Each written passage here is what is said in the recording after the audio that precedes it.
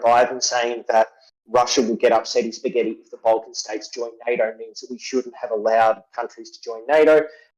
Right now, Russia's not trying to invade any of those NATO-joined Balkan states, are they? They're trying to invade the one that isn't joined to NATO. So if we had have let Ukraine join NATO, the probability is that nothing would have happened. There would have been no war whatsoever.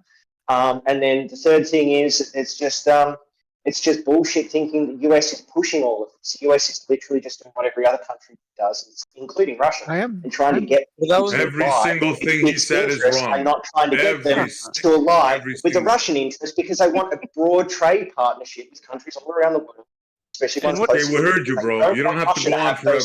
We heard you. They don't want to play ball. And what has happened since then? Well, what has happened since Russia invaded Ukraine? Finland and Sweden joined NATO. Finland has a huge amount of frontage on the border with Russia. So if it was to keep bordering countries out of NATO, Putin has failed horribly. He's had two of the people who are pretty much neutral, famously neutral, in fact, join NATO since the invasion. So it's really worked well. This is how they control you guys. With guys like this, you don't think you don't think going back to Mike? You don't think that Finland and Sweden looked and said, "Hey, if they invade Ukraine, what are they going to do to us?" You don't think, "Hey, what's best for us? Is it best for us to remain neutral, or is it best for us to join NATO?" Because they're not invading Lithuania right now; they're invading Ukraine. Did you say one at a time? One mic, one at a time. Yeah, Zelensky said he wasn't going to come to the table for a peace deal. Is not true. That's false. He said he had to be at the table to be part of a peace deal because it looked like Trump was going to make a peace deal in, I think, Saudi. No, where was he? It was some Middle Eastern country. He was going to make a peace deal with Russia and exclude Zelensky from that conversation. And Zelensky said he's not accepting anything unless he's there for the conversation or his representatives. So Zelensky's irrelevant now. Zelensky's irrelevant. It doesn't matter. He's a puppet.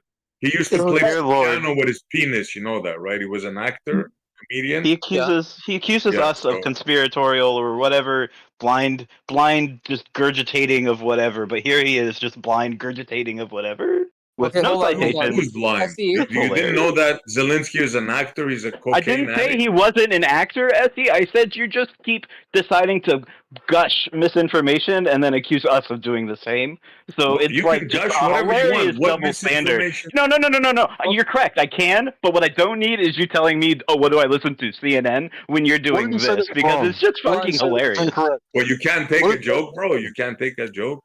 Did I say I couldn't take a joke? Well, is the United States what fighting did I say that was Russia incorrect, by the way? Yeah. You guys, I'm just curious. Is the United States fighting Russia by proxy? What do you guys think? Not anymore, I don't think. Oh my God. I think they've been doing it since Vietnam. They've been doing it since Korea, bro. That's what right. the fuck? I am curious about why the support for Putin. What is the deal there? Brenda, do you know you live in an empire? Do you have any idea? No, I asked. Well, I wasn't. No one's supporting Putin. The answer to your question kind of is sounds like you here. are. Kind of sounds like you are. No, I'm giving you the truth. I'm giving you the facts. Your country is supporting a country that is losing. Every dollar you give is another Ukrainian dead. The war is already. The war is already without any citation. The war is already. You see, every time they have to interrupt me because they know I'm right. And you pause, dude. Is Ukraine really losing though? Like Ukraine is like fighting off a major empire. It's pretty successful. They're going to lose. Well, yeah, obviously, but they thought they were going to lose in 2 weeks in 2022, and it is now 2025 according to my computer. Yeah, none of this was my question. Isn't it pretty successful? They've been able to stave off the Russian aggression for this long. That's pretty good. No, the statement that you just made means you know nothing about war. The Russians haven't staved them off. They've been taking land. See, this is the part that makes it so funny, Essie, is that you say that and don't realize that you've been doing the exact same thing the whole time. And when we've called out for it, you've said, stop doing that. It doesn't matter. So if it doesn't matter, stop fucking saying what you just said. What are you doing? Again, you said something without giving a specific thing. What I'm talking about is specific. Hey, Montreal. You still don't understand it, Jesus. Montreal, can we skip You're back just to a my giggler. question? I'm gonna nickname you the giggler, bro. That's I all don't you do. care what you name me, So, dude. how's You're a Ukraine- fucking How is Dude, you're Ukraine the losing if they're a much smaller military force and they've been fighting off a much larger military force for years? With Do you help understand from the West. what a SE Montreal, can we get back to my question, please? Can you get back to that? What is What the question and is that? it wasn't to you specifically, you're a mod. It was generally what is the deal with the support for Russia? I don't What's the deal with understand. supporting Ukraine? I don't don't understand know, it. Why do we Gary. have to support this Nobody's- fucking country? Fuck them both.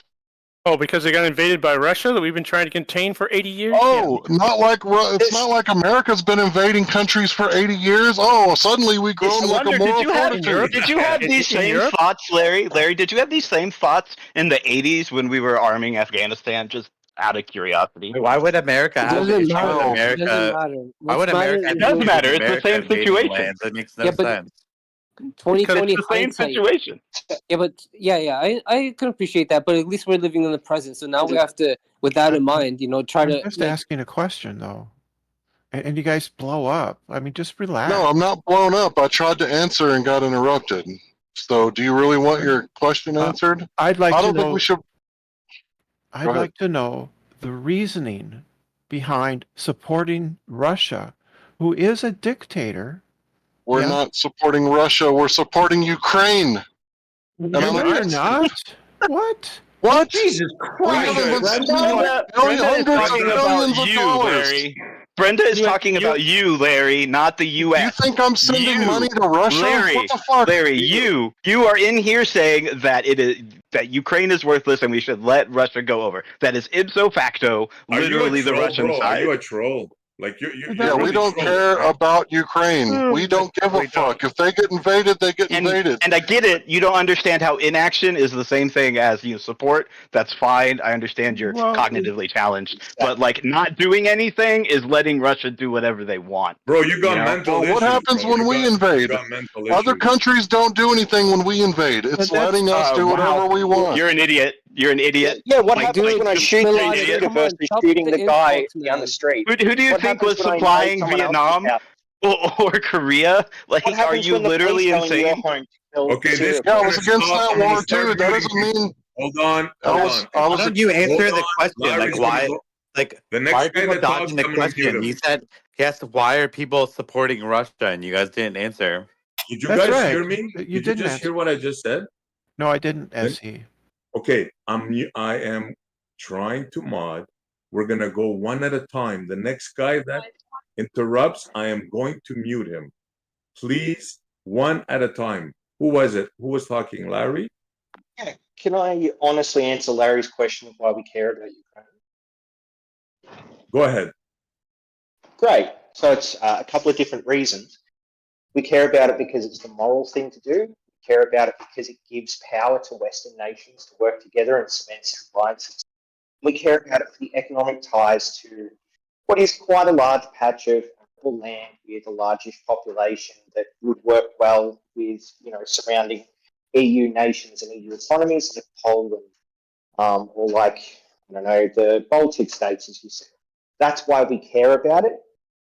And if that's not a good enough answer, you've got to give me some reason why we should do nothing Okay. based on. So here's the reason why you're wrong. We don't actually care about Europe, right? That's why we don't mind like bombing the shit out of the Middle East and making all those immigrants flood into Europe. That's definitely not good for Europe. So no, the United States government does not give a fuck about Europeans and their well-being. So that off the top is absolutely wrong. Larry? The Truman Doctrine swap. If I could, Larry? Can I just finish? interrupt? Well, can I pause? Can Well, you pause? can you be here? muted for interrupted? No, I think you nobody can. interrupt. I just muted one guy. Who wants to go next? Brenda, are you next? Okay, so Go ahead, Larry. all I'm trying to say is that what's going on between Russia and Ukraine is none of our freaking business, and I'm not willing to print another $100 billion so that our price of bread and housing can go all the way up to like what fucking $1,300 a month. Well, it's not for true. We fucking didn't. a We didn't. small. Can I We didn't. reply? Don't think we it didn't print costs us $100 billion. money when we- So. Yes, Brenda replied. This Yeah. not Go ahead. you. Okay. Brenda, reply. Larry, the question wasn't why does the U.S. support Russia? The question is why do the people here, seem to be giving support to Russia and defending it? Why is that happening? Not asking why the United States is doing it or not. It's a loaded question. I'm No, not it's supporting not. Russia. It is. You're asking me why are we supporting Russia? That's a loaded question. How long have you No, been it's beating not. your wife? Okay, How long No, have you it's been beating your not. wife, Brenda? That's a on. loaded question. That's not. Brenda, hold on. If you ask that question again, you're out of the conversation. You asked it 5 times, you were answered. Yeah, but Brenda, do not didn't- ask that it didn't question answer again. Well, me. nobody answered though. You were Yes, we given an did. We answer. listen to the answer. Nobody You all here you all is say no supporting echo chamber. Russia. Just to be clear, Fleur say no echo chamber, but now you just can't ask Why a are you question. Are you interrupting? fucking shitting me right now? No, Why are you you're not going to interrupting? interrupt. And that goes especially for you, Melodic. I'm going to put you back on mute. SE, Guy. SE, the question wasn't saying we, the United No, States. Brenda, It you're was not about going to ask the you question people again. here. No, Brenda, It no. was about Look at him. why do you people, why do the flat Why are earthers you here get mad at him for answering the question? For asking Why- the question again, nobody will answer him. No one's going to run the show here. Brenda's on mute. No one's She going to asked answer the question question. 7 times. She was answered. No, we're not going to. Nobody was answered. Go next. Larry Who's answered. next? Oh wait, hold on. I need to tag Oh. Omni. Thank you for reminding me. I got a Tag question. Omni. If you have I'll complaints, respond to tag Larry Omni. if you want. I I'll am. respond to Don't Larry. worry. Don't worry. I am because this is just fucking hilarious. All right. Like Right. the amount of let's fucking. continue the Am I conversation. talking? Now you're the one interrupting. Are you gonna mute yourself since you decided to interrupt me while I was talking? I don't think so, but it'd be hilarious if you did. Anyway, what I'm trying to say is, it's hilarious to me that you don't understand the cognition. That's I another know, guy. he's wasting No, time. it's not going to work. You're not going to run the show. Wait, you We're muted gonna him. go one at a time. Who's next? Rum, You you're next. interrupted him by Ram? muting him. Yeah, so No, I'm going to respond to what Larry said about everyone's inflation, time. if that's okay. He's gone. Okay, So, now Larry- we're going to do things in order. Who's going to go? Who's going to go in order? Who's going to talk nicely? Who wants to go next? Yeah, I want to respond to what interrupted Larry him said last day. about inflation and the US spending and how that's tied to inflation. Well, it's true that there's a small increase to inflation caused by US spending. Because that US spending towards Ukraine is largely in the form of munitions, that spending is creating jobs directly within the United States, economic activity in the United States, so the GDP increase is outweighing the inflation in this one, and the increased jobs is going to increase wages to compensate for any inflation. But what did really drive inflation for a long time there was when Russia invaded Ukraine, because that meant that Ukraine couldn't do full harvests of their grain supplies. And it meant that Russia was more restrictive with what they were selling outside of the country when it came to like cheap oil and gas, which is something a lot of countries in Europe wanted.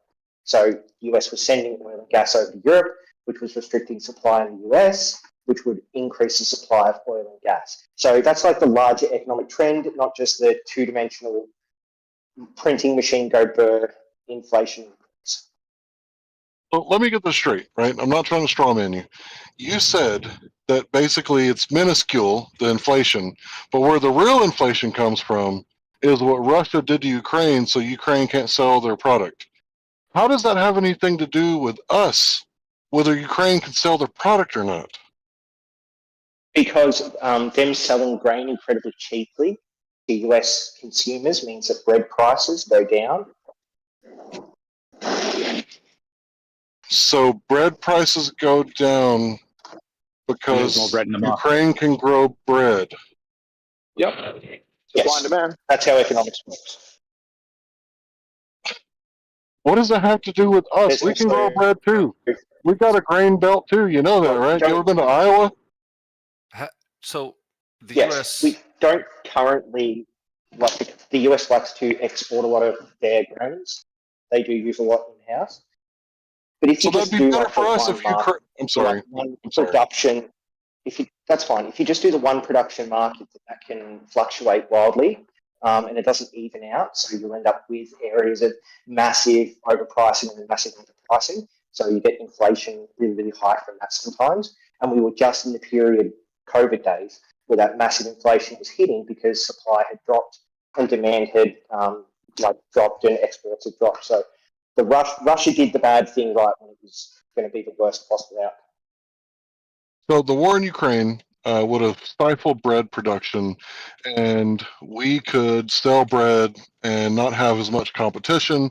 So I think your argument is absolutely incorrect. They're competitors to us, Ukraine is, and so is Russia. So if they're going to war, then maybe we could sell them some grain and make some money, since they'd rather sling bullets at one another. So the whole thing about, sending them like hundreds of $billions at a time, and our government tried to send even more before the presidency switched over, which would have sent them even more money and more inflation, devaluing our currency. I just don't understand why this is so hard. I don't like war. I don't want people dying, like Trump said. I'm going to go ahead and quote him. I don't want people dying, so I want people to come to terms, no matter what those terms are. As long as people stop killing people and we could just go back to doing commerce, that'd be fucking great. So Russia isn't going to stop killing people just because Ukraine, like the government of Ukraine, is getting armaments. It just means Ukrainian army is going to be less equipped to deal with Russia. Russia's still going to kill him, still going to come in, indiscriminately bomb, because now they've got absolutely no reason not to just do brutal, all-out warfare to take all of Ukraine.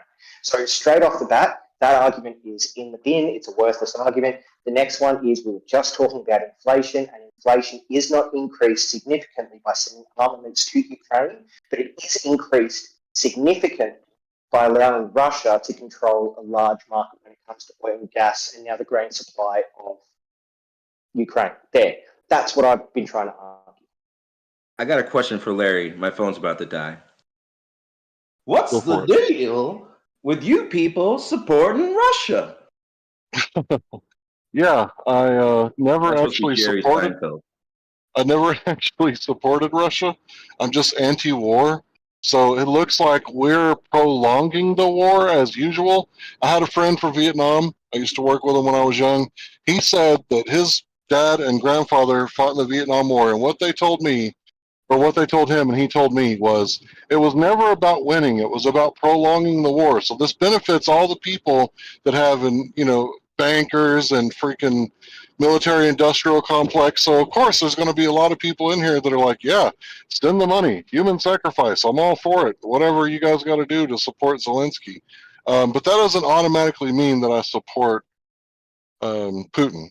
It just means that I'm indifferent. I don't pick sides. So because I don't give a fuck. Under me, in my first term, we had so much peace. It was so great. So we're going to have so much more peace, hopefully, in 2028. The U.S. was the signatory of the Budapest Memorandum, right, Larry? We all forgot about that. I don't know about that. You'd be educating me if you talk about it.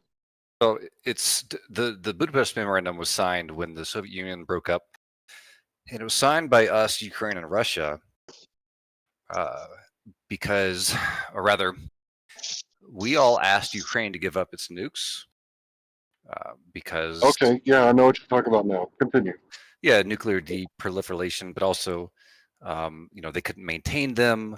Everybody was concerned that with the breakup of the Soviet Union, that these smaller countries that had nukes wouldn't be able to protect them, it would fall into the wrong hands, blah, blah, blah, blah, blah, blah, blah, right? We signed stating we'd protect the sovereignty of Ukraine. Russia signed for the same reasons, also stating they'd never threaten Ukrainian sovereignty. Do you see where this is a problem?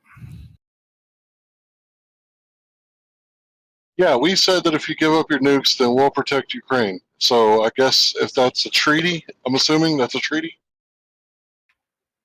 It's a memorandum.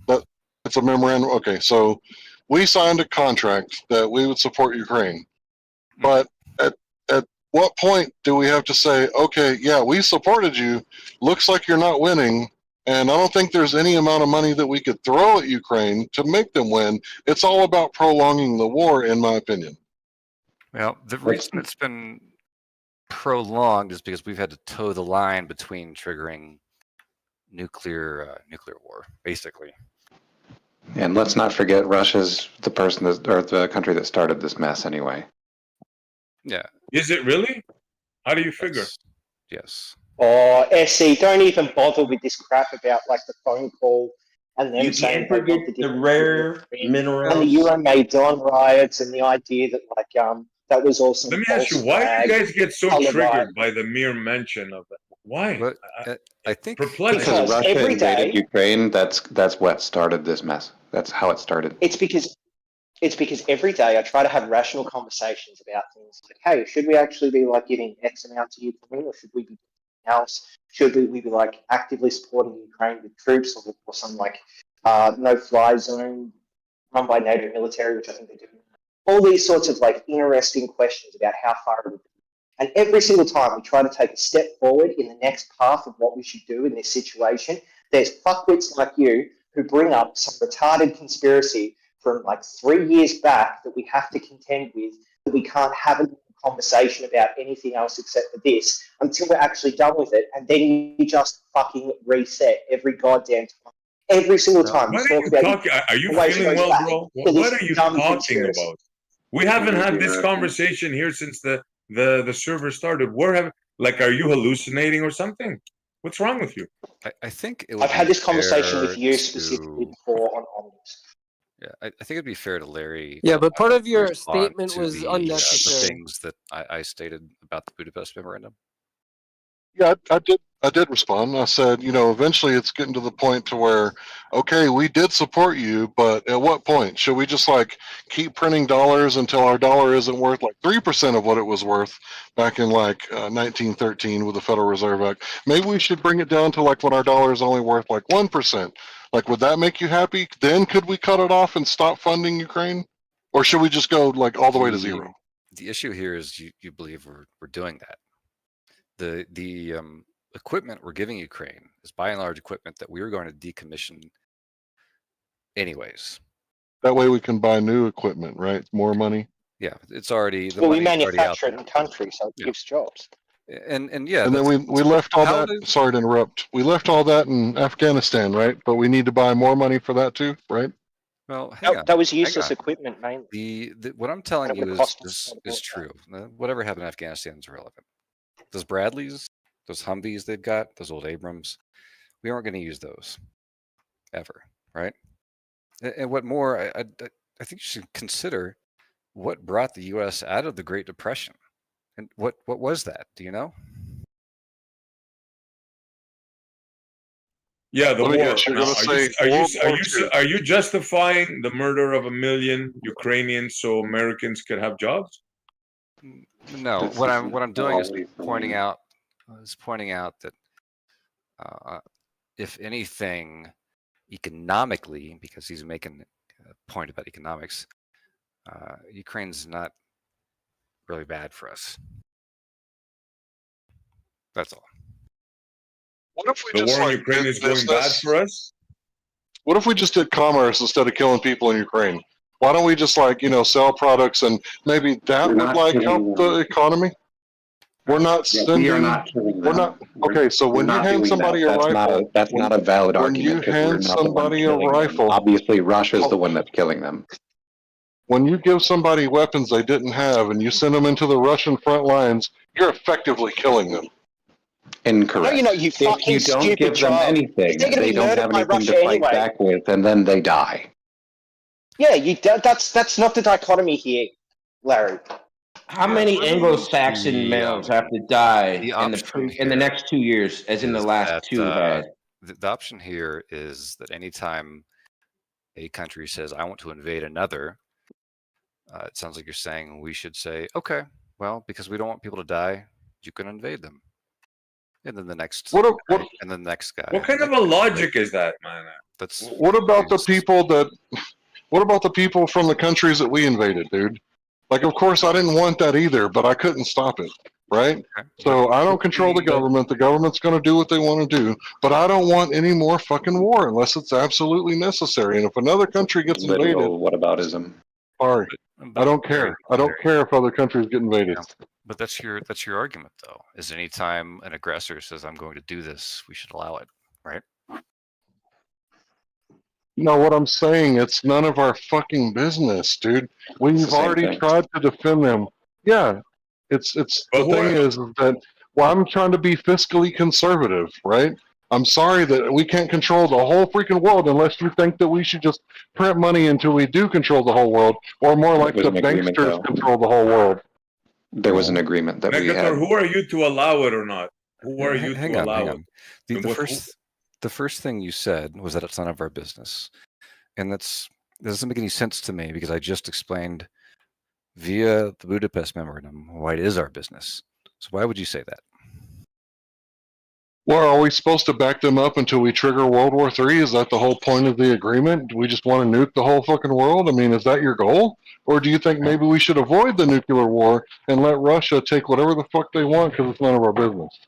If we stop Russia from invading a sovereign country and that starts World War III, it's not on us anymore. Obviously, that's Russia's fault. Obviously, the people that are at fault here is Russia.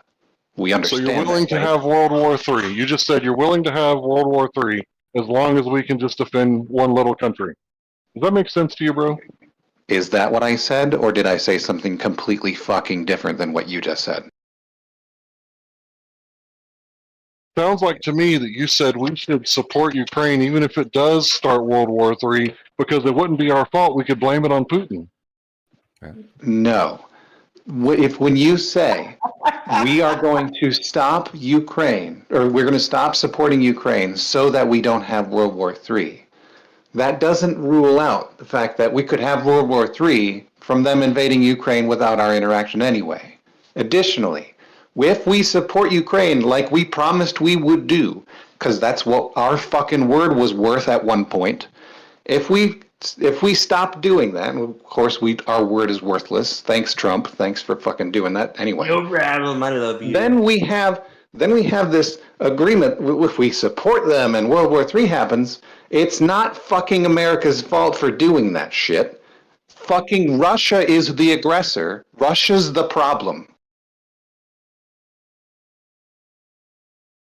Look, I don't care if you guys hate Putin or hate Trump or love Putin or love Trump. All I want is for the bloodshed to stop. I mean, is that so crazy? Does that sound crazy to y'all? Well, like Larry doesn't Russia want like be bloodshed? doing this shit. Well, it didn't happen in a vacuum. You think Russia just put on their pants one day and said, "Hey, let's go kill like a whole bunch of people that are like Russian and shit"? I got a question for Dr. Why do you God. Just wait a second. Why do you keep going back to this, Larry? The idea that the way to stop the killing is to capitulate to Russia. Can you explain your thinking behind that? Yeah, let's just let Russia have whatever they want. It doesn't matter which country it is. I'm sorry, I thought my name was Larry. I could have been confused, right? Maybe it's because I'm retarded, flat earther and all that stuff. But yeah, it's real simple. Like if we stop funding the wars will stop happening, right? If we stop, stopping Russia, if we allow Russia to have anything they want, they take everything they want. That doesn't stop war, that increases it. Okay, so Russia just let us invade like Syria and Afghanistan and all these other countries. So by your own logic, Russia should have stopped us, and that would make World War III. So either way, you want World War III, bro. Let's not Russia get away. Gives a shit about Afghanistan. Why? But just can we not get away from this fact that like Larry has no good reasoning for like stopping the loss of lives just because we walk away from Ukraine? Like you've got no argument for that except it takes two to tango, which is not true of a violent home invasion. It only takes one person to do that. So you're against home invasions. How do you feel about Palestine? So why do we want to support Russia? Why do we support Russia? Speaking of Palestine, let me answer the question. Can I, Larry? Well, I just asked first. I mean, dogs, do you think we shouldn't be allowing Israel to, invade Palestine's home and settle there? Yeah, of course. We should be doing things to stop Israel as they currently are taking over, like I said. Okay, so you can't have it both ways. You can't say... But hold up a sec. I'm not done. Sorry, I'm sorry. That doesn't mean that we shouldn't support Israel because they're currently a nation that got through the whole, being given that land in the 40s and now have gone through many wars to hold their land. We should just put force on them to try to stop them from expanding and settling people's lands, okay? Okay, so you can't have it both ways. You can't say that we shouldn't invade people's homeland. We got to stop Russia, but it's okay. We got to totally fund Israel while they're invading Gaza's homeland. So you guys are ridiculous. Okay, nobody had that position. Also, stopping Israel and stopping Russia are one and the same. It's not have it both ways. Doug, are you afraid to answer a question of mine? No, I just know that you're mentally disabled, so there's no reason. Thanks for not saying some retard. weird Trump voice. Dogs are God. We're not going to do any of that. How many video clips have you seen of Anglo-Saxon babies being pulled out of bombed hospitals in Russia? There's the most retarded question. Is it 0? Yeah, well, my phone's finally dying. Thank God. So the whole reason to support. So, what do you think, Negator, about the Palestinian situation? I really am interested in the first topic before moving on to that one. I think Larry still has an axe to grind on. No, I'm asking you. Don't try to. If you don't want to answer the question, say I don't want to answer the question. What did I just say? No, you tried to move it on to say I think Larry and this and that. So you personally don't want to answer the Palestinian. You want to really harp on the Ukrainian thing and ask a million questions and talk about that. But when we ask you about the same question you've asked to Palestine, you don't want to talk about that. Is that correct? I don't want to play word games with you, Essie. That's what I don't want to do. I think they're completely. So you don't. Okay, so you don't want to talk about Palestine. Well, right? That's fair. Gotcha. But that's not what he said. They're completely different situations, right? Like, it's extremely clear that Russia walked into a sovereign nation they had no reason to walk into, and just is trying to murder heaps of people. Whereas Palestinians don't have, like, they lost out in the 40s in getting an actual Palestinian state set up. Like, it's pretty clear. It's pretty cleur that the response. Don't interrupt, Brenda. He's not finished. I don't know who took you back off mute, but you know. But Essie, I pause. Don't interrupt. Don't interrupt him. He's not finished. I realize that. So then stop talking. Stop talking. I'm modding. Don't talk. Let him finish his sentence, or you're going back on mute, Brenda. Go ahead. I'm done. It's Brenda's turn. It's Brenda's turn. There's a difference between the two. Sometimes, Essie, when I begin talking and it seems like I'm interrupting, I stop. Right? Oh, thank you. So I mean, I just didn't want you to interrupt him, so go ahead. Don't interrupt me. That was funny. You got to admit that was funny. That was funny. Yeah. Yes. The Palestinians are, I think, the response from Israel to the Palestinians initially, okay, it was a terrorist attack, but it really seems to me like it's genocide now. Like they're just wiping them out. It kind of seems that way to me. And I don't think we finally agree on something, Brenda. Well, I wouldn't go that far, but I'd definitely say they've gone too far. It took Brenda 10 years to make a logical statement. I've always made logical statements, Larry. Oh dear. Let's not throw shade. Come on. I'm the only one that's like I'm surprised. It's just the first time Brenda said something I like totally agree. It's like totally genocide now. Because you ever seen that video where Larry's like in a backyard party and he like slaps somebody because they did something to his kid, then the next guy's like, Larry, smack! Larry, smack! And he's like smacking all the people in the backyard, and the cops show up. It's like smack, smack. Well, Larry is like Israel doing self-defense, just smacking the fuck out of everybody. I like how he completely dodged the Russia thing, but that's okay. Yeah, why are we supporting Russia? Because I suspect because flat earthers sort of like authoritarian rulers. Hey, is Zelensky dragging people to the front line like an authoritarian, like making them fight and shit? I think you like a strong leader. Russia's making them fight. Brenda, come on. I said I think, right? So I'm not making a sweeping generalization. My personal opinion is some people are being paid. I think Brenda likes Putin riding that bear. That's what I think.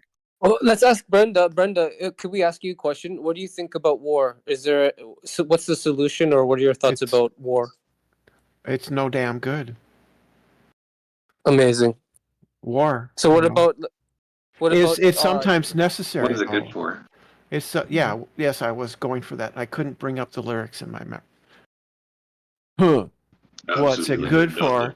Yeah, Russia invaded. Great song, for, Brenda. Russia See, that's invaded another thing for we can all agree with, Brendan. Except I think wars are sometimes necessary. Okay. What's that, can you Negator? expand? Let's let Negator get in there. Oh, sorry. So I would say Russia invaded partially for strategic reasons, for Black Sea access, right? Without the Their Black interest. Sea, yeah, they That's one of can't it. Yeah, he's right. they can't He's right. they can't project any force westward, right? They can't put any force where the entirety of NATO and the EU and the US is. That's partially it. I would assume that the rest of it was to protect their gas lines into the EU that they banked on maintaining. They didn't bank on the world blowing up them the way they did. And then I think he did it partially for ego. I don't think there were any good reasons. Yeah, what I've heard is that he does have is genuinely pines for the fjords. Never mind. He pines for the USSR of old, the great and glorious USSR, surrounded by its satellite nations. That's what he wants to go back to. The ex-parrot. Yeah, That's the Western propaganda. Yeah. I don't know. I don't know that that's Western propaganda. You say that, Montreal, but I don't know that it is. Well, you see the because pigeon, if you look at even his the other pigeons salute Putin. if you look at all his other justifications, the idea of like NATO expansion isn't being a threat to, that makes no sense. Russia was playing ball economically; they were in a decent position. Access to the Black Sea, their entire fleet was destroyed, while their flagship and most of the fleet was destroyed. And then the gas, like EU before was happy to pay. They just installed Nord Stream 2, and then now they're walking away from Russian oil and gas within the next 3 years. So all those justifications, everyone knew was going to happen ahead of time. If there was a war, the EU was going to walk away from Russia economically, and Russia was going to have less access to the Black Sea because it was a military position. So the only justification left is Putin personally wanted this because he wants the empire. Can I also add that one of the reasons that was stated was because it would bring a NATO neighbor. Like Ukraine has NATO neighbors, so like it doesn't even make sense on the face, you know? Oh yeah. Well, actually, the justification by Russia was technically just Nazis. They wanted to free Ukraine from dictatorship under US oppression, which again is the most retarded thing I've ever seen. I still want to know. I want to know why they support Russia. They never answered that. You're starting again, huh? They can't help it. Yeah, we're all Russian. Have a Russian. We're indifferent. Well, I'm indifferent. It's not that hard to understand. It doesn't like when two kids. Hold on. When two kids get in a fight on the playground, boys will be boys. I'm not going to pick sides and go over there and smash one of them. You will if you told people are going to fight, right? Right. If you told one that you would, right? You'd keep your word. Yeah. We have. And at what point are we going to stop? Are we just enslaved to Ukraine forever? Whatever country they want to pick a fight with? They're driving our economic engine because, as we give them our old stuff, we have to replenish our new, and those are our literally American jobs. How's it Ukraine pick the fight with them if Russia attacked them? That doesn't make sense. I'd say the West picked the fight, not Russia. How did Russia invading? That's Russian propaganda, but okay, but it's fine. How is that why I read it in the Western media? Do you think Western media is Russian propaganda? Do you think all Western media is that? Tim Pool, Dave Rubin. That's Western media, mainstream, mainstream media. That's wow. Well, there's no mainstream media. Did you say mainstream or did you say Western? All right, I'll clarify. Mainstream media. I mean, there's no mainstream media that says what you say. I mean, Tim Pool and Dave Rubin are pretty mainstream, yeah. John Mearsheimer, right, predicted the whole entire event, right, and said if we continue but he didn't say it was US cause. It will lead to war, right? That was the specialist in the field, right? He's American, right? This is all Western politics. He predicted the entire outcome of what happened in reality. Everybody ignored him. And what he said so did Biden. And yet you haven't linked him. I did link What do Biden. you mean I haven't linked him? Well, then was I talking to you, Larry? I don't know. You didn't say any names. You spoke after I spoke. What am I going to assume? Fucking Christ. The link is the coup. He said if we continue with this coup, it will lead to war. What coup? Okay, there was no fucking Ukraine. coup. You have been lied to about that. There was no fucking coup. Stop with that. Instead, Oh, that's learn cool. something That's about cool. the current That's just area. straight up coke. Yeah, go on. Find the tiniest bit of evidence outside of that Victorian New Link. Go on. I just posted this the other day to PhD Tony. It's all in the video. Right? Fake news. You can just refer to John Mearsheimer or whatever that was. I forget. Mearsheimer, mate. Professor Mearsheimer. Yeah, he's one of the people I was trying to tell. Political realism. They don't listen. They're all frauds. Whoever you tell them, where there's Gregor, spheres they're all of frauds. influence, and Russia wanted to expand their sphere of influence, and US was expanding theirs. But expanding your sphere of influence doesn't mean that you created a coup. No, he speaks specifically about the coup. If you listen to, you know what I mean. If you listen to him, to what he actually says, I have. He explains the coup, how the coup went is the down. Victorian Newland poll. The only evidence is the Victorian Newland poll, and that's not evidence. The whole Maidan revolution is just like the most transparently logical thing to ever happen and has nothing to do with the coup. But couldn't the evidence be the actual government being replaced systematically? Wouldn't that just be evidence enough instead of just words? The government we're wasn't using? replaced We could just look at what happened in reality, right? Did the Ukrainian government get dismantled? They weren't dismantled. It wasn't replaced systematically. The leader of is it the Paquets party or something like that? I can't remember. The leader of whatever party was in power, he ordered the shooting of civilians from the Euromaidan protests that were happening near him, and then he fled the country. And the reason that the protests sprung up were because the Ukrainian parliament had voted to go with an EU trading partnership thing instead of going with a Russian Federation partnership thing. And the president of Ukraine at the time said, no, we want to go with Russia. So he vetoed it. And then protests started organically by the people. So he ordered the shooting and then fled the country. The most transparent, logical, linear thing Are we ever. why are we framing like the mandate of the people as a coup? Like, was the American Revolution a coup? Like, that's stupid. Technically it was, yes. Technically, there was no legal, it was not legal for the United States to overthrow our, as a colony. All right, shut the fuck up. But it's true. But the Rada also... So they didn't have the right to determine their own future? People don't have that right? I said legal. There was no legal path for the Americans, right, to separate themselves from England. Well, then when they wrote their own law, they became legal within their own context. But so there was no United States when they signed the Declaration of Independence. There was no, there wasn't. Yeah, there was. No, there wasn't. Not. There was. Yeah, there was. There literally wasn't. There was. Do you want to bet? Yeah, I mean, if you ask them, they'll be like, "Yeah, there was." The United States Corporation was invented in the 1870s, I think. There's no corporation. That's funny, Brenda. It's true. Okay. What is your evidence for the United States being a corporation? I think it was 1871. I think the United States. Oh, so like 100 years after the United States formed? Is that your evidence? Yeah, I wasn't the one claiming that the United States existed in the 1700s. Oh, you said United States formed, so you just gave the game away. It definitely did, since the Constitution came into effect on June 21st, 1788. So, well, that would be the United States of America, not the United States Corporation. So the United States Corporation is a bit of a misunderstanding Who of the brought word up fucking corporation. corporation, bro? If you incorporate something, that just gives legal personhood to like a set of people under some business or some other thing.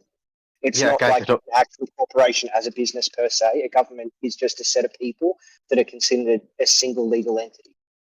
We've got a gift. We have a sovereign citizen. Who's a sovereign citizen?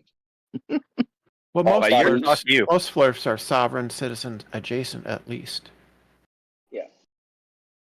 What does that mean? I don't understand what you mean. Yeah, so I don't know what a sovereign America, citizen is. Do you know any like married bachelors too? America declared its independence in buddy. 1776. So what's a sovereign citizen? How can you be a sovereign and a citizen too? Is that like a married bachelor?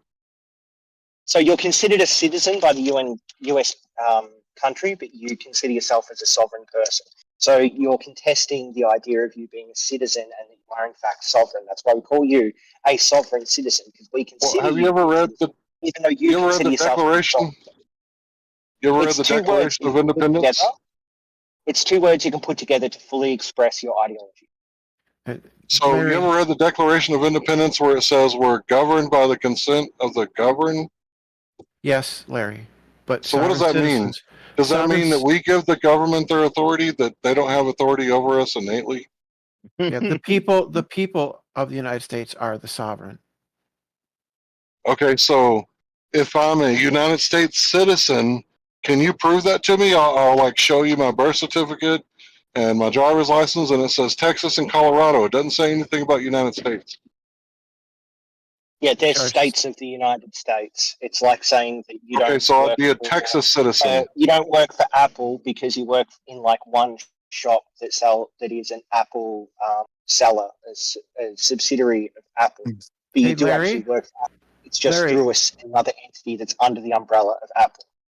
Larry, so does my birth certificate say Texas Larry, or the United States? Larry, if I'm in the kitchen, it's so amazing you didn't understand what I said. Larry, how did we get? Larry, why did you guys entertain this?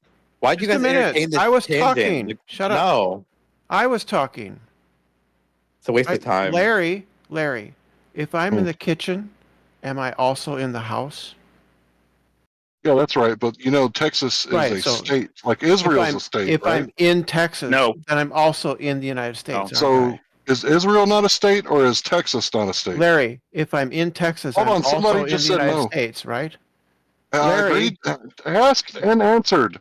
Somebody said no. Please explain how Israel's not a state, or please explain how Texas is not a state. Larry, Texas is a lowercase s state. Israel is an uppercase s state. These are two separate and distinct concepts, where one is a member of a federation of states, technically a republic right now, and the other is an actual sovereign state that does not have a higher authority, unlike the lowercase s state. Okay, so who said Texas is not a state or Israel's not a state? Who said that? Nobody said Jesus that. Christ. I said Texas is not a state like Israel, Larry. Okay, so Texas is a state. Got it. Yeah, Texas is a state. I got it. I'm a citizen of Texas. I don't think you do have it. I don't think you do. I do got it. So if I was born in Texas, that's a state. Explain things to him. It's like he's being if Larry, it feels like you're being deliberately obtuse. Come on. No, I'm not. My birth certificate says Texas. You guys are saying that I'm a United States citizen. Yeah. Can you provide any evidence of that? The fucking Where's your social security card, my guy? Okay, that would be good evidence. Social security card. So I never agreed to the social security card. It was given to me because my mom made a contract. Doesn't the UCC say that we have the right to contract? And he says he's not a sovereign citizen. I'm talking about the American laws, right? The UCC, the Universal Commercial Code. So you're saying that I'm a sovereign citizen, like the laws don't apply to me, but doesn't the UCC say that we can't be forced into a contract? I see you don't understand the term. I see you don't understand the term birthright citizenship at any time. But if you would like to denounce your citizenship, Larry, if you'd like to denounce, Larry, if you'd like to denounce your citizenship at any time, please feel free, and then see yourself out. Yeah, we can repatriate at any time, and we don't have to leave. Yes, you do. At that point, you're an illegal citizen, and you guys voted for this guy who says you've got to leave. Like, you got to go, man. Well, that's a stereotype. Nobody here voted for Trump, I hope. No, but Trump says you got to go. No, you don't have to leave. Do you think the Cherokee have to leave because they're part of the Cherokee Nation, idiot? They also vote and are U.S. citizens. And if you denounce your citizenship, you're no longer a citizen. You got to go. Bye-bye. Sorry. Well, that's the thing. A citizen isn't something you are; it's more of something you have. It's a corporation that they give you at birth, basically. Citizenship isn't a corporation.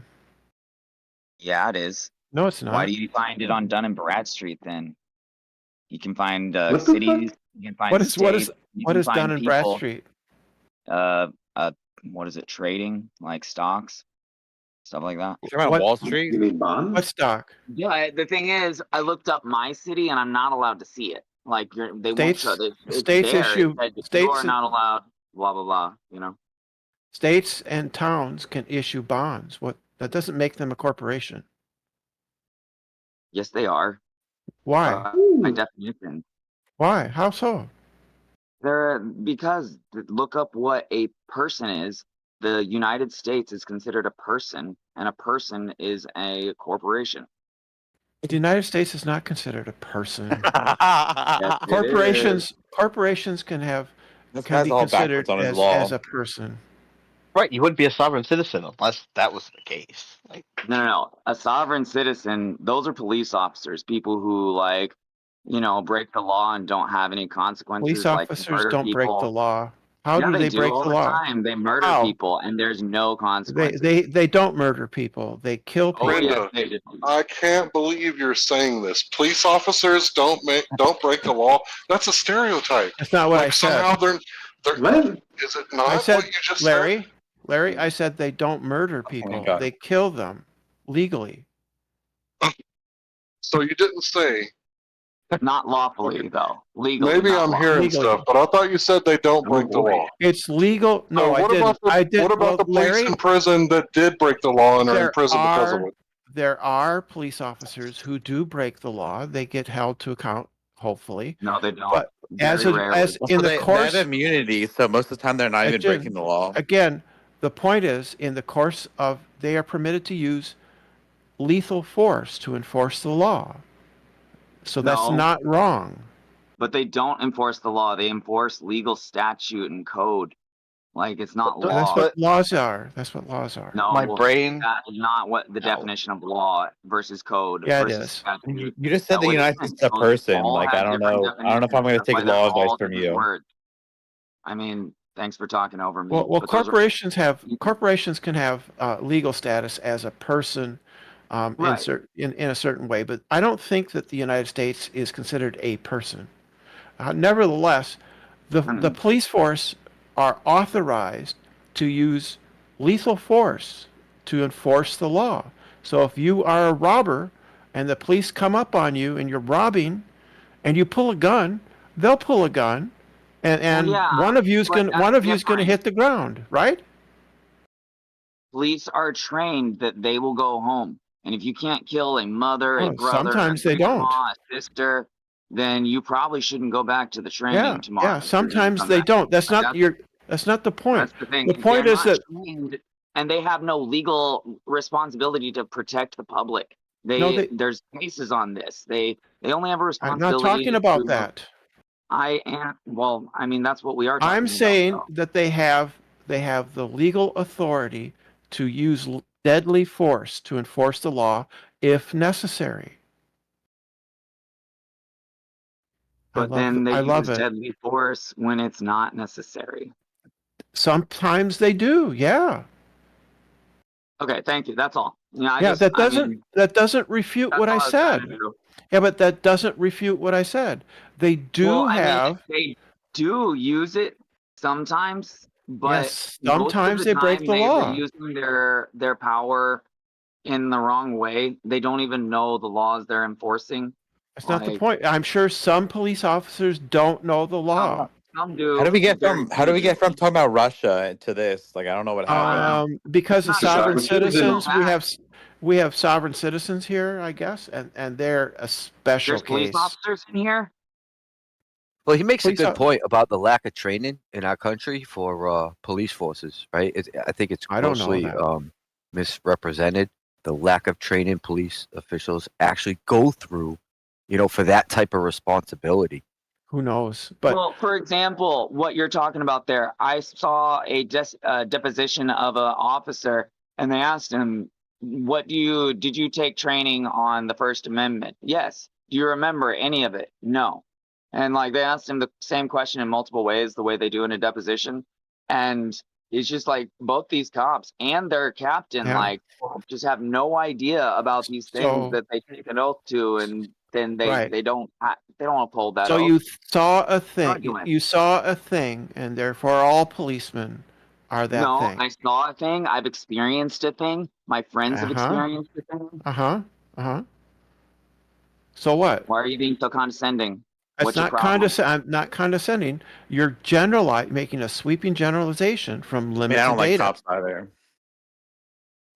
But yeah. Well, I love cops. I will not deny that there are good cops. I love cock but it's dick. like, well, it's I like love cops. They say only a couple of bad apples can ruin the bunch, but then they keep on throwing the bad apples back in. Like a cop will get fired from a station. This is not just a generalization. Stop being condescending. Stop interrupting me. You're being rude. But a cop will get fired from a city, and he'll just go work for the county, and he'll still be allowed to go and like, literally, I'm like, you don't believe me, but just go and kill people if they want to. Arrest people. Yeah, they can't do that. Crime. They can't just go kill people. They can't do that. You'd be surprised. He went to like 2 massive trials in the US getting away with murder. The fact that cops do break the law, right, doesn't mean that cops don't have the legal authority to use deadly force. That's the central point here. They have that authority. They only have the authority. There's not a crime. Yeah, they only have like authority to use deadly force if it's for a legal action. That doesn't make any sense. No, if they're threatening the life, they have to be threatening the lives of somebody. I think that's something to do with that. It doesn't matter. So you admit that they are authorized to use deadly force? Yeah, I think it's something to do with like endangering the people around them. Yeah, obviously there's going to be conditions. There's going to be rules surrounding that. Obviously. I just want to say, there's like probable cause, that sort of thing. I'm just pointing out the instances, which are multiple and vast, like that cops will commit crime and get away with it because either they weren't recorded or they are protected by their fellow officers. You haven't shown that that's a big problem. You haven't shown that at all, Quintessence. Well, to be fair, there's a lot of confirmation bias. Like if you just watch videos all day of like cops doing like bad shit, obviously you're gonna have a confirmation bias. You could also watch videos of cops doing good things. There's a video of a cop. Yeah, like there's like a million traffic stops a day, and like only like there was a video. Yeah, there was a video of cops saving a child that was choking on something. Right. Yeah. No. I heard about that. I thought that. Therefore, all cops are good because all cops save children from choking. Would you stop making fallacies and trying to bait people into accepting fallacies like you're feeding it to them like a fucking spoon on a fucking high chair, Brenda? Can I just get in for a second without being interrupted? Yeah. So I want to say that some people might say that I'm a sovereign citizen or whatever. I don't really give a fuck what you think, but just know that if you rape or pillage or kill somebody or murder somebody, there's an actual victim, someone testifying against you. The second way that you can end up in court is if you break contract. So if you break contract, that's despicable, and you should end up in court, and they should force you to hold up your end of the contract. So I don't think no laws apply to me. That would be stupid. Breaking contracts is civil. Killing people is criminal. Yeah, that's why I brought it up. Because there's Article 1 and Article 3 courts. Article 1 courts are civil. So that's not a problem. So when you're robbing somebody and you pull a gun and fire it at the policeman, he is authorized to use deadly force against you, right? Nobody's denying that. Yes, you have been. No, I haven't. Time. You've been yes, you have. Me. You think I have been. That is not my problem that you're misunderstanding me. So cops do have the right. Then they have the right to do that if there's harm, injury, or loss. If there is not, do cops have the right to use deadly force? When there's harm, injury, or loss, correct? Yes. There we go. Jesus That's what I said earlier. No, you didn't. Nobody was contesting that. Yes, you were. You weren't listening because you were talking over me. Anyway. Brenda, you have psychosis. Nobody was saying people don't have the right to defend themselves. That's not psychosis. Did anybody in here make the argument that cops don't have the right to defend themselves if you point a gun at them? Did anybody make that argument here? In response, Well, you kind of did actually, yes, Larry. Not you. Yes. Not you, Brenda. Who made that argument? In response, Quintessence and others did in response to my saying that they had the legal right to use deadly force. You brought all kinds of, oh, I know a cop that did this one thing, and this other cop did this other thing. Did anybody say that directly? They were using these arguments. Making a case, Brenda. They're using arguments against what I said. Those were arguments against what I was Everyone saying. has the right to defend themselves. Everybody knows that, Brenda. What are you talking about? I'm talking about, do cops have the right to use deadly force? The answer is yes. Of course they do. Nobody said no. What are you talking about? Yes, they did. They put forward arguments. No. Yes, Who said no? You put forward arguments, right? Like cops commit these crimes. There's cops in prison for killing people. In response to my claim. Yeah, they were contesting the abuse of the power. That was kind of like the contention, right? No, so it was a response. No, they weren't. They weren't saying that. They were simply offered. That's exactly how he framed it. No, he didn't frame it. Yeah, because he did. He said, he said they abuse that power and therefore kill innocent people. And then you're making go to shit jail up. For it. Nobody said yes, they have that right, but some abuse them. I was making that point. I made the point that yes, cops will abuse the power, but they still have the power to use deadly force. I made that argument. Who said they don't have that authority? I didn't catch it. The people who were responding and putting forward examples of cops killing people unjustly. Bro, that's not the same thing. Unjustly of course is different it's not from the justly. Same thing. Bro, we don't mind when cops kill people justified. We have a problem when they choke the life out of them for no fucking reason. That's what we have a problem with. That doesn't mean that cops don't have a right to use deadly force, does it? Yeah, I never argued that.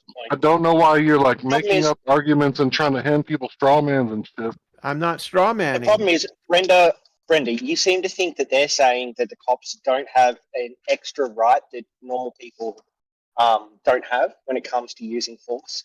And Larry is conceding that cops do have the right to use force. They're revising. You're talking past each other. No, we're not. They're revising. They're revising the history of what was said. That's what they're doing. No, everyone has the right to defend themselves. So I would never make the argument that just because a man's a cop, he no longer has the right to defend himself, because that would be fucking idiotic. Does the burglar have a right to shoot at the cop? No. No one has the right to use unjust, unprovoked force against someone else. Does the burglar have the right to defend himself against the policeman?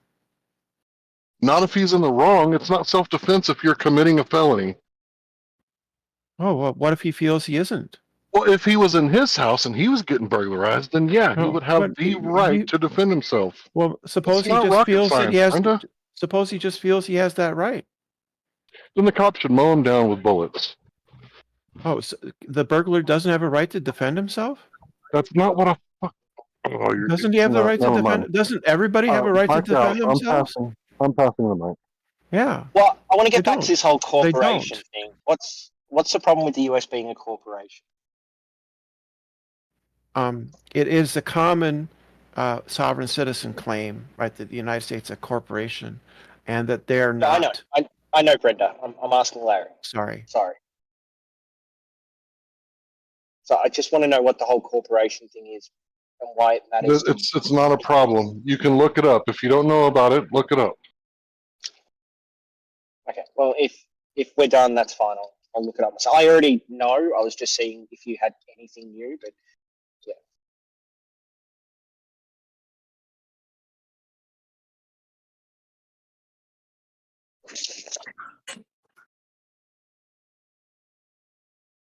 Yeah, it's simply factually wrong that the U.S. is a corporation. It's not. Not really. Corporation is loosely defined as like an entity with legal power that isn't just the sum of its parts. It's just like, people have legal rights, and then there's also this thing on top, which is corporation that has a set of extra legal rights. So cities and towns are corporations. And fairly sure the US government at some point has been set up as a corporation in its history. But it's not the same as like an entity. It's just a legal entity that needs to have a legal entity name.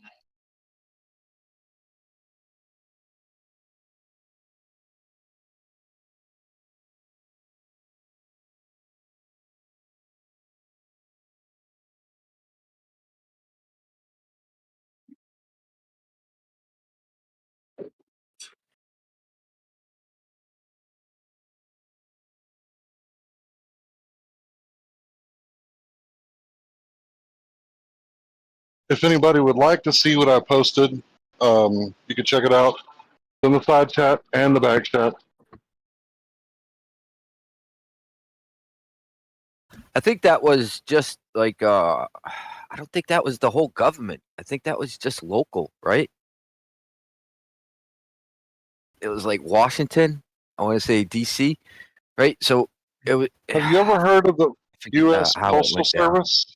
Why do you ever heard of the U.S. Postal Service? You think that's local only? Why do you look for websites that confirm your previous opinion? Brenda, you're like the Google queen of fucking 2015. No. And you're talking to me. Yeah, every time we was in a debate, you would back up people that were on your side. That's all you did is Google shit and post it. That's so not I true. don't really know why you're projecting them. That's not true. Brenda, I was there. Larry, I answer a lot of questions strictly from memory. The fact that you think that I'm Googling is a compliment. So you're not Googling? No, not sometimes I do. Most of the time I don't. Because I remember high school. Brenda, anyway, that post wasn't for you. Anyway, the question is, why do you uncritically accept anything that confirms your view? So what you did, act, Brenda. I didn't fucking confirm anything. It's an act. Yeah, you did. Of 1871. No. It's an act. You know what an act is, Brenda? This doesn't address the argument at all, Brenda. You're just going at him. The question, you're going after the source, not the argument. Just address the argument. No, the question is about Brenda. It's not for you. The question is about... You're not capable of understanding what a corporation is or an act. What's an act, Brenda? The question is, Congress, why do you unquestionably accept... The Act of 1871. It's an act of Congress. Why do you believe I talk about the facts here, not just the meta for a sec. Why do you believe... Why do you believe, uncritically accept the Liberty Beacon instead of the other websites that tell you differently? I clicked on the first one that came up that looked decent. Did you look at the other ones? It doesn't matter. It was what I was citing for people to do their own research. I know you're not going to, so it's not for you. Then why it's not for you, Brenda. Why did you pick the one that Brenda, confirmed... it's not for you to understand. Larry, stop it's not for you, Brenda. Larry, stop interrupting. Go ahead. Go ahead. What you're doing is called confirmation bias. You looked for a result that confirmed what you already believe instead of looking at the results that don't, because you know perfectly well. What you're doing, you know perfect. Excuse me. Stop. No, it's not. It's why don't you instead look at those sites that don't agree with you, that say that you don't have to. There's an act. Yes, you do. You look at the act, or you read the act for what the act says. It's a legal document. You're making a complete non sequitur case. Has nothing to do with the actual act. He posted an act, right? His interpretation of it. You did not provide a different interpretation. You're just attacking his interpretation and trying to pull some logical loop of why he does what he does. This is something that flat earthers do, which is confirmation bias. You only look for there you go. and Globers only do the accept same thing. Everybody does it. It's not. No, they don't. No, they don't. Yes, they do. This is not a flat Earth exclusive thing. People do this in general in life. It doesn't matter who you are, what you are. People are susceptible to this type of behavior. Yeah, but it's fallacious reasoning. So don't throw it all flat earthers do this thing called confirmation bias. All flat earthers, while you're stereotyping flat earthers, you're calling out flat earthers for confirmation bias. Like we don't know that we have confirmation bias, just like globe earthers. Brenda, you're retarded. No, So we I found don't have the actual confirmation bias. act. I looked at the actual act that's referenced Thank in this you. article, and the actual act was to create a corporation around the District of Columbia. So it wasn't turning the entire United States into a corporation. It was incorporating a municipal area in DC. That's it. Yeah, Washington D.C. Right? Right. It was No, like on a that's municipal true. level or something. Well, I was just Yeah, going to that's how add this on to works. that because there is the incorporated United States, there is the landmass of the United States, and then there is the several states, which is what the Constitution and like all of it was originally intended to be. It was never supposed to be the United States of America That's incorporated. untrue. That's completely a total lie. Yeah, Well, you in do that all the time, 1871, so I a don't really specific care what you act say. didn't turn the federal government into a corporation. It just created the federal area of DC a corporation as a municipality. That's all it did. Yeah, it's And according to the Constitution, according to the Constitution, right, the federal government exists within that square mile, what is it, 10 square miles? So it's in the Constitution, Brenda. You can't argue The against government, it. the United States exists between from sea to sea, from the East Coast to the West Coast. That's the United States. No. So it's not a corporation in DC. It's the whole thing, huh? Right. Even DC though is the a act municipality. North America, different. that is not the United States. The United DC States is it is. Washington, D.C. No, it's not. We're just going to learn a few things here, okay, about US government. So a municipality can set laws around like taxation of buildings, around like individual municipal legal codes, that sort of thing. But they're not governing like full congressional bills to change the laws on a federal level. So even though the US government may be geographically located within the District of Columbia, that doesn't mean that the District of Columbia has jurisdiction over the United States federal government, unless it's like the maintenance of buildings and grounds. Yeah, well, that's kind of the So the US government right? isn't a corporation. So the larger point was about confirmation bias and only selecting websites and opinions that tell you what you already want to know. And Yeah, Brenda, and that's you completely So I ignored. guess You selecting the completely ignored the Constitution is topic. confirmation bias. that's what's important Brenda, to me. you're the one with confirmation bias because I just gave you an act to look up, and you didn't pull up the act. You start talking about You don't know confirmation that. bias when you were okay. Then post the act right now. Why? Why? I don't have to. You hand You're waved making it. a claim. You hand Oh, waved it you because of you don't have to, huh? Because what's important to me is Sounds like an excuse. What's important to me is the confirmation bias and to try to convince you to not seek answers that already affirm what you already believe and instead pursue those lines of evidence that go against what you say so that you can question your beliefs and possibly change them if necessary. You're wrong. It is an act. It's an act, Brenda. You were wrong.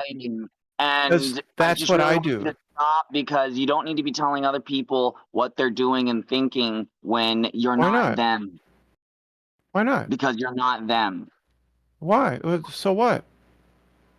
So you have no they can listen, but like I'm pointing out a problem. It's not gaslighting. You're like confirmation bias while you're gaslighting, Larry. No, I'm not. It's not gaslighting. Yes, you are. I'm telling you that when you seek out evidence that only you're gaslighting yourself. When you search is it a corporation? When you search only for evidence that confirms your pre-existing conclusions, right? That's logically fallacious, right? And it's part of the problem. Okay, you want to talk about logically fallacious? Hold on. Yeah. She's saying, Brenda is saying, got me. Brenda is saying that I'm a sovereign citizen because I don't think the laws apply. I just posted an act of Congress from 1871, and Brenda will not say the United States is a corporation, even though it's written in that law right there. It's for the No, that District law of doesn't say that, Columbia. Larry. You're lying. You're wrong. You're misreading it. The article lied to So you. the United States is not a corporation? Is that what you're saying? It literally says the This District of act, Columbia Organic Act of 1871 is an act of Congress. exactly. It's for the DC territory. It's not for the federal government. And where is the federal government It's the same located? as a municipality of a city. Where's the federal government located? It doesn't matter where it's located. My business Oh, could be that's located in irrelevant, my huh? house. My house could be like a B&B that's under someone else's corporation, and that doesn't mean that my business located at that B&B is under that corporation. It's completely irrelevant. The territory that the federal government resides in doesn't mean that just because a territory is a corporation, the federal government must be a corporation too. This is the same problem you had with state a minute ago, with like Texas being the kitchen inside of the house. That doesn't mean that you're not inside the house just because you're inside the kitchen. It doesn't mean you're not inside the U.S. federal jurisdiction just because you're in Texas. That was a concept Larry could not comprehend. And he's right now viciously struggling mentally not to comprehend this one because he that a thing that is inside another thing is inside of the bigger thing. It's an act. The room inside of the repeating house that, is Larry? part of the house, Larry. Yeah, but how'd you read I through think that act so everybody fucking could read it. fast? I read a They're synopsis. automatic experts. Dude, this act is I read a huge. How did you guys synopsis. read through it? So Larry's so you didn't read article the didn't act? actually cite the I'm reading the terms of the act. It just said that like there was an act that created a corporation, and then it falsely said that made the federal government a corporation. Larry read those couple of lines and believed him, and then I just went to the wiki and I just read the synopsis in the wiki, and it turns out it was a territory, not the entity of the U.S. federal government, that was incorporated. Who owns the U.S. Postal Service? The people of the United States do. It's a entity governed by the federal government that's funded by the federal government, but I think it's a separate entity, considered to be separate. Okay, so every time you see U.S. in front of something, it has nothing to do with that corporation, right? No, it still has stuff to do with it, but I don't think that the federal government has complete control over the postal service. I think Congress can pass laws about it, but it has its own like chair and head. It's constitutionally mandated to exist. It's one of the few parts of the government that is constitutionally mandated. Yeah, but I think but doesn't it have like its own ability to change its own internal rules as long as they don't I don't know. congressional rules? Also, doesn't it take it takes in its own funding as well, and it can spend that funding how it sees fit to a certain extent. Congress has been fucking with the Postal Service for a long time. You can have things that are like mandated or paid for or part of Congress that aren't directly. Yeah, Congress has put mandates. Federal They put mandates on the Postal Service to try to bankrupt it. Yeah. Right. But I do want to go back to the point. Confirmation bias.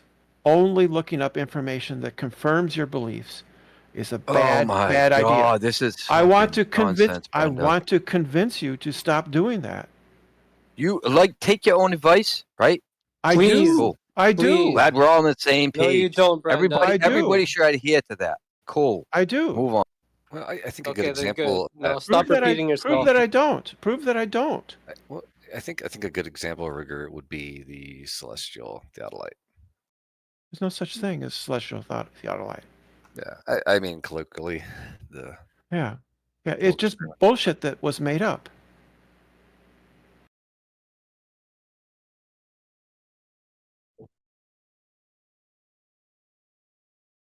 Yeah, well, I guess that's the point. Is they all latched onto it. Yeah, and what I want to do is to convince them to stop doing that. Anybody find ties in that act that speaks directly about the United States? You know what I mean? Because I understand the overall provision, or whatever the fuck you want to call it, whatever he got, the summary. Did anybody read through it and find anything where it kind of slips in the United States in there? Because that's kind of what I'm looking for. Right? Because just to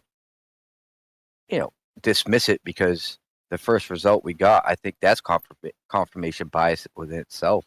Instead of just looking through the actual act or hand waving in a way because of the source, right? That might be considered confirmation bias. So, has anybody actually read through it and deciphered it?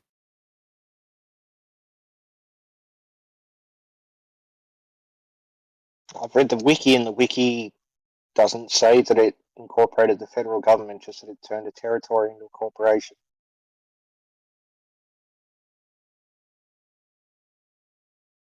Yeah, it is talk about the relationship to the United States. That's kind of what I'm trying to find. Even the city of Washington was still considered its own thing. Right. But you're going to have to understand how this entity, right? Just call it an entity, how that interacts within the United States, right? So they could say, yeah, it's this, it's that, but how does the actual legalities of it work? Like, there's it's the like reality when you're simple. driving around and they have all the laws and everything. Real quick, hold on. When you're driving around and they have all the laws in a city, and they'll pull you over for it and give you a ticket if you break their local ordinances.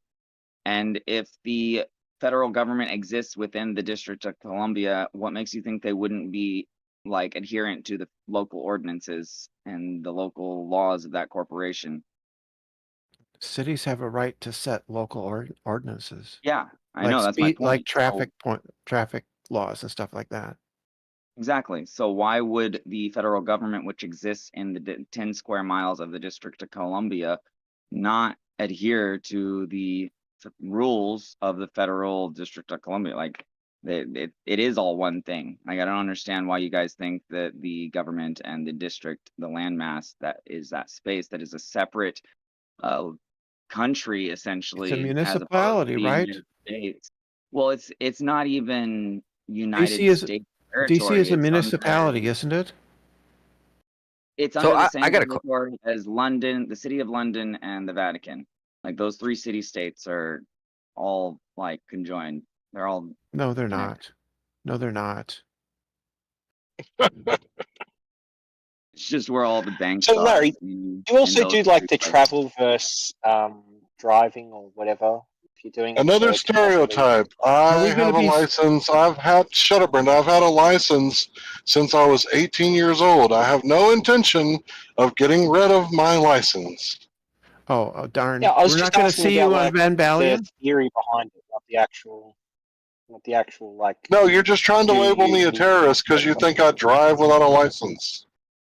It doesn't make no, you a I'm not. I was asking, do you believe in the theory, not do you practice it? Because I understand that you can have like a pragmatic approach to things where you're like, even if it is true that this would mean I don't need a license, I should still get a license. Because I don't care if other people want to invite cops into their life by not having a license plate. It's none of my fucking business.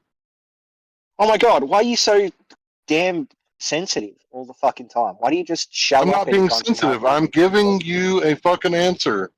It's true. What do you think my question was? What was my question? Do I agree with the idea that people can drive around without a license?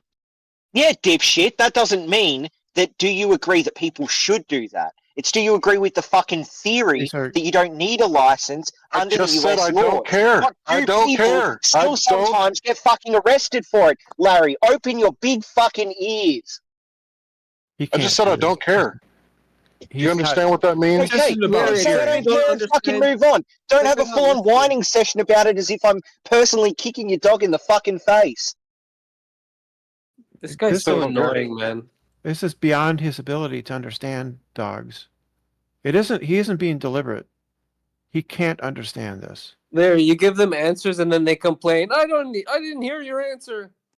He didn't give him. No, he just had a fucking bitch session at me. That's all he did. That's what you're doing right now. That's what you've been doing. Yeah, I know, because I'm pissed at him. He's in his fifis, okay, y'all. Stop projecting. Just let's talk about the topics, not each other. What's the topic? Hey, you don't have a topic. The topics have all been debunked to you 20 times, but you're going to keep repeating them because you're like, then stop joining your This dude is obsessed with the narrative control, man. That's all he cares about. He wakes up in the morning stop and whining thinks and about just how say he's something going to intelligent. You control the fucked up the narrative. Could you DC just bit stop taking interrupting? purge. Stop You interrupting. It'll fucked be up. You okay. fucked up your last He's all argument. You about the won't use. narrative control.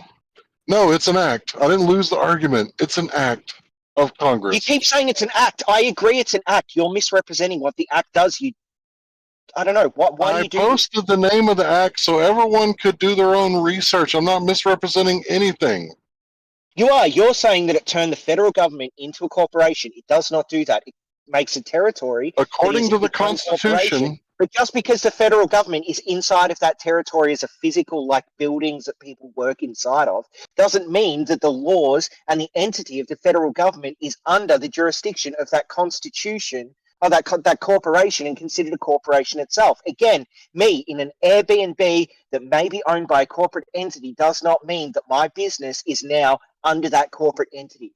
Okay? You're misrepresenting what the act does. Stop saying it's an act. Are you done? Everyone agrees. Are you done? You're just misrepresenting it and misunderstanding it because you're not smart enough to read. Is this guy even American? Are you done? What's he No, talking he's about? not. So if you're done, I'm going to go ahead and say for the room, not for you, not for anybody else who don't understand, the federal government is defined in the Constitution. So the federal government is those 10 square miles in Washington, D.C. So Washington, D.C. is a... Oh, my God. Can I just finish? If I'm wrong, everybody has the opportunity to read the Constitution for themselves. It's not like I'm pulling a big fast one over here, so if I could just finish. So if that's how the federal government is defined, then after you read the Constitution, go read the Act of 1871. So the Constitution doesn't explicitly set up the government as like things within that 10 square miles. That's just a lie. But Washington, D.C. didn't exist when the Constitution was written. Yeah, it sets up a permanent residence for the federal government to hold the land of. But that's completely different to saying that the federal government is just that 10 square miles. That's retarded. It's not in the Constitution. Of course it's retarded. We're dealing with retards. Takes one to know one, right, Brenda? Wow, good comeback. Let's not insult the people on the short bus. You know what I mean? Third grade comeback. Like calling someone retarded, that's so cool.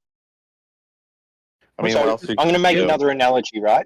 Instead of living in the Airbnb, instead I purchase a bit of land, and that's my private purchase. And I set up a business that runs out of that piece of land. Now, I could say that my business is tied to that land if that land is, say, a producer.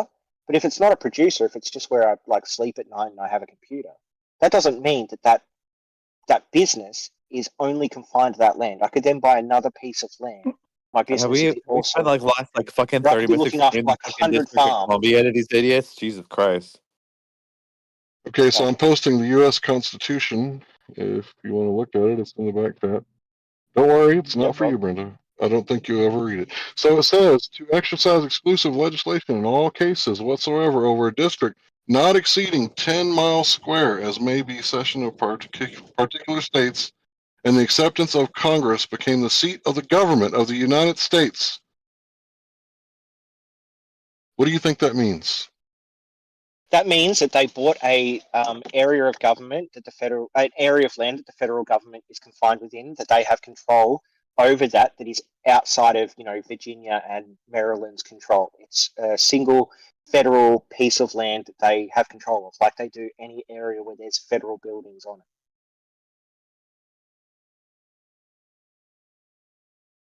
I just said that wasn't for you or Brenda, but you still answered the question. I was speaking to everybody else but you guys. Can you say it again? Yeah, because I can actually understand these things in real time and respond to you, and that makes you upsetty spaghetti. And actually, somebody else what's a good word for angry? Aside from you taking over the entire conversation, I'll just fundy mute you if you don't shut up. I'll get myself muted to mute you. Can you just let this other guy who asked him to repeat the question? Oh my God, you're gonna keep going. This other guy was trying to talk. Can you let the other guy talk, please? Yeah, I did. I let Larry talk, and then I talked, and now Larry's upset his spaghetti because I knew before he even posted it, he was just going to post that as part of the Constitution, they bought 10 square miles of land that the federal government owned and could set up like a federal government within. I appreciate the interpretation. I do. But Larry, could you repeat that? Could you repeat the section you were referring to? I posted it. It's in the side chat. Just click on it literally says, to exercise like authority over all places purchased by the consent of the legislature for the state in which the same shall be, for the erection of forts, magazines, arsenals, dockyards, and other needful buildings. So this is literally just about the federal government buying land and buying buildings. It's got nothing to do with them being confined to or being under the jurisdiction of any set of land that they purchase. It's the exact opposite. They have full jurisdiction over the land that they purchase. It's not the other way around. Like, it's embarrassing that you read this stuff and you don't understand it.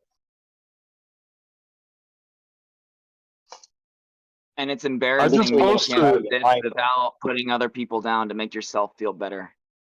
Well, that's fine. I'm an Australian. I'm functionally retarded because of all the kangaroos that have hit me in the head. But at the same time, I could read that and I understood that it meant they can govern over that 10 square miles, not the 10 square miles governs it. Weren't you guys just saying the 10 square miles thing is something that I made up or some shit? I mean, first, it's not a corporation. Then I give you the act. You guys are just going, no, you're retarded, you're retarded. Like, that's literally you guys' argument. Just fucking read it and shut up.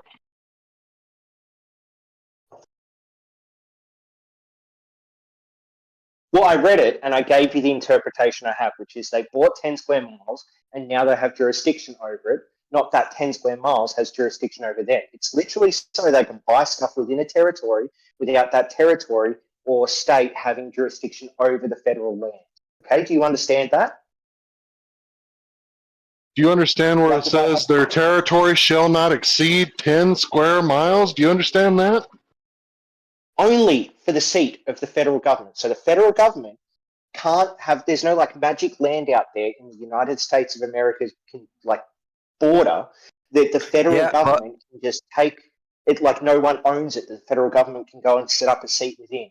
They have to carve out a section of a state in order to do that. So they went to Maryland and Virginia, and part of the Constitution was to say to Maryland and Virginia, hey, we want this 10 square mile piece, and then we're going to do the same with some forts. That we're going to set up the offices of the United States federal government within. That's what they did. It's me going to my neighbour and saying I want a lease agreement from Paddock, and them saying, yeah, no worries whatsoever, we'll set up a document so that you have the ability to do within that paddock whatever the fuck you want, and it's considered your property now and not my property.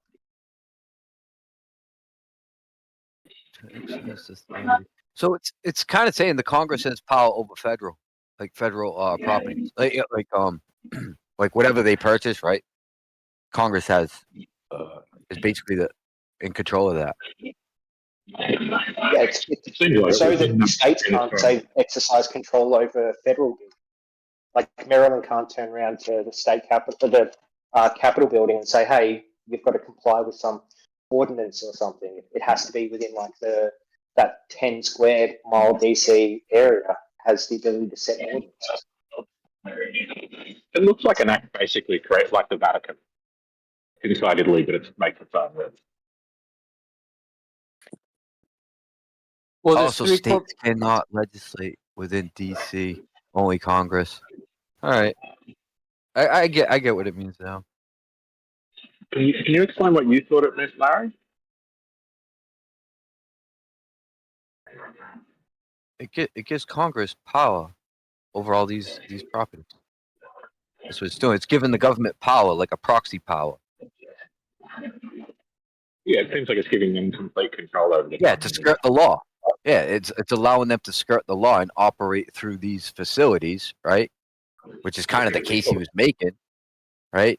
But I think he was more of more along the lines of all of the United States. It's like, no, it gives them a proxy avenue to operate, like, you know what I mean? Outside of, well, no, because I don't know if it says anything about what they're held to.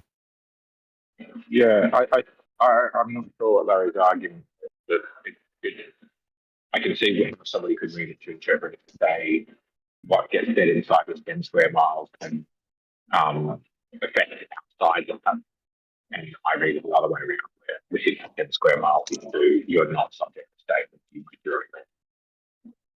So I'll run you through the full narrative quickly. It's that there was an act passed and incorporated that 10 square mile section because it's a territory and like US cities and stuff are corporations. But because that was incorporated and the US government is within that 10 square mile, they make it seem like that incorporation of the 10 square mile means that the government itself was incorporated. That's the whole theory behind it. Well, that 10 miles, like he's technically right for that 10 miles, he's right. But to say the entire government, it would just be how they operate or what type of facilities or operational power. I never said the entire government. Have. I knew, because I've read the Constitution, what the United States federal government was and where it was at.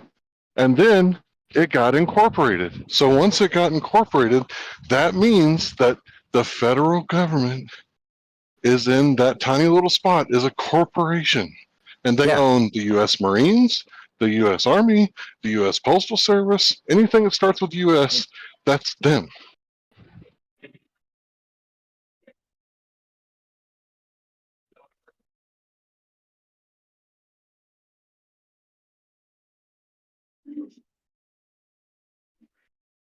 I mean, it does allow them a shit ton of proxy power with whatever establishment is within that 10 miles.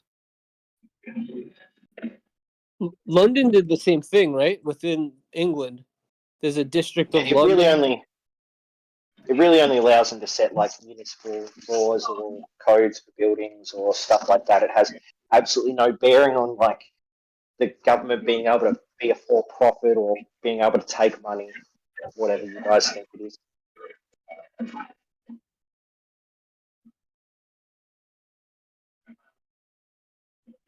Well, I don't even know what you're trying to say by that. So it means that if there's a Virginia law that states that a man shall not walk down the street with a mock penis hanging out of his front jacket pocket, then that part of the territory that's incorporated as DC, it just means that they don't have to abide by that silly law from Virginia or Maryland or whatever. In the same way, it means that if there's like a building code that but he already addressed the 10 miles. Pane glazed glass, then that doesn't fit with any federal building within that 10 square mile. That's the whole point of these corporations, these entities, is to be able to set their own ordinance.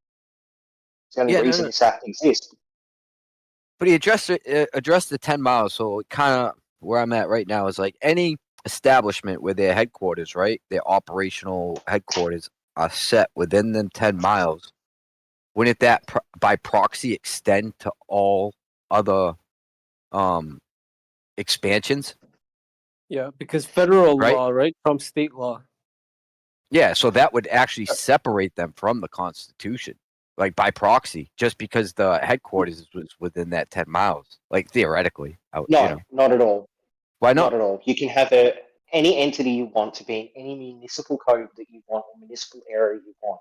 That it doesn't mean that that corporate entity is somehow part of the municipal corporate entity. It just means that they're within the territory. They have an agreement that they exist in that territory.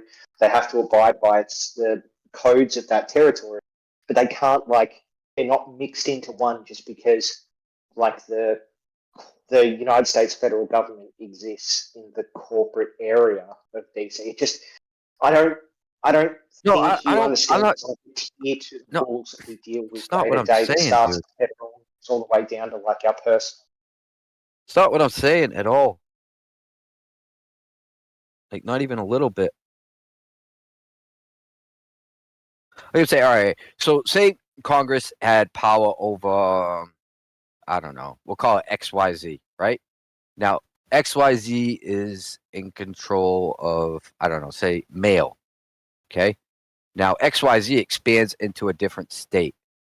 By proxy, their policies, protocol, everything that was established stems from DC, like that 10 miles, right? So they're under the power of Congress. Oh, so you're saying no, that's not how it works. All right. No, it'd only be if Congress actually purchased that land and then separated it from the state it was in as a federal piece of land. It'd have to be, turned into federal land instead of it being. Well, anything they like purchase. I thought it was anything they Now I have to go back to the original part, the other section where it says anything that they purchase is owned. Oh, where the fuck was that? So you can have like a government entity like the Postal Service, and they can have postal buildings that were purchased by the federal government that may, I don't know, have some federal rules applied to them from. But yeah, it's if it's not in that 10 square mile, it doesn't matter. The ordinances from wherever they are apply to them, not the ordinances from DC. So it's a maxim of law that you control that which you create. The U.S. citizen was created in the 14th Amendment. So Congress controls the U.S. citizen. So that isn't a maximum of the law? I can create a child and still not connect all enough they turn 18. I can create a gun and still not be able to control it if it's outside regulations, right? Where's the maximum of law? Is that in the actual legislature, or is that a bit you made up to make the other bit clear? Hey, Eggshells, you're coming in real like muffled. I'm trying to hear what you're saying, man. Shut up.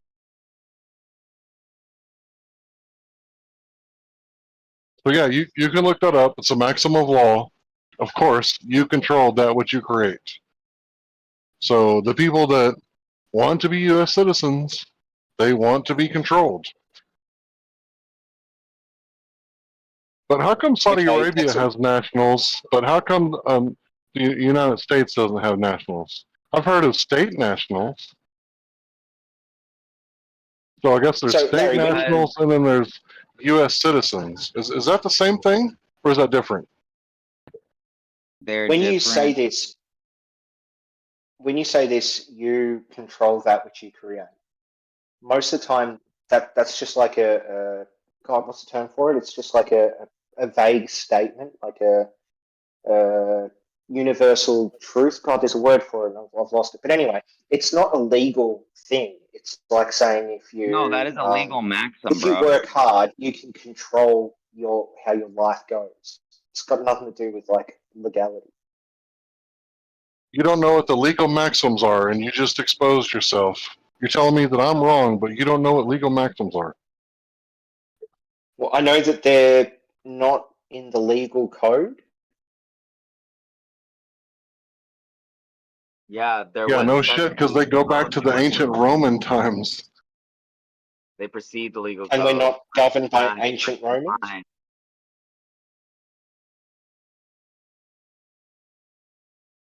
This is really slippery. I see the problem with this, right? So what you were saying before is if an entity within that 10 miles expands to say Virginia, right? Because it's the example you were given. Now, the state can actually consent, right, to give them power, the same rights as what they have in that 10 miles. The state can consent that, and it's like completely fine. But by default, it's like, yeah, it's state, kind of like state owned in a sense. It says, Section 8, Clause 17, Congress can only exercise exclusive legislative authority over federal land with the consent of the state legislator. So that means the state can just be like, yeah, there you go, Congress. And they're like, you know what I mean? That it's shady and it's worrisome because we know they're all in bed together, you know? So that's kind of a strong case. Would it be hard it's to just skirt if around the state of Maryland and you're a federal agency, then the state of Maryland can say, okay, that's fine. This land is now considered federal land. That's all that's happening. Well, controlled by Congress It's nothing directly. shady. No, it's just saying, yeah, this is controlled as Congress by proxy, right? We consent to give them, and therefore they can act as a business or corporation, right? For profit. Yeah. Yeah. Okay, but did you hear what I said? What I said was if a federal agency goes to, say, Virginia and goes, hey, I want to put a building here for the post office and I want this to be federal land, then Virginia can go, okay, that's great. And now it's considered federal land. That's it. It's a contract. It's how it works. It works. I literally just read the fucking, I just read it to you. That's the article. I said Section 8, Clause 17, and I read it. I know, but you're trying to make it sound like some shady thing. Like no. What I'm trying to explain to you is that means it's an expansion of that 10 miles. It's governed by the same laws of that 10 miles if the state consents to that. That's what it means. But by default, the 10 miles is just for the seat of the federal government. It's just for like the buildings where Congress and the president shall work out on. No. Everything else is things the federal government can purchase, which is in that article already. Things like how long can you guys talk about how the fucking federal government works? It's crazy. I don't know. I think there's a little bit. Literally forever because these guys like an hour and you guys are explaining how DC works. It's crazy. Larry, are you there? Riding on Eggshells had a question for you.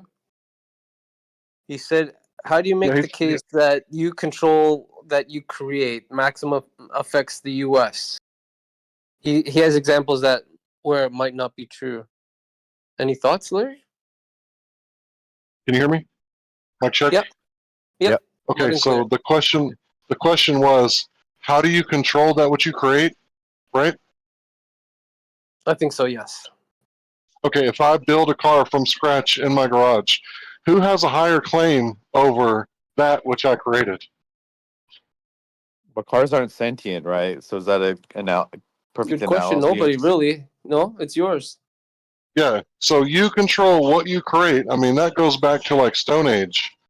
That's the legal maximum. If you go into a jungle and you say, hey, give me that bow, and he's like, bro, I made this. Like, he's going to understand that better than us because we've been brainwashed for government schooling. So you're saying that's just common sense, but not actually legally the case? Because, like, for example, if you make a car, but that car doesn't conform to safety standards, it can be taken off you and crushed, correct? If you have a child and abuse that child can be taken away from you. In two cases, I can probably come up with more guns. You make your own gun, that'll be taken away from you if it's doesn't conform to regulation. I can keep going. I could come up with many examples where you don't necessarily control what you create. I get it's just in like a gut feeling it does. But you're saying a legal precedent has been set that Congress owns civilians because this thing you feel in your gut to be true, which is you own what you create, is then also applied to this very strict, clear, legal thing. And I don't think that makes sense. That doesn't follow at all. Okay, so you own that which you create. If someone makes a claim and they say, hey, this thing that Larry created over here is actually mine, they're going to go to court and they're going to need some evidence. Hey, is there any evidence that you have a higher claim? Do you have a contract, or did you help make this thing? And if they say no, then they can't lawfully take it from me. Now, they can lie and legally take it from me, but they can't in good standing, in good faith, take it from me because I created it and I had no contract with them. Well, if you abuse your children, then they could take it away from you. You're dodging my question. Yeah. Yeah, you've just gone to give an example where it could be a case. I'm not saying it would never be the case. I'm saying that when push comes to shove, you can find countless examples where that's not the case. And if it's not always the case, then you can't say legally it is the case that Congress owns citizens because Congress created them. Because I can give you examples like having your own children, like building your own car that's unsafe, like making a gun that shoots too high a rate of fire or in some way violates federal firearms laws. You will not own it anymore. So if I can come up with examples where it's done, you can't go, well, and these other examples that might be true because then you can't hold to it being true. Okay, have you You guys played Monopoly, right? You get the little ship? Yep. Yeah. Okay, so that ship is your vessel to do commerce. Without the ship, you're not playing Monopoly. So if you want to engage in commerce in the United States in the modern day, you're going to need to provide your vessel to do commerce. Your vessel to do commerce is your United States citizen, but you're not the creator of it, so you don't control it. That was created by Congress in the 14th Amendment. So they actually control you when you're doing commerce. Now, if I'm at home, right, not bothering anybody, nobody's signed a warrant, right, then that is my castle. If I'm not doing commerce, nobody can regulate me. I can walk around naked, do all sorts of stuff. Obviously, I'm not talking about abusing children. That would be dumb. I'm talking about, doing stuff that you can't normally do in public, like hang out with your cock out, right? So that would be something that nobody can say, hey, we got laws against this, because I'm in the privacy of my own castle. Therefore, because I have created privacy, nobody can control me. But if I'm outside, hypothetically delivering pizza, the cop pulls me over. Of course, I'm going to put my hands on the steering wheel and make my fingers touch the glass. And I'm going to say, yes, sir. Do you want me to get out of the car? Do you want my license? Anything you want. But if I'm not doing commerce and I'm not creating victims, who has authority over me if I'm not breaking any laws? Does anybody here feel like that answered my question even remotely? Was that Not anything really. close to an answer to the question I asked? It didn't seem like He it to me. kind of ignored everything. He kind of ignored everything you said. I lost the 100% thread of of the this time conversation like 20 minutes ago. Of course, 100% of the time I talk to sovereign citizens, I will ask a question that's got a really direct answer, and they will just give me more of the weird sovereign citizen myth off, more of these weird beliefs about boats and travel and license plates and nonsense, rather than just directly go, here's where your example with children, guns, and cars does What not you apply. don't understand, is a United States citizen is not a man or a woman. It's a person. It's a vessel to do business. It was created by Congress. Men and women are people, yeah. Hold on, you weren't born a United States citizen. Your mother Yeah, you signed were. some paperwork. What? Prove it. Prove that when I popped out of my... It's called naturalization, sir. Birthright That's citizenship, Larry. hilarious. If you're born here in the U.S., you are. You're born here. You're a of the citizen. US. That's true. Yeah. So what about the Amish people that don't comply with, all the birth certificate and all that paperwork? Are they citizens too? The Amish still comply and they still vote and they are still citizens of the United States. They don't have social security numbers. Yes, they do. Really?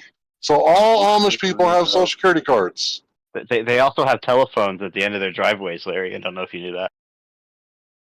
Dude, I can't believe you think that all Amish people. What about the natives? Are they U.S. citizens too, or are they native of the Cherokee Nation? They are also I U.S. just don't understand who this answers the question. Wow. And how come the cops can't do anything? How come the cops can't do anything when a native comes off a native land or stays on native land? Because native land is not United States land, Larry.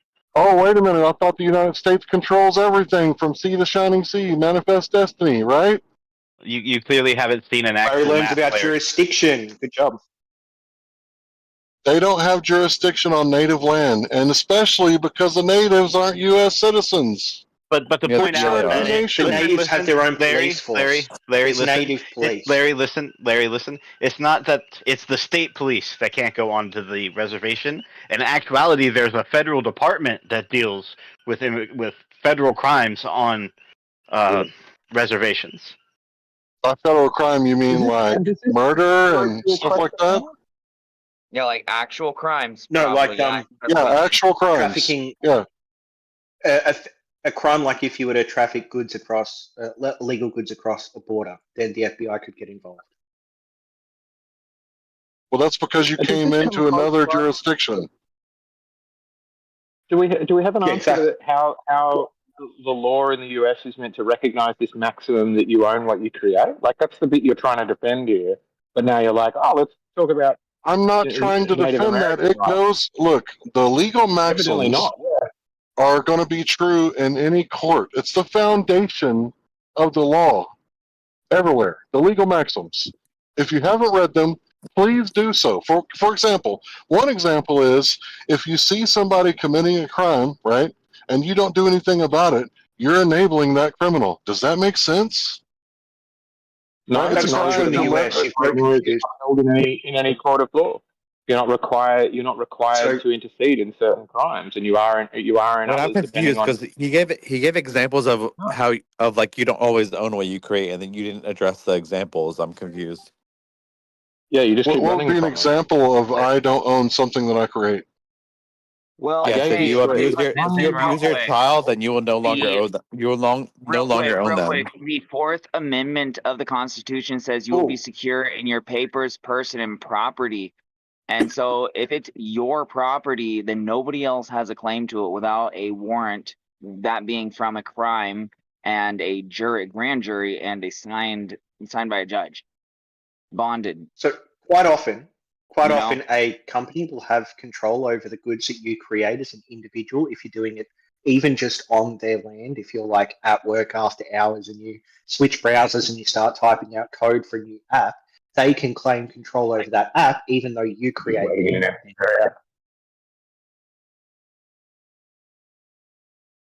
So I'm just going to ask a simple question. Can you respond to the legal maxim of you own what you create? Because that's a bit that's in contention right now that you seem to be getting a lot of exercise That's not from. in contention. Look it up. I didn't make this shit up. No, it sounds like you. I don't think you made it up, but it sounds like you've uncritically believed it when somebody else made it up. What? I'm still waiting for someone to address the point about like where you say you own what you create, but you can what you create can be taken away from you if you break the law, right? Exactly. That's if you create a victim. I create my own wealth. Law requires a victim and a crime. Okay, so can I just if you ask a abuse simple your child, question? there's I've been a trying to crime and a ask this. victim. Yes. Can I just ask this for a second? Okay. Does anybody have a higher claim over your life, liberty, and property than you do? I mean, it depends. If you dispossess somebody else of their property during your life, then it doesn't matter even if you've made a bunch of nice cars. The court will take them off you and give them to the other person to give them back their wealth. I've given you 3 examples where your maxim fails and it is upheld by courts, and you are still not addressing them. Children, cars, guns. So what person had their property taken unjustly, right? Who had their property taken unjustly? Are you going to address the point that I asked, or are you still running from them? You're just putting so you can justly take someone's property, right? You can justly take. You're putting that word in there. I can't understand you. I can't understand you, bro. How am I strawmanning you? I don't even know what the fuck you're talking about. No, your argument was that you own what you create, and they give examples of how that's not always true, and then you didn't address it. Thank you. Yeah, I tried to address it, but Eggshells was talking over me, accusing me of a straw man. I can't even understand that, dude. To straw man him to begin with. Eggshells. So if you want to argue, you're super muffled. If you want to argue against legal, if you want to go, it's all right. If you want to go argue against the legal maximums, like the foundational principles of all law, go ahead, bro. I'm not going to defend it. It's out there. People know about the legal maxims. Is my voice still muffled? No. Much better. Same as it was? Okay, thank you.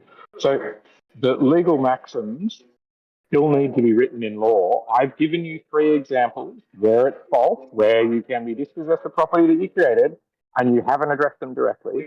So all you're falling back on is other people have heard it, it's out there, I can't defend it. I can't understand you, bro. I'm not a magician. I understood you. Mike is really. Guys, you understood him. I heard what he said. Somebody repeat what he said then, please. What did he say? He literally was sounding clear and crisp yesterday, and today he sounds muffled as fuck. Yeah. What Eggshell said. Can you hear me now? And then he went back to muffled. Like, oh man, I want to hear what Eggshell said was that he gave multiple. Yeah, Eggshells has been a respectable Glober of recent days. I want to hear him too. And the failure hasn't been addressed. You've just instead brought up times where it works, and that's Yeah, nobody can tell Is me. this dude mumbling? So Dude, nobody actually, can test are you on it. your phone or something? Yeah, I am. Yeah, that's what it is. He's on his phone, not his laptop.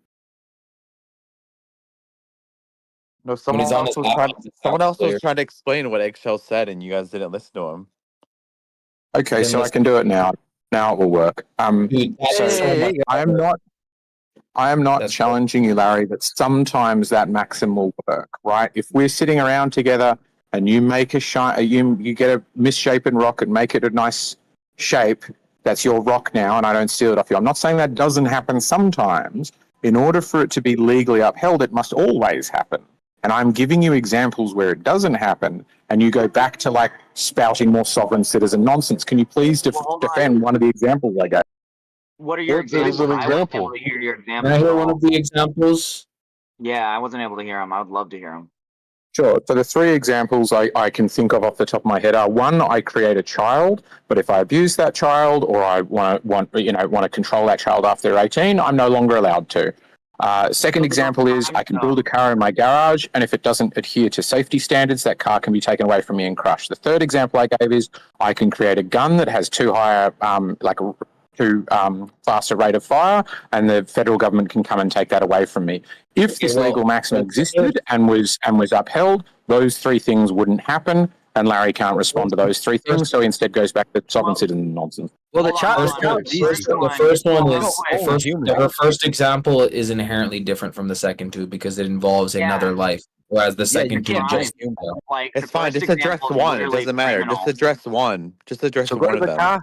Go to the car again. It's fine to I think you're right, Noah, but this is in response to his point that Congress invented Can the I citizen and address therefore controls the citizen. So they are both Are you arguing that sentient being, Congress doesn't?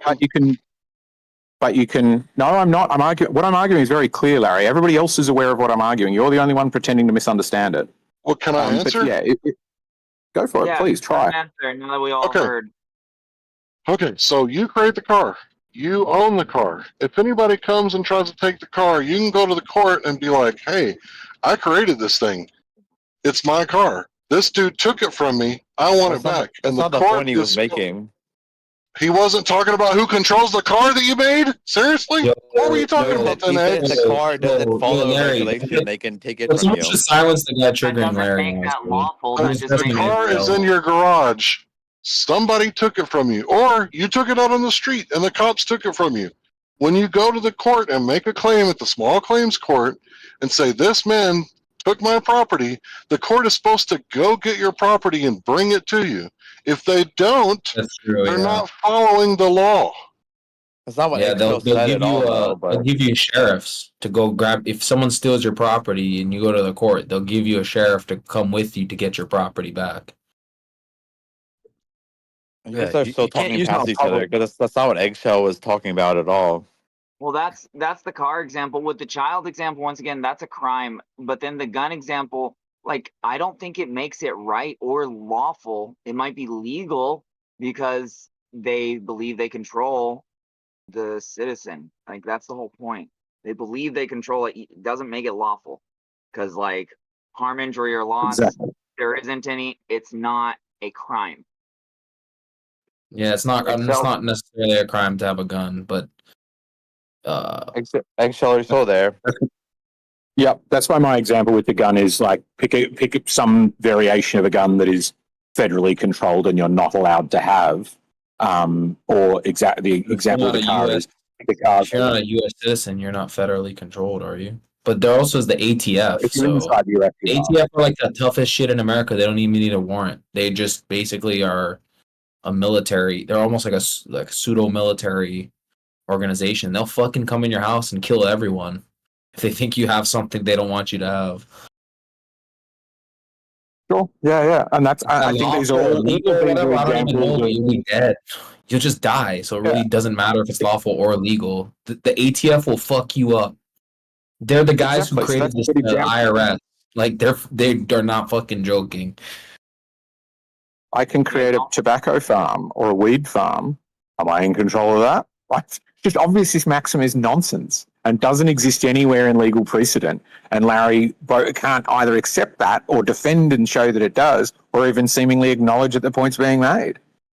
I don't have to acknowledge the fact that people recognize legal maxims. It's still in Latin, and people acknowledge it all over the world. Like, you go to a freaking native tribe, it doesn't matter what language they speak. If you try to say, hey, that daughter is mine, watch what happens next. Again, still missing the point. I've said absolutely between humans, that's fine, but your case is that Congress owns citizens because it owns what it controls, and it created the idea of US citizens, saying it's a legal precedent, not just as something that's understood between human beings. I've stipulated to you, I agree with the idea that between humans we get that gist, but that doesn't mean it's upheld in court. And I've made that point, and you still seem to miss it. You think Congress can create something and they don't control it? Is that what you think? Yes, of course. Yeah, they could create. Oh, really? They could Tell me about what they created that who stole something from Congress and they didn't control it. I mean, what does Congress even own? Tell me about anything Congress owns or controls. Like, Congress is controlled. I don't know what Congress controls. The state of Texas? Congress controls the state. The state. They have complete power over DC. No, Congress doesn't. Still doesn't fix the point. So that, states, legal maxim you're adhering to, you can't point out in law, and I can point at examples in law where that is not upheld. So you're destroyed. Your argument is now on its face. Did Congress create territories? Did Congress create territories? I've got no idea. Territories are possessions of the U.S. Right. So who controls those territories? Possession is 9/10 of the law. So if someone does not have a title, if someone does not, the territories, yo, shut up, bro. Why the fuck are you talking in the middle of me? If someone has possession of something, the only person who has a higher claim is a person with the title, or the person as an agent to the person with the title. Yeah, so if there's no king of fucking, if there's no king of Puerto Rico title, if there's no king of Puerto Rico, there's no title in Puerto Rico claiming that they have sovereign control over Puerto Rico. The person who possesses Puerto Rico, i.e. the United States, has the highest claim. Till someone with title comes, the U.S. has the highest claim to Puerto Rico. It's a territory, a possession. The states control the territories, not Congress. The United States. The states. The United States. The states of the United States territory of Puerto Rico is a territory of the United States. I'm talking about states, not Puerto Rico. No, I'm talking about Puerto Rico, a territory. That's the subject that Larry just brought up. A territory is a possession. Who is the possessor of Puerto Rico? It is the United States.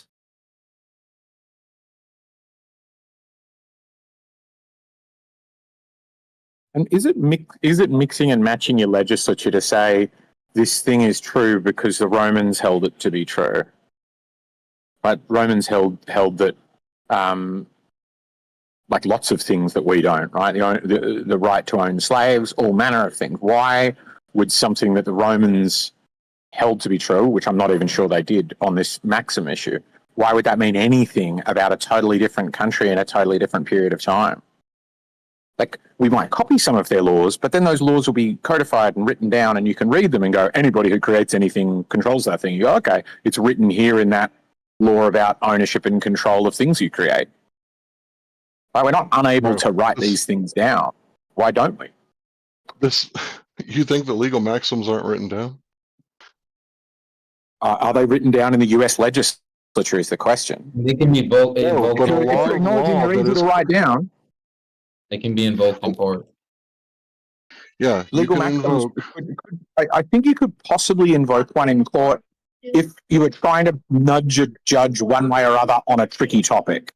But in terms of them being enforceable laws, I'm going to call no. I'm going to say definitely No, that is they're not the case. laws. They're maxims is not a.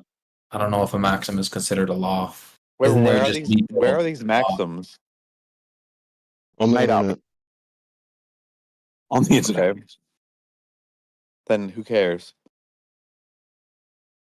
Yeah, just ignore legal maxims. Tell me how that works out for you. Just ignore. No, where are they? Where are the legal maxims? They're on the internet, bro. The legal maxims of law. If you have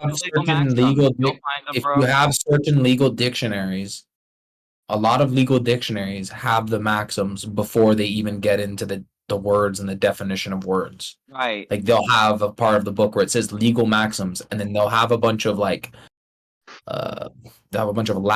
and then sometimes like French, or sometimes English sayings and a little explanation of them.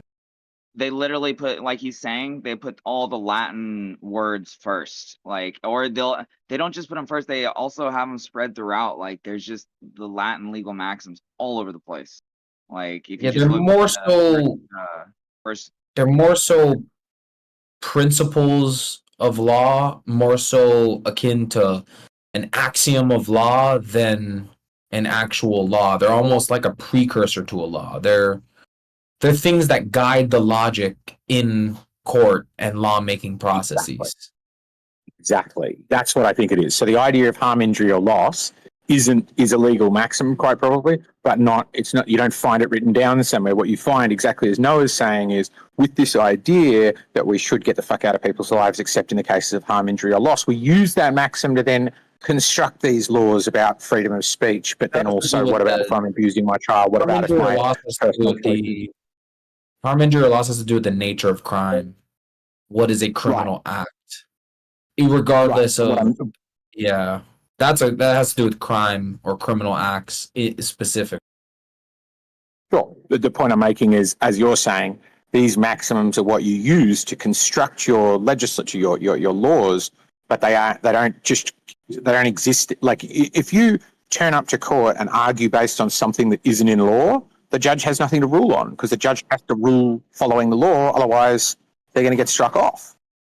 They don't rule based on legal maxims. They don't go, look, I know the law says I can take away your child if you beat your child, but I'm adhering to a more ancient legal maxim that you own what you create, and therefore I'm sending the child back to their parents. It just doesn't happen. It's just nonsense. It's sovereign citizen rule. Hold on. You beating your child is breaking one of the legal maxims. So you can't then claim legal maxim protection. That's not how that works. So doing no harm. Doing no harm to your children. I'm pretty sure doing no harm. Is that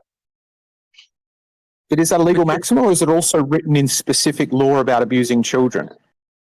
I think you're going to find there's a specific law against abusing children that sets out punishments and makes it clear what happens about children being taken away and how much proof is required and what happens to the parents and da-da-da-da. So the legal maxim about doing no harm has been built into an actual law, because that's how laws work. You don't still adhere, when you've got a system of laws, you don't still adhere to made up ones that are in people's heads or on the internet. Maxim's like a principle, right? So a maxim is a maxim would be the scientific method to a naturalistic law being a legal law, or a lawful a law of a nation, essentially, right? So you can't even really establish your scientific laws without scientific method. You can't really establish a nation's law without legal maxims. Unless you have a king who's just declaring shit. You could also do it that way. That's dictatorship, tyranny. And there's nothing. You can either have dictatorship, or you could have something based on some sort of principle, some sort of objective methodology, which the maximum of laws tout to be principles of law that are not even nation specific. Like, can I be heard? What we could argue here is like the spirit of the law, but even still, that's based on an actual law that is written down that a judge is interpreting. I want to hear Larry. Yeah. So this guy, Frank Vibert, I'm about to post a link, an associate of the Center for the Analysis of Risk and Regulation, CARR, at the London School of Economics. Okay, so disclaimer, the maxim, do no harm, is enjoyed a surge of popularity. So this maxim of do no harm is what I'm talking about. So you can't just do harm to children and claim, oh, I created that, I can control that. No, you broke the law of do no harm. So I'm going to post that in the side chat. Do no harm. Fine. That doesn't answer the question. Again, this is the same sovereign citizen stuff where you just so like that you don't control what you create if you can. Yeah. Yeah. Just I can't answer this question, so I'm Obey all the maxims. Why is it so hard for you guys to understand? You got to obey all the maxims of law. They're the guidelines of the law, though. That's what the maxims are. They're like the laws of they're like the laws of logic, bro. They're like precursors to other laws and other systems. Like you can't have the second law of motion without first having the laws of logic. Like the maxims are flat earthers don't believe in the second law of motion. They're more primitive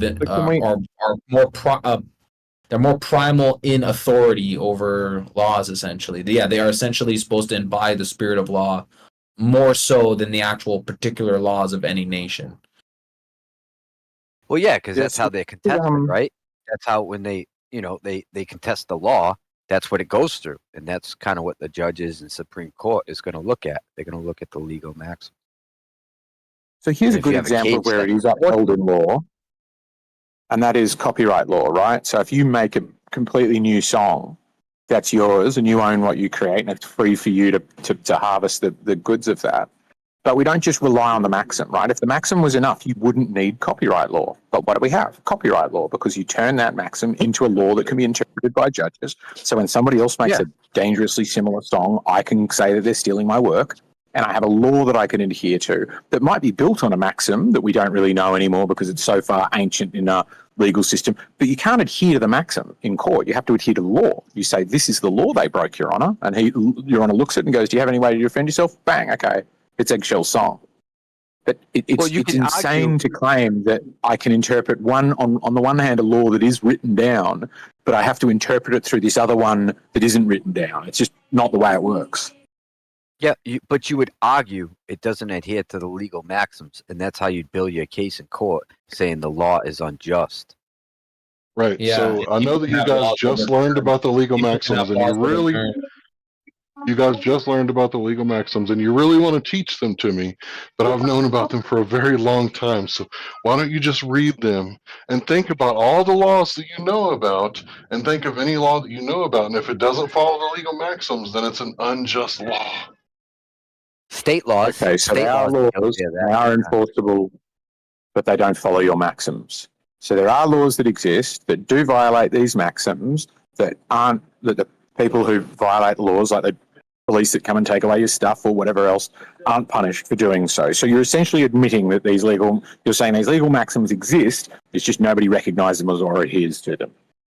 No, I think it's more along the lines as the federal government has to operate within the legal maxims, right? But the states can create stricter laws and operate outside of them legal maxims. Because that's essentially what they do with firearms. They create stricter firearms. And no law can come in conflict with the Constitution, and if it does so, it will become null and void of law, not from the day it was found so in a court of law, but from the day it was enacted. Anyway.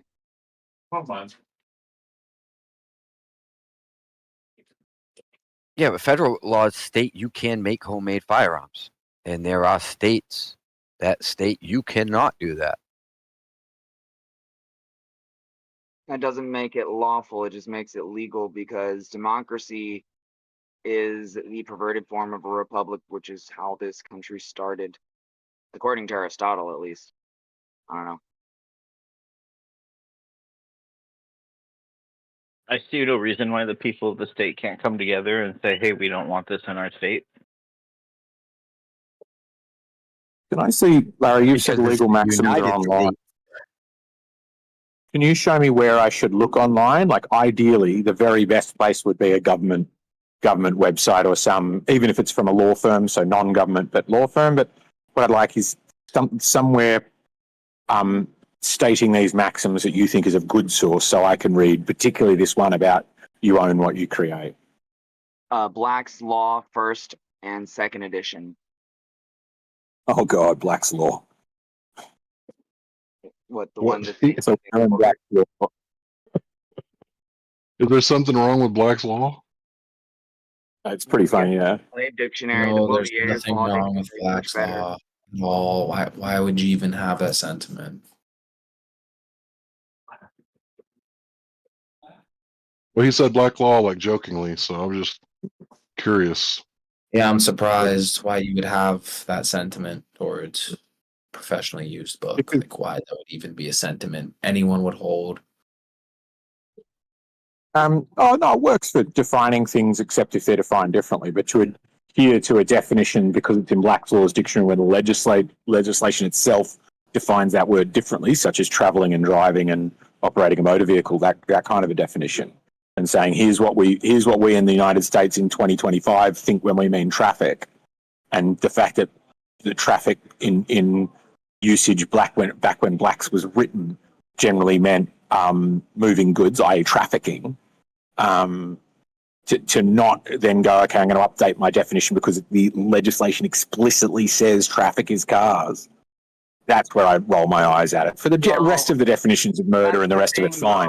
But if they're in contention, you've got to side with legislation, not a dictionary. The definition in the motor vehicle code states that a motor vehicle is used to do commerce. You have to be making money while on the road. And if you are not, then you are engaged in commerce and therefore not a motor vehicle. You're wrong. That's driver. That's describing a driver, i.e. like a horse and buggy driver, where that was generally a job because people didn't drive themselves around back then. But now, as is defined clearly in the legislation today, if you're operating the motor vehicle, if you're in charge of where the motor vehicle goes and how fast it goes there, which direction it's pointing, then you are subject to those laws. And Black's Law's dictionary, because it was written in the 1800s or 1700s or whatever, doesn't have that. But that's fine. You adhere to the definitions when they are there, and when they aren't, you just redefine them. And if you've got the definition explicitly in the legislation, why would you adhere to the book that's old and isn't in the legislation? Like, if you've got a conflict in definitions, why would you go to the one that's not in the legislation? Can I just bring some? Yeah, that's nice. Can I bring some edification to the chat? Like, I got some actual stuff to read right here, but I don't know. Maybe you guys want to get the time wasting out first. Real quick, I say contestants goes, then someone wastes time, and then I'll do my thing. Hold on, you can go right after me. I just want to say Article 1, Section 10 of the Constitution. The U.S. government shall not infringe upon the obligation of contracts. Basically, we have the freedom to contract. And so they cannot force us to contract. All the driver's license or whatever, it's not a contract even. It is evidence of consent, which is something totally different in law. And so, like, I don't know. Consent? You're consenting to allow them to molest you and take your money and tell you what to do. All right. Any time wasting comments before I start? Anyways. Go for it. Yeah, go ahead. All right. No one wants to waste time in between? Okay. Okay, so here we go. All of man's laws, except for many maxims of law, are commercial in nature. The following are definitions of maxims, and then relevant maxims of law will be listed. Maxim, Bouvier's Law, 1856, an established principle or proposition, a principle of law universally admitted as being just and constant with reason. Maxims in law are somewhat like axioms in geometry. Exactly what I said. And then they have, I can even show the stuff. They have little like codes here on the side, but I'm just continue with the definition and skip all the codes. I'll send screenshots after. They are principles and authorities, and part of the general customs or common law of the land. They have the same strength as acts of parliament. When the judges have determined what a maxim is, which belongs to the judges and not the jury, maxims of law are holden for law, and all other cases that may be applied to them shall be taken for granted. Applications of maxim to the case before the court is generally the only difficulty. The true method of making the application is to ascertain how the maxim arose and to consider whether the case to which it is implied is of the character or which it is an exception to an apparently general rule. The altercations of any of the maxims of common law are dangerous. And everything that was stated it is all backed up and cited. I just told you I'm not going to give you the codes for the citation because that's stupid as fuck. Here's another definition. Maxim, William and C. Anderson's Dictionary of Law. So called because its value is the highest and its authority the most reliable, and because it is accepted by all persons at the very highest. The principles and axioms of law, which are generally propositions flowing from abstracted reason and not accommodated to times or men, are wisely deposited in the breasts of judges to be applied for such facts as come properly before them. When a principle has been so long practiced and so universally acknowledged as to become a maxim, it is obligatory as part of the law. Maxim of law, Black Law Dictionary, 3rd edition. An established principle or proposition. A principle of law universally admitted as being a correct statement of law or as agreeable to reason. Koch defines the maxim to be a conclusion of reason.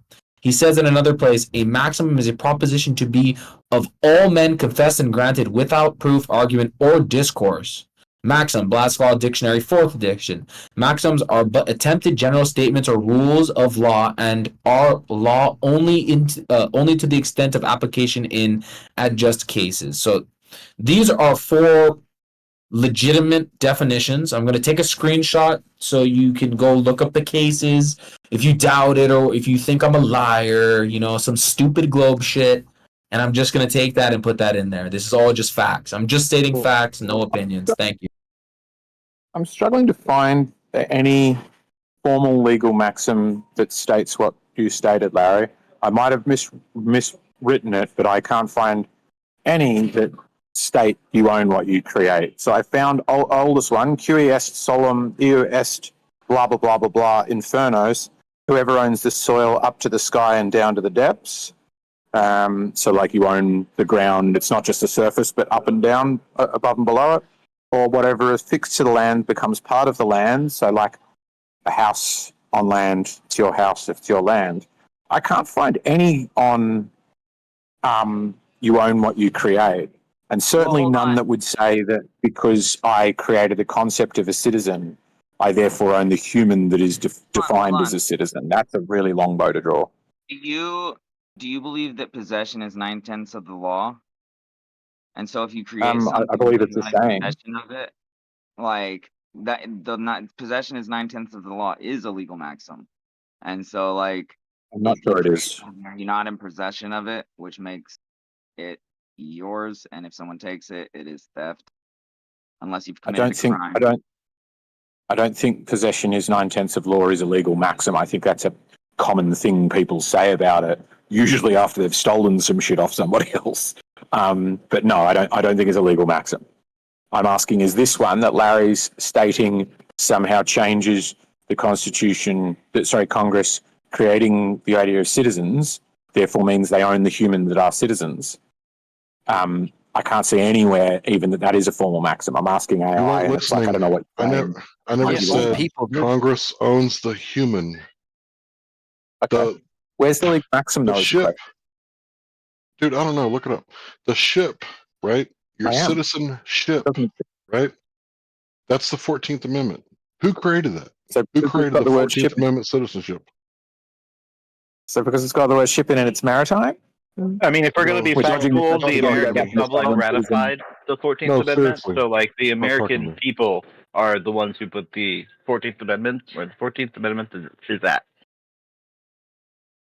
It's just more tea leaf reading. Like every time I talk to sovereign citizens, they just go back to like telling me more about the mythos. It's like I'm talking to somebody going, I'm telling you Helm's Deep doesn't exist. There's no Lord of the Rings. And they're like, no. But then Gandalf says, run, you fools. I'm like, yeah, he's not real. He doesn't exist. You can't show me he's real. But then the hobbits, they run and they've got this ring and he's got this cloak and he changes its color. I'm like, yeah, all of it's fake. Can you please show me it's real? And then he puts on the ring. Like, this doesn't make sense, man. Like, show that it's real. Don't tell me more of the nonsense. All right, what's the actual thing being addressed and disputed? The 14th Amendment creates the duality of citizenship. The dispute is about, Larry said, there is a legal maxim that is you own what you create, and Congress created citizens, therefore it owns the citizens. If I'm not, hopefully I'm not strawmanning you. Please correct me if I've misquoted you there, Larry. There was no United States citizenship before the 14th Amendment. They specifically made it for emancipated slaves because certain states would not confer citizenship to the slaves. That's That is the actual mainstream narrative. If you want to disagree with it, you're not disagreeing with me because I don't even hold it. Yeah, no, I agree with you. I think the idea of nationality is also very modern, like sort of World War I or II is sort of passports and stuff. So I'm 100% with you on that. I just think that the idea that a long extinct legal maxim that can't be pointed out, it would be different if Larry just went, here it is, and it's like us.gov. Whatever, here are the legal maxims that underpin all of our laws, and if you find a law that contravenes this, it needs to be interpreted through these maxims, then fine, I would be utterly debunked and sovereign citizens would be right. But if they were right, they would win in court, and they never do. They always lose. It's So this perfect realm. It's like, citizen to you? one of the easiest ways to spot them is they say, I'm not a sovereign citizen, but it's generally somebody who doesn't think that the laws of the land apply to them. Usually I've got this idea that all law is contract law and hence require consent. And usually, generally an easy way to spot them is they're screaming at a cop, I'm not driving, I'm traveling, through a closed window, about, depending on the patience of the cop, usually somewhere between 30 seconds and 5 minutes before the cop gets out their nightstick and smashes in the person's window and drags them out of the car and screws out their life a little bit. That's the easiest way to spot them. So to the audience, just real fast, to the audience, right? This guy has called me a sovereign citizen, right? But he knows that I drive for a living and therefore possess a driver's license, insurance, and registration. And I've already told everybody that I'm willing to comply 100% on the side of the road and not argue with cops because that's dumb. But just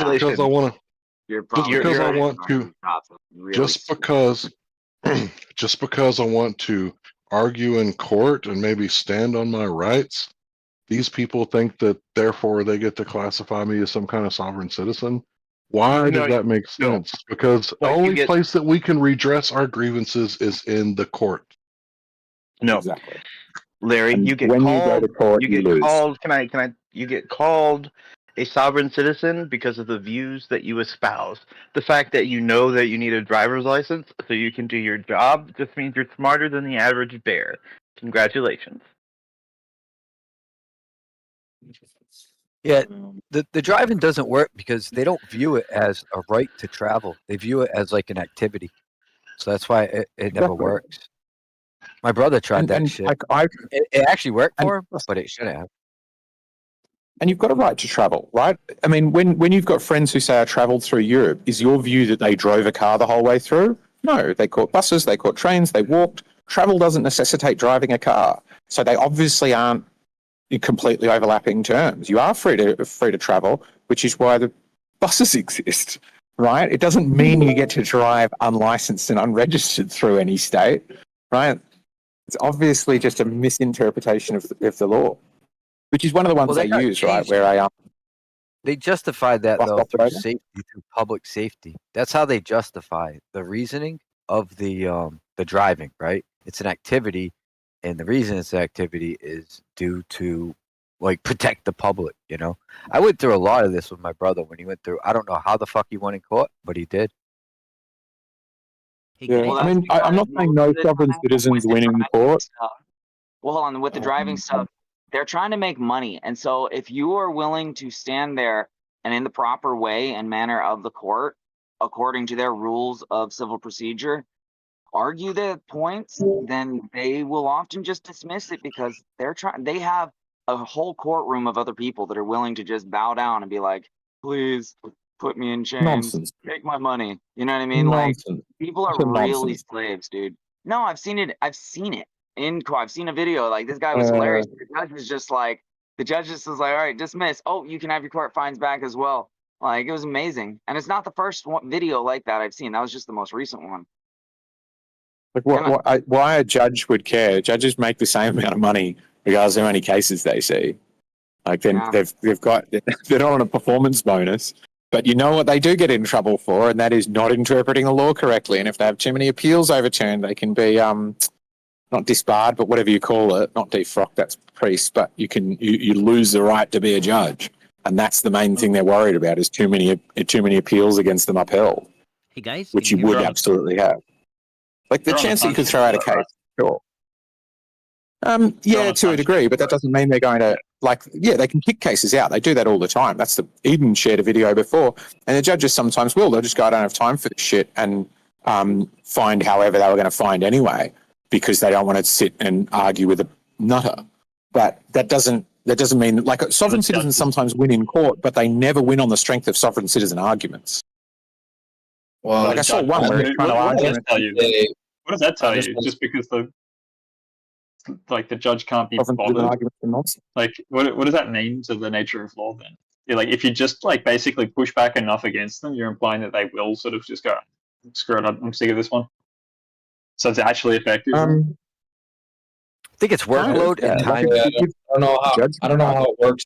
I don't know how it works in Britain or the United Kingdom or whatever with their whole Scottish people constantly rising up against the monarchy. I'm not sure how it works over there, but I know for a fact, I know 100% that in America, the man or woman is, yes, the sovereign, and it is the first Supreme Court ruling literally was, who's the sovereign in this nation? And they said, actually, the men. And then I guess later or something, someone included women. I'm not too sure. I'm not sure if they actually did include women or not into the law, but I know for a fact that men are indeed the sovereigns in America, by law, by Supreme Court ruling, first ruling, literally first big case was about that, and it was determined that we're the sovereign, 100%. That's why I kept asking, who's a citizen? Hey guys, and you can have a citizen or a citizenship. That is you can have that and do that, but you are by law sovereign. I'm not too sure how far the term sovereign goes, especially if you make agreements contingent upon you performing in a certain way. A sovereign does have to keep to their word and stuff. But yeah, by law, you're a sovereign in America. That's not the same for Canada, Mexico, UK. I have no idea how it works for you guys because you guys have monarchies and shit or whatever you have. Well, I mean, from my view, the sovereign citizen thing, it's that's people who, like you say, don't think the law applies to them and can do whatever they want. And I can literally go and find more than 10 videos of one of a cop speeding away when he was drunk over 120 miles an hour. Another one, actually, there's 2 different videos of that. There's 3 different videos of a cop literally shooting someone in the back of the head, one while running away. There's another one, there's so many examples. What are they proving that? Anyone's a sovereign citizen, it's the cops. If you ask me, they are a brotherhood and they literally only stand for each other. They will get each other's back. There's another one of a drunk getting pulled in and he's like, why won't you just let me go? We're supposed to be brothers. If you were in my county.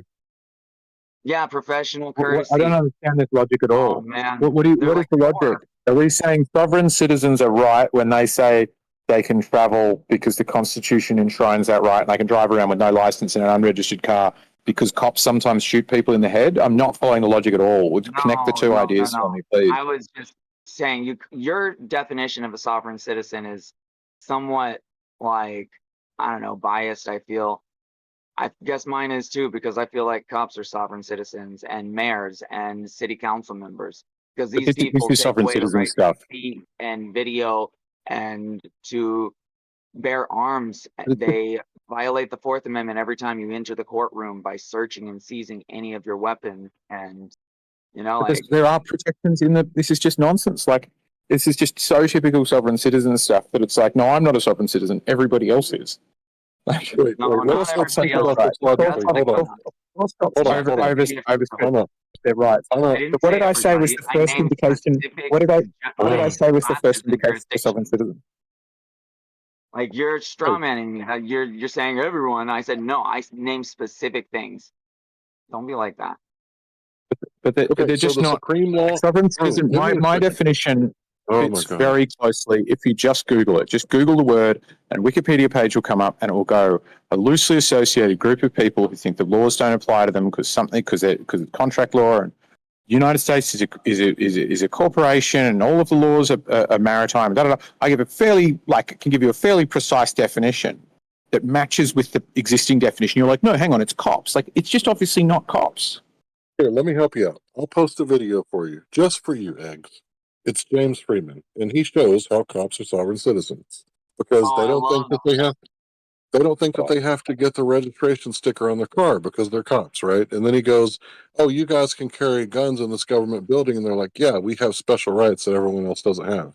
So wait a minute, if I carry a gun in here, I'll get arrested, but it's okay for you to violate the law and bring a gun in here. He's like, "Yeah, we're exempt." So I'll post that for you. Just be patient. That doesn't surprise me. It doesn't make them sovereign citizens. I gave you the definition, and it matches with the existing definition of sovereign citizens. And you, as I said, sovereign citizens did. When I was first asked to define them, I defined it in very close to this way, which is they don't like the definition of sovereign citizen. And you're just proving that point by trying to disprove my definition of sovereign citizen. I'll just get the Wikipedia article for you, and we'll see who's closer. You are using a colloquial definition. We are using a dictionary definition, just like that Wikipedia page. And colloquial definitions aren't like they are as if it was, but just because something is as if it was doesn't mean it is. Like, just because something appears to be doesn't mean that it is what it appears to be. Look, words are defined in the way that most people use without them. actually going to court. Of the people who use the word sovereign citizen to mean what I mean, it is 100% of the people. Some people don't know the term, and then there are some people who are sovereign citizens, and I'm giving you a good reason to ignore what they're saying because you're demonstrating why you make up new definitions. But of the people who aren't sovereign citizens who use the term, 100% of them mean what I mean. None of them mean cops. Hey, what's Jesse doing? Oh, hey. Yeah. What he's about to do is, I can shut up now. Yeah, this will only take 5 minutes. Is it okay if I give a quick demonstration of the destruction of the celestial theodolite? Yeah, I'd really like to see that. Okay, well, can you all see my screen share? I can, yeah. Oh, good. So what we did, Pink Floyd did all the hard lifting math on this, but we made this so that this emulates the Heffron method. So if you go to his spreadsheet and you put in the distance, the observer height, the mountain height, this will tell you what this red line, this is the Heffron angle. This is the angle that they get using the Heffron method. But this allows us to predict what that angle will be. So let's say you've got a mountain that's we'll just pick a height. How about say 7,000 feet? Okay, 7,000 feet, and we've got a mountain that's 7,000 feet, and we've got the observer that's what do you want? 5,000 feet? The observer's 5,000 feet. Let's have this observer at 1,100 feet. Looking down at the mountain? The observer's in a valley. Okay, the observer's in a valley at 5,000 foot absolute elevation. The mountain's at 7,000 feet. That's 3,000 feet, 5, 6, 7, no, 2,000 feet above the observer, okay? So the mountain's 2,000 feet above the observer. How's that? So all we got to do then is slide this distance, and we can either match it up to the flat Earth prediction. So then all you got to do then is get 48 miles from that mountain, and you will get, using the Heffron method, you will get the flat Earth, match the flat Earth prediction. But if you want to support globe, all you got to do is get, and I can even zoom in here, this is really slick. All you got to do is get 21 miles from it, and then you will match the globe spot on. And if you're a concaver, you get even closer, and then you get your concaver. Or no, that would be a tiny globe. I'm sorry. If you're a concaver, then you'd go out farther from that mountain.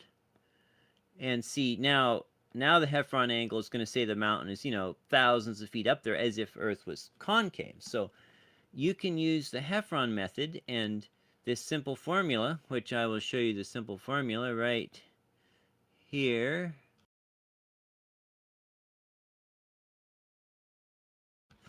So here it is. The Heffron angle is simply equal to the FE predicted minus Earth curve drop. So this is basically just the actual apparent angle to the mountain minus the astronomical refraction, time plus the distance 1 degree per 69 miles.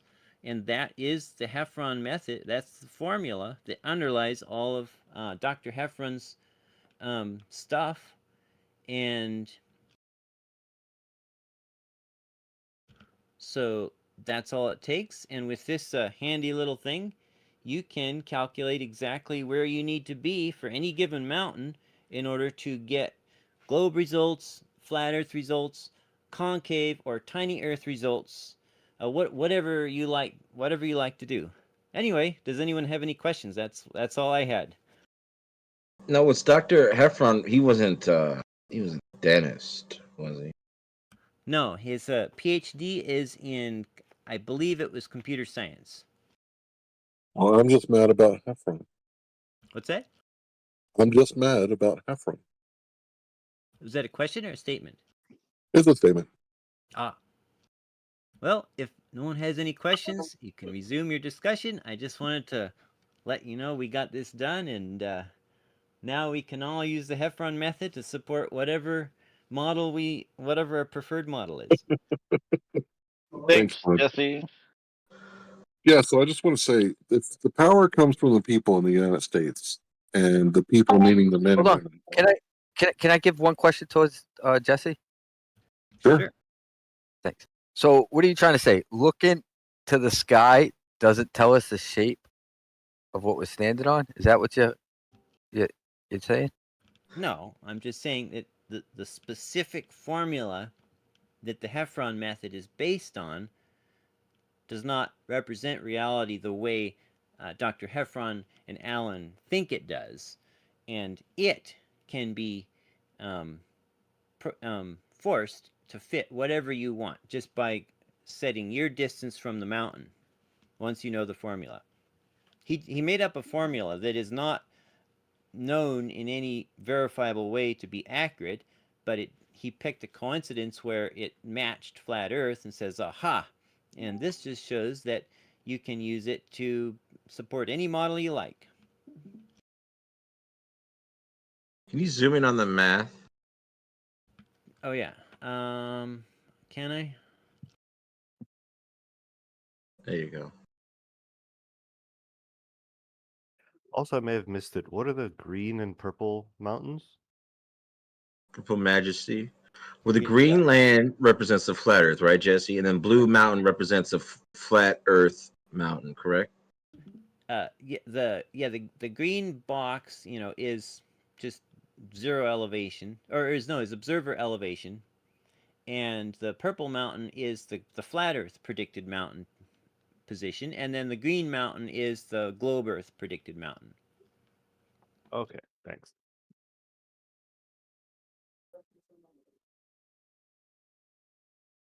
Does anybody else have any questions for Jesse?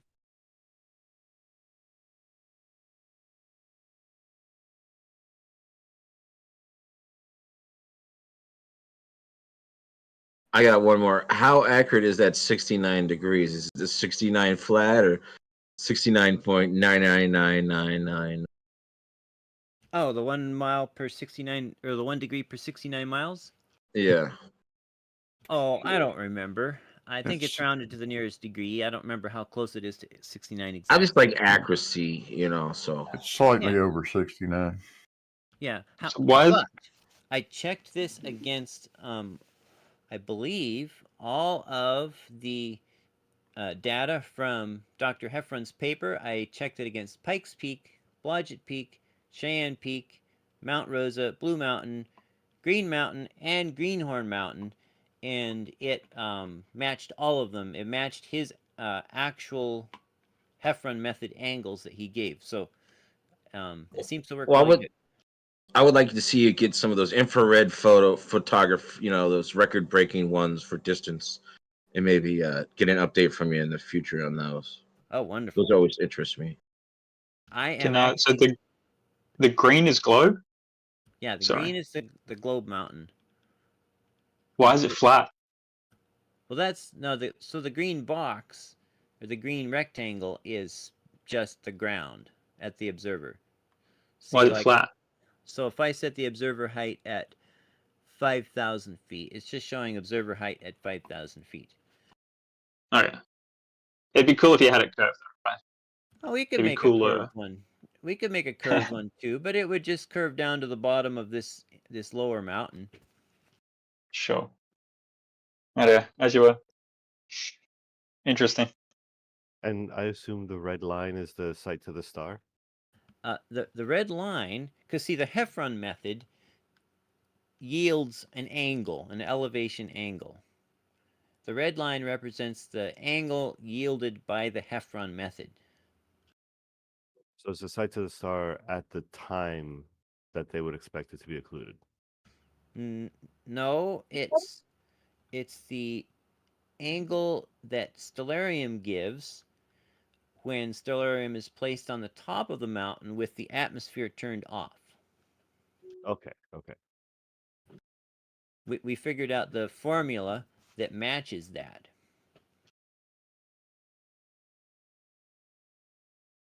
Which is basically, let's see if I can make that formula bigger again.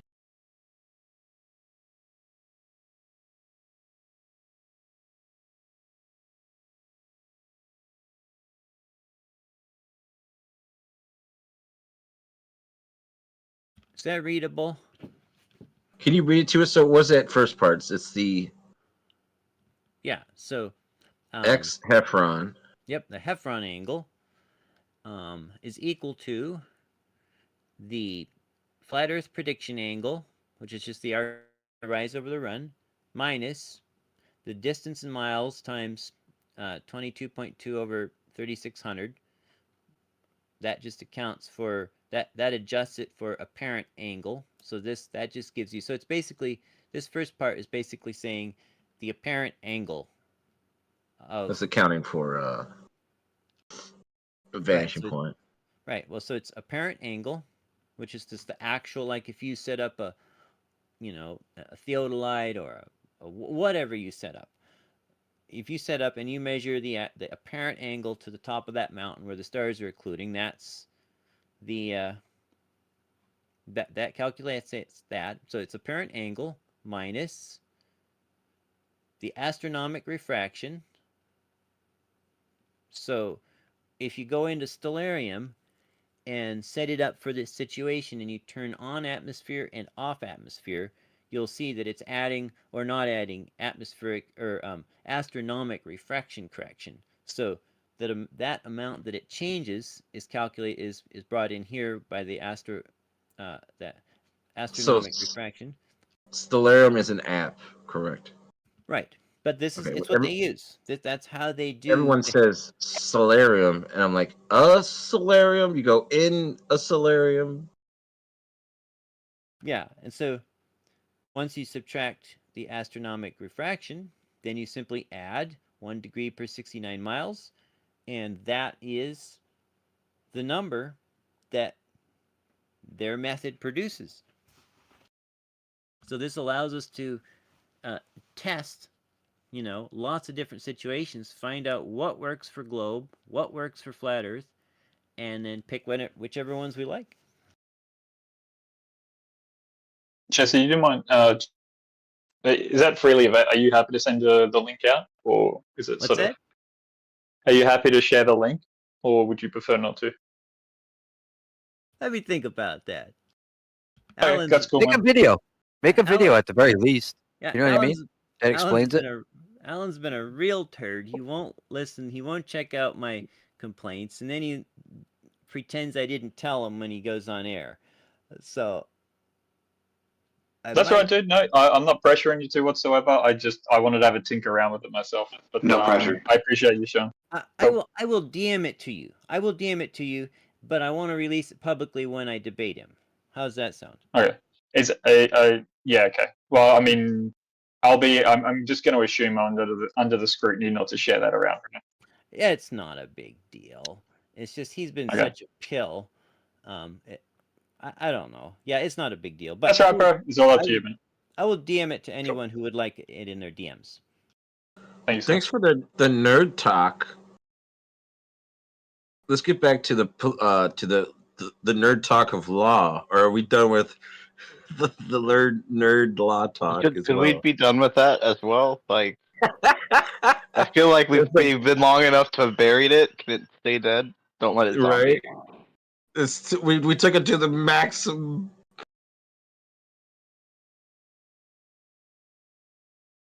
I just wanted to make one point, but I didn't want to interrupt. Surely we can talk about the shape of the Earth, right?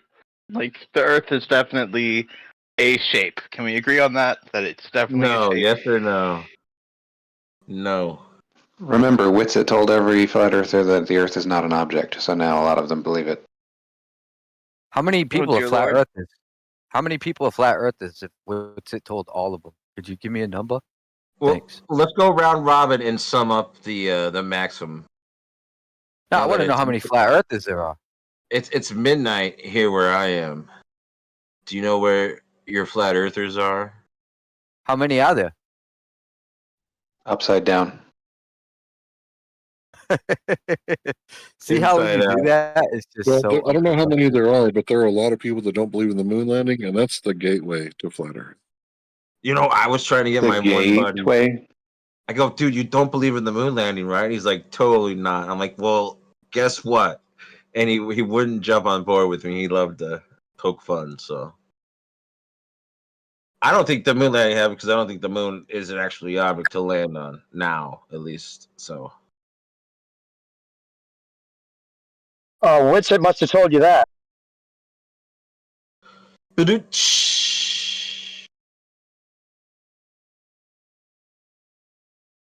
How many flat earthers are there? That is a good question. Nobody counted. Maybe we could object estimate isn't it. even real. We could probably estimate it, right? Larry, are you a real flat earther? I don't know if that question means what's a real flat earther.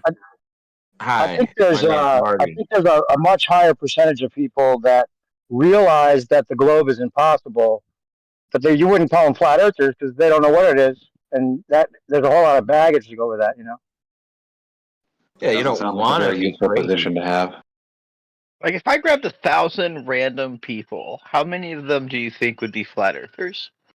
As Doofus, according to him, Whitsitt told every flat earther something.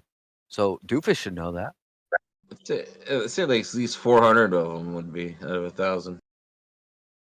You think 40% of people are flat earthers?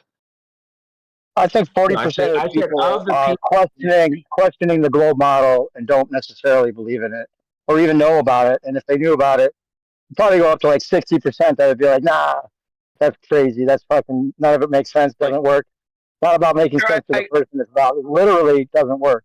Literally I get having wouldn't work. doubts. I get having doubts, but like, No, like if I doubting is one thing, but then realizing it's not a globe is another thing. I think if it's I probably grabbed 60% 1,000, of people. if I grabbed 1,000 people and went up to each one and said, "Are you a flat earther?" How many of them would say yes? Now, not these are I don't know what shape it is. I just want to. I just want the yes. Nobody's looked into it. Most people don't look into it, right? They don't want to know. They'd rather not know. That's how everyone is at first, right? Okay, They'd rather not know. so give me a number. What do you think? 10, 100? Oh, I'd say, let's put it this way. I'd say 8 out of 10 people using all of their open-mindedness and common sense that look into it would realize it's not a globe if they really looked into it. 8 out of 10. Right, but I don't. That's not a number I care. Flat earther, because that flat earther means that they're trying to declare something about what the whole thing is, and if it's an object, we can even quantify in that way. Flat's not even a shape, so the whole thing is convoluted. Yeah, no.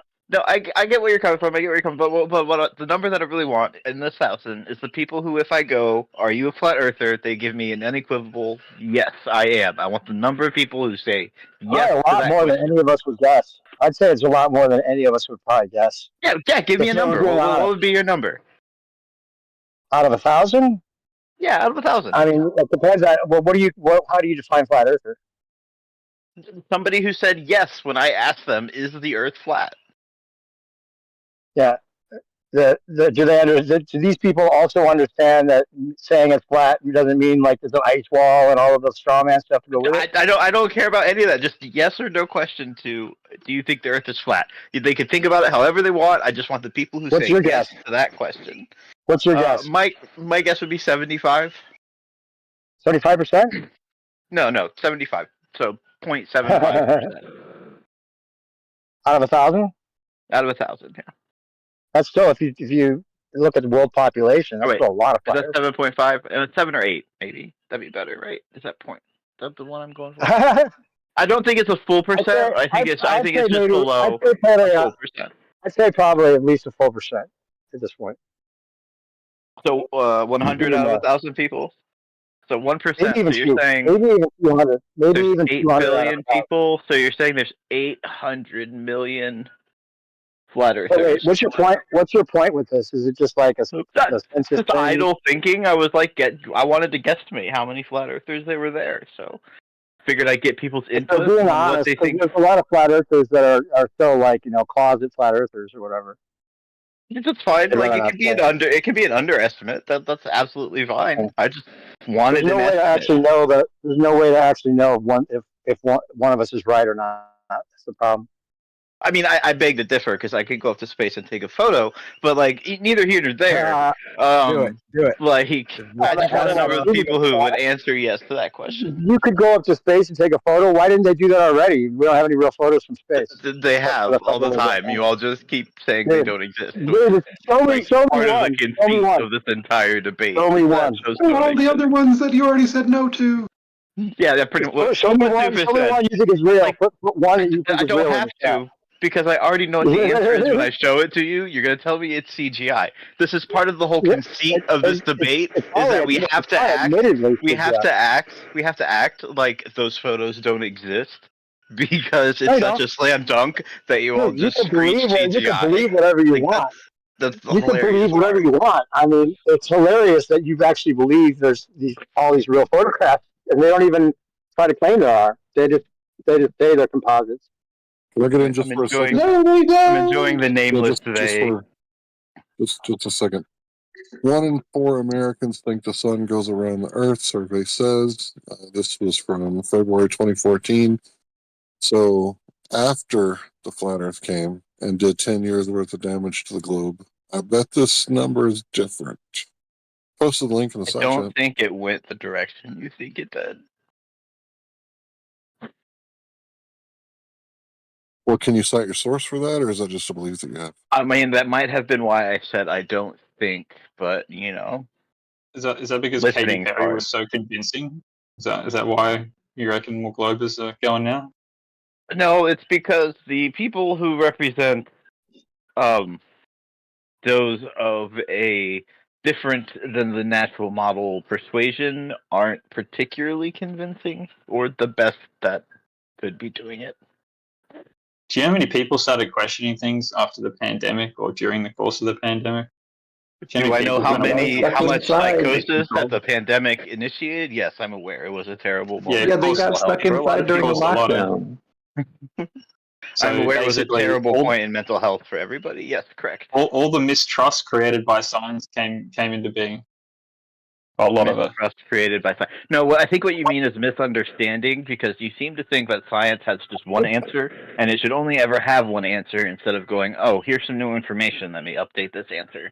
Like, me personally would rather have... Listen, I'm talking. Me personally, I'm talking still. Would you like to wait? Me personally, would you like to wait? Would you like to wait? Would you like to wait? Me personally, I would like a system that changes when introduced to new information instead of being rigid. That's not quite the same thing. That's a false paradigm. False? It's ironic coming from someone that shouldn't change their mind and just stick to being a glober even though they don't really know what it means or what is it? I mean, why would you say that? You just want people to go along with the consensus, right? That has nothing to do with that. That's more rigid than flat earthers are being. We're considering the options. No, it's not, because the consensus changes with new information. That's the part that you all keep having like this little... Yeah, and the new information means that's why we're flat earthers, dude. Because the new information about the globe we never knew. I have not received... work. That's the new information. I have not received that information. That's why that information has not been received by me. At no point has a flat earther managed to provide any sort of evidence that isn't radically misinterpreted.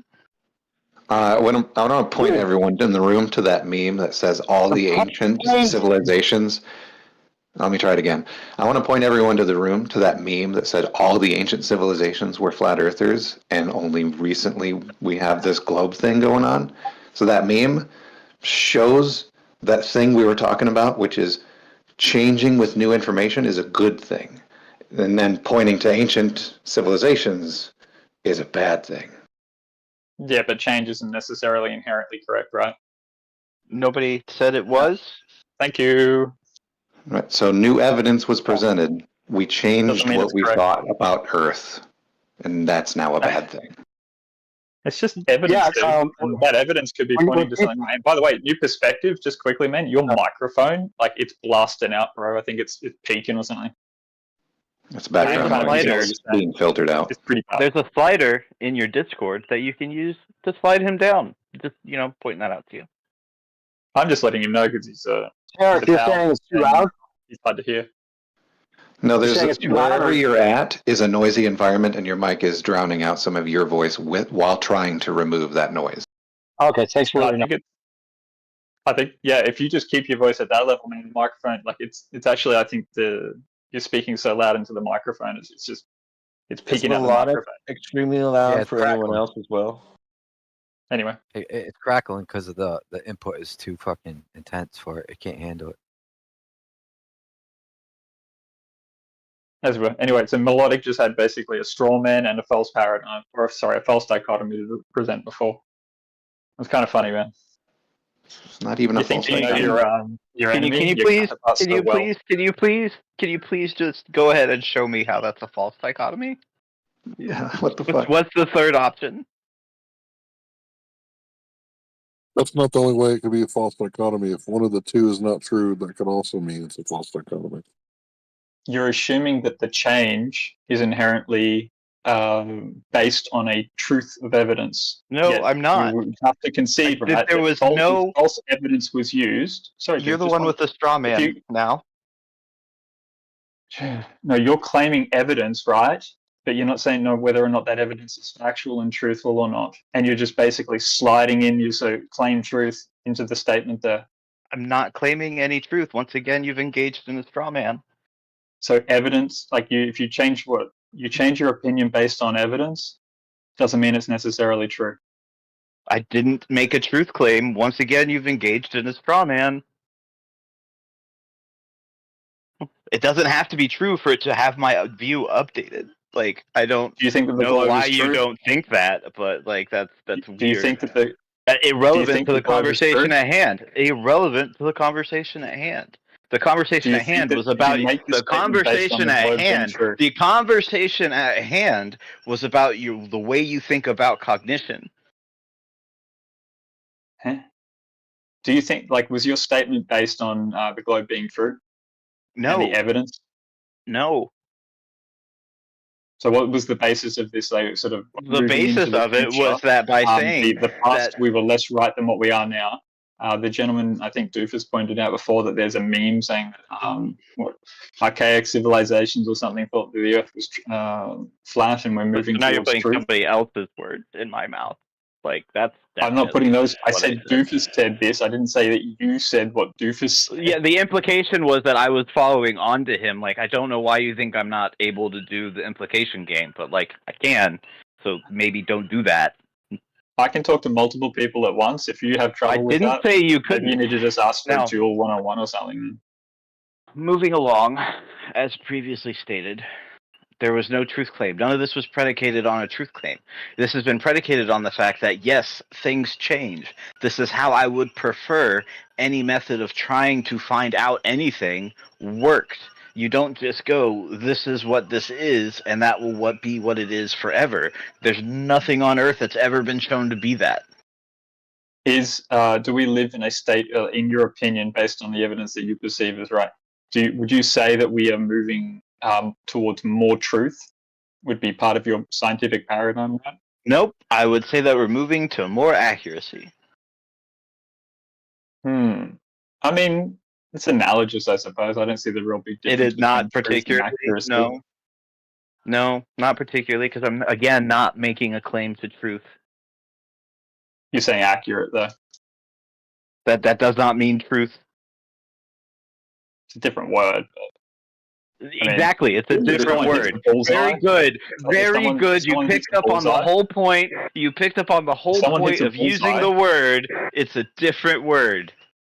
If someone hits a bullseye, it's based on the fact that the arrow runs true. And if they hit a bullseye while they were aiming for the 5, they were not accurate. Hey, Melodic, what game are you playing? 0 right now. What game are you not playing? You're playing 0. What game are you playing any game? 5. What about 17? That's a good question. Like, it's just a bad accuracy has nothing to do with truth. Like, you hit the bullseye, but if you're aiming for a 5, that wasn't accurate. So, like, Accuracy has nothing to do with truth. Yeah, correct. It doesn't. Crazy idea. Like, I can be accurate on a false value. Correct. Right. So an arrow runs depends true on the and it hits its context. target, then you call that accurate. That's a true arrow. Oh my! But if we say we got some kind of we got some sort of scientific model for how things work, and that makes a prediction, and that prediction is 0.62. We'll just make that statement for now. Now, we come up with something that matches observations better later, and the prediction that it makes is 0.628. Well, it's a little bit more precise. It might even be more accurate. It might be closer to the values that you would, measure around that value. So we're not saying what value is true. We're saying what value is more accurate. So you agree that we could actually, as a civilization, like despite the fact that your inclination is that we're moving into more truths, you're willing to sort of concede that you actually could be more. He doesn't get it. Delusion. You just don't Truth get is it. not accuracy. It's not the same thing. They're different words, man. We're not even using them. We're not even using them to be giving you the same truth word that you're assuming the truth from. Right? No, I'm not assuming a truth in the measurement. I'm assuming an accuracy in the measurement. It's a different thing. Like the value could be false. Listen, can you not? Oh my goodness, Jesus! Look, if I get a more accurate value for the Hubble constant, then I know I have a more accurate value for the Hubble constant. I don't know that I have the true value for the Hubble constant. And there's also another team. Am I done talking? There's also another team. They have an accurate number. It's different than mine. Now I have two different, that's how we know they're not true. We know they don't have to be true to be more accurate. What preceded the Hubble? It's not the telescope. God damn it. Question. Oh, you mean Hubble is in the person? Did I just use was I too far in the weeds? Did I go way too far into cosmology? And now I'm just Hubble constant. I don't understand why you have to jerk yourself off every time something in the conversation. I'm not jerking myself off. I'm asking, did you understand what the Hubble do you want to constant was? just chill out? You're getting a bit excited. Did you understand what the Hubble constant was? That's a yes or no question at this point. This is why Jim jumps on him over at his server. What happened on what server? Right. This is why Jem jumps on you when you get over in that server, when you start talking there. What has that got to do with it, doofus? All right. Your behavior, the way that you're behaving in this conversation is the reason why Jem jumps on you while you're over at that server. If I say the Hubble constant, there's a more gay jerking off stuff. Like, you got to chill out. It doesn't happen all the time. It has to be gay because fucking reasons. It just has to be gay. No, instead, what actually happened was Melodic said a term. You didn't know what the term was, and then you asked a question based off of ignorance, which was weird. Melodic setup, was it? Oh my God. Do you know what the Hubble constant is? No. Okay. The Hubble constant is what's governing how fast our universe is expanding. Currently, there are two different ways to measure it. One is from the CMB, one is from local supernovae. These two are getting more and more accurate, and as they get more and more accurate, they're diverging. So they're not agreeing, right? The model's not predicting what it should be for what we're measuring. So there's something wrong. right? But we know this because our measurements are getting accurate. The numbers are probably not correct, and we know this because of this tension, but we're still getting more accurate. Does that make sense? No. This is getting back to what I was actually trying to ask. It's like, how do you know that they're more accurate? And I got kind of like steamrolled a little bit there. Because sort of, you want to refer to what happens in other servers and how other people treat or behave towards me. I didn't refer to anything in another server. As I said, I'm dealing with two people here, right? So if you're not willing to acknowledge right, and I would Doofus appreciate it so, if you. I can acknowledge Doofus every the time same, but I I'm do trying to have a respond to him, you're conversation with expecting you. Dude, this is ridiculous. I'm trying to have a conversation with you. I'm Dude, sorry for I'm doing that. responding to Doofus, which I love your name, by the way. It just saves me on having to apply insults. Anyway. Okay, yeah, I'm familiar with he just this wants to make general sure you believe the story he believes. No, I'm trying to make sure that he follows along the line of logic. Yeah, It's fine. It makes sense. I know. Is it logical Now to I believe the know. story? Now I know that they are more accurate because we can look at what could be causing the error. Right? We are able to use mathematics and our own thinky brain meat to figure out like how does the laws of physics affect the way we're measuring this. It doesn't get all the error out. That's why there's this tension and why people tend to not side with the supernovae stuff because they're probably not getting it right on the dust between the two things. But that doesn't mean that we're not getting more accurate. Would you say that, like, the Hubble constant, I mean, was that confirmed prior to the Hubble telescope, or was the Hubble telescope, like, its terminology was just in sort of reverence to what this guy contributed towards the scientific field? That was termed almost 100 years ago. Hubble was the first one to notice it. Yeah, but was it he wasn't even the theory and first then one to notice confirmed? it, really. Yeah, I'm it sorry? has nothing to do with the telescope. Yeah, How can you judge the accuracy, though? How can you judge the accuracy when you're wrong? Because I can write down how the light is entering the telescope and analyze Yeah, but you're what's wrong. Your going to conclusion's happen. wrong, right? No, That's you're just kinda what I'm saying my asking. conclusion's wrong. No, you were you're just saying it's not accurate. No, it is more accurate because I can quantify the error that went into making the measurement. Okay, so what's the conclusion? That's what I mean. The Like conclusion is something's wrong, and we don't know. That's why everybody's Okay, talking so about how do you gauge your accuracy when you don't know the conclusion? Is my point. You're saying, oh, we're getting more accurate. Because Okay, again, in terms of what? Oh my God, An you're not idea? listening. Listen to me, please. When we run the experiment, it goes through an apparatus. We can quantify the error in that apparatus. That's how we know it's more accurate. To what? To whatever the measurement is that came out of it. We don't care about how, when we say accurate, I'm not talking So it has about how nothing to close. do with- Can you let me finish? When we're talking about accuracy, I'm not talking at all about how close it is to some value that is the truth. I'm talking about how close it is to the value that I would get when I make the measurement. I don't know why Noah's hot micing. Could he please stop? Okay, and that measurement is in relation to what? You're just What do you making mean a in relation measurement. to what? I'm just making a measurement. It's just a measurement. And you're getting a more Yeah, accurate. I'll give a physical example that might be more helpful. Say I've got a. You already gave one. Yeah, well, let's give another one because this is not clearly not sticking. Say I've got a 30-centimeter long ruler. I only have hash marks every 1 centimeter. Now, say I get another 30-centimeter long ruler. There are hash marks every 1 millimeter. Now I can get more accurate with that other ruler.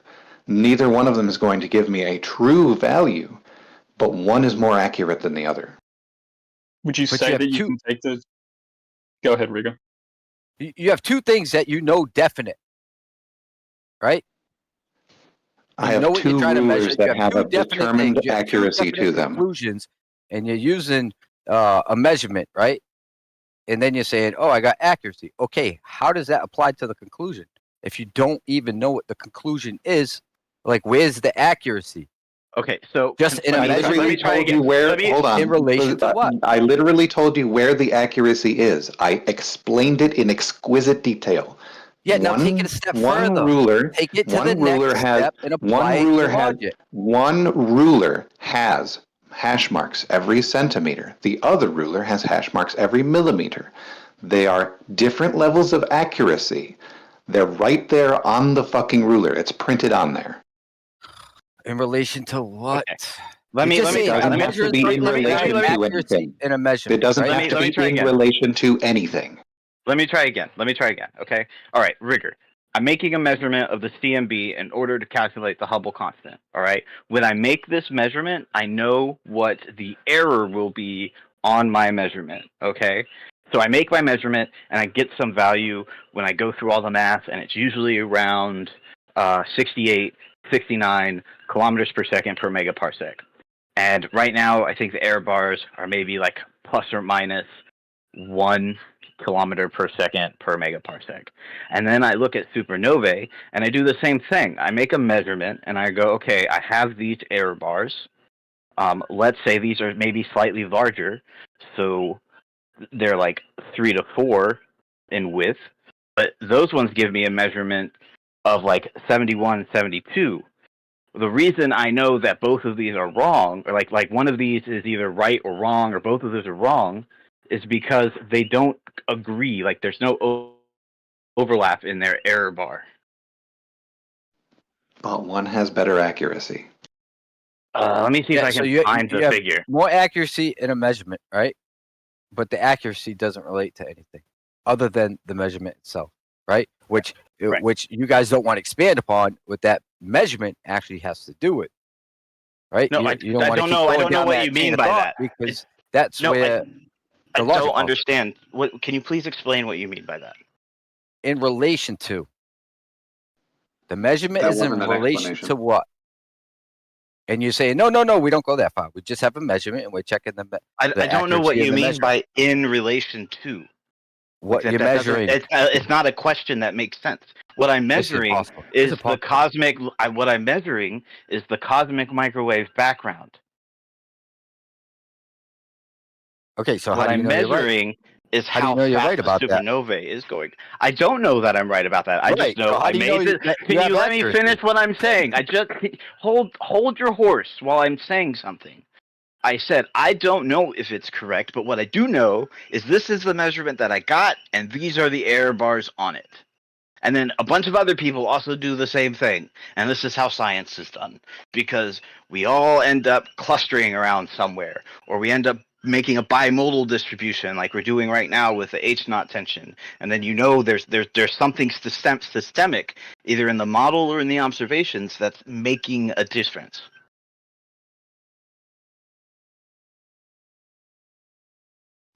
Yeah, that was too far. Yeah, probably. Yeah, if you're so confident in what you're saying, why are you here arguing with flat earthers? Because you it's all the sometimes victim complex all over again. Hold on, no, I have an answer for this one, and he might actually not expect it, because you all sometimes make me think in a way that I wouldn't normally think, and I have to explain things. And not only do I have to explain things, I have to explain them multiple times, which means it's just helping me remember the things that I need to remember to do my job better. What job? So you're saying that we use common sense and like you don't do that often? What's your job? That's my job is doing cosmology research right now. And I'm trying to find the figure. Kings of making up whatever somebody else said to be something else.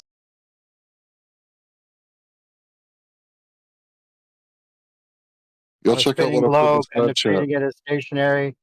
Conserved momentum doesn't help because it's 1,000 miles an hour at the equator, and there's no mechanism to make the plane go faster to stay in sync while it's trying to land. So it's over right there. Sorry. Yeah, I love how it's been explained to you and you still don't know how it works. I think it's actually more funny that there are aeronautical experts out there who have dealt with this issue, and you think you're the first person to notice it. Well, that's impressive. Hand wave. I'm the first person.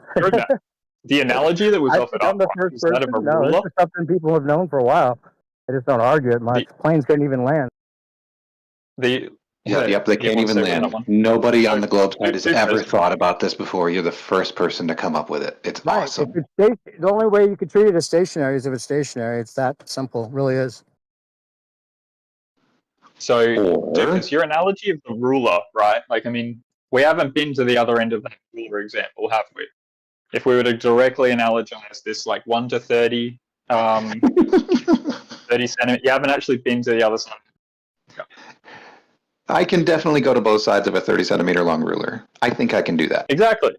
Yeah, but you can't do that with your expanding, ever expanding universe, can you? It's not even relevant for you to say that. Because the point that was being made was that if I make a measurement, I love how you have to talk over it. If I make a measurement, the device I'm using is how I know how much precision I have available for that measurement. The device itself tells me that. I don't have to go somewhere else. I have the device sitting right here in front of me, and that construction of that device tells me exactly how much precision I can work with.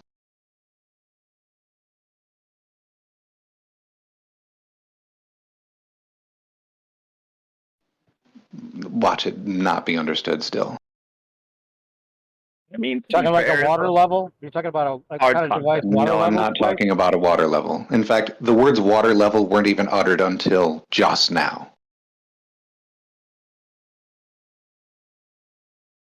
Is it a celestial satellite that you're talking about? Yeah, we'll just do more of the dishonesty thing. Just keep doing it. You're just talking about a yard. There has to be some kind of calcification of the brain or something. It can't be this stupid. It's a cult thing. No, it's a cult thing. It's just the way that you have to behave in a room full of adults in order to do this sort of thing. It's why only is it to anytime support someone presuppositions, disagrees some on idea of something, reality it's that you immediate can't really personality justify. attack?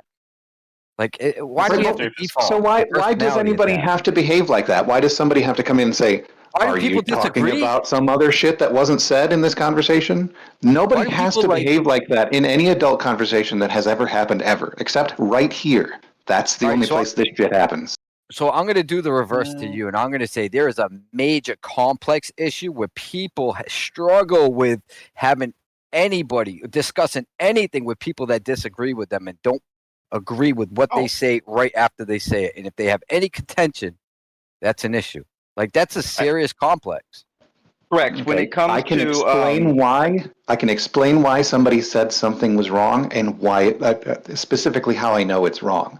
I can come to that conclusion in this conversation at the same time that the other person is sitting there in the conversation as well. What happens just now? What happened just now? What happened just now isn't that. What happened just now was a guy came in here, said, "Are you talking about words that weren't said?"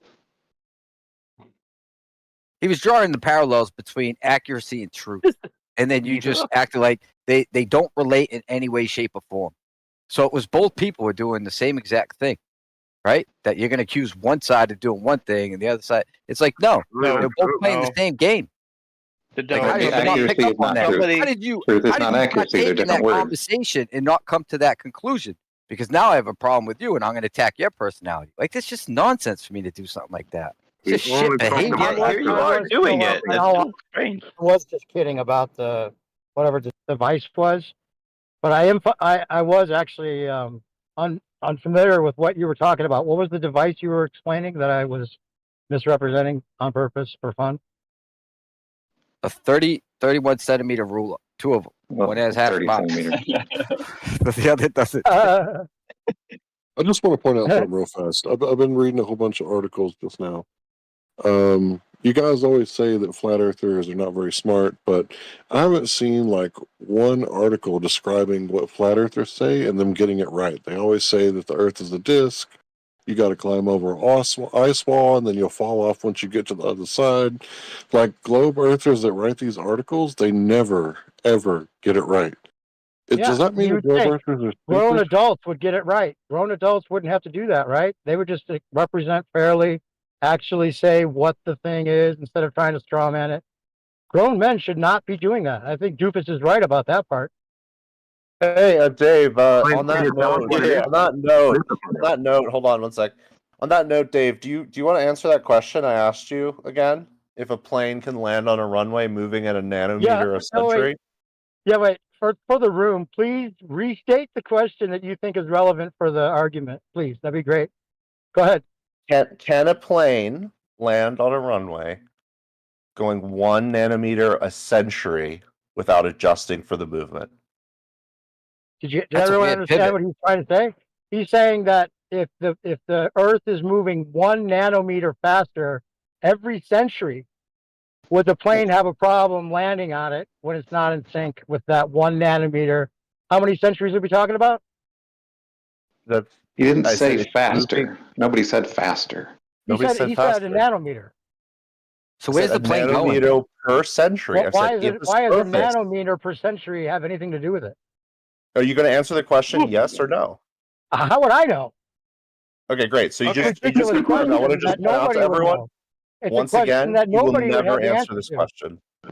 Scale is hard, apparently. And it's not a question that makes any sense for the argument, and nobody would have any idea what nanometer a century would be when you don't even say how many centuries or why it would matter when it's 1,000 miles an hour at the equator, and you could be taken up from the North Pole, which is 0 miles an hour. So we're talking about 1,000 miles an hour in like 5 hours that you have to meet. Why would a nanometer a century have anything to do with the conversation? Well, see, this is the fun part because I knew exactly why he made this question. I would like to point out. You said all movement. You said all movement would have to be accounted for. So now he's giving you a very small movement, and you just seem to spurg out over it for some fucking reason. I'm not spurging out. I would like to make 2 comments, please, real quick. I'd like to make 2 comments. I've only laughed at it because it's absurd to even ask that. It's not even relevant. It's not even relevant. It has I would like to make 2 comments. Could answer it.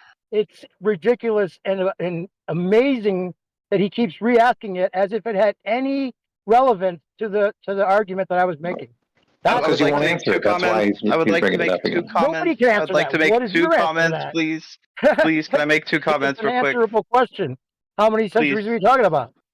Please, Dave, I believe his name's Dave. whatever New Perspective's name is. The thing that you were given is known as a velocity, and plenty of people know what velocities are. Second, I would like to thank you for once again confirming that flourish don't get scale. For what? What's the last part you said? Confirming what? Flourish don't get scale. It just don't get scale. Okay. Doesn't compute. There's nothing to do. It does. It really does. Centuries. It really does. Melodic. Wait, can I ask Melodic a question and have nobody else answer? Right? Melodic. If a plane takes off with a 500 mile per hour conserved momentum, right? And you can keep all that momentum the whole time it flies to the equator, where now it needs to land on a surface that's 1,000 miles an hour, and the pilot, are only treating the Earth as stationary and level. Where's the extra 500 come from, and how does it stay maintained with 1,000 miles an hour rotation when it only had a 500 mile per hour conserved momentum? What makes the plane melodic? What makes the plane stay in sync with the Earth at 1,000 miles an hour, so the pilot can treat the Earth as stationary? You're not going to like the answer, but the answer is very simple. They had to gain that speed to get where they were at. And how do they do that? By running the engines. It's literally an aircraft. The plane doesn't. Wait, Doofus, don't interrupt. I want to hear Melodic answer this. So I need to spec if you melodic only, please. What's the answer, Melodic? The engines. The answer is they use the engines. Something. They use the engines to get the speed to get to where they're going. The plane is headed west southwest, right, against the spin the whole time. When they reach the equator, against the spin, right? The opposite direction. That's not how physics works. No physics textbook has ever said it that way in reality ever. You can't fly west. Sure you can. Every day of the week. Yeah, you go west southwest. So I've explained this to him before. Now you're aiming west. Wait, no, Doofus, don't interrupt. Melodic. When you're aiming west the whole time and you're landing facing west, how is the plane with the engines going to be going 500 miles per hour faster eastward directly to be in sync with the Earth, so they can just assume to treat it as stationary. I don't know if you know this, but engines provide thrust. So you say engines are making it go backwards at 500 miles per hour faster as it's close to a land. As it's slowing to a land. Thrust is a force. Thrust is a force, and a force results in this fancy thing called acceleration. Right. So as it's slowing down to land, facing westward, what keeps it going eastward, backwards, as it slows down to land? Backwards. Forward? Yeah, backwards. Eastward, backwards. It's Do not you not going know how backward, drag you works? dumb fuck. Westward, eastward is backwards. Are you unsure of what a drag is? Just I don't think he knows. I don't think he knows how to add and subtract. Wait, hold on. Are you saying it's drag? No, you asked me. You asked me. You asked me. You asked me. You asked me. You asked me. How does it get from point A to point B and speed up? The answer is it uses its engines to speed up. You didn't ask me how it slowed down until now. In which case, it uses drag by lowering how much thrust the engines are producing. Again, I'm here trying to give you your answer, and you're talking over me. So let me try again from the top and see if you can actually understand me. Okay? So let's again from the top. Can you please stop and listen? So when it leaves point A, and I don't care where it's going, to point B, it uses its engines to accelerate to get to point B. When it gets to point B and it's beginning to land, it lowers its engines and decreases the thrust so that the drag can slow it down. Yeah, but it still needs to be going 1,000 miles an hour backwards eastward to stay in sync with the Earth. No, it's already there. It's already there. It doesn't need to do any of this. It's already there.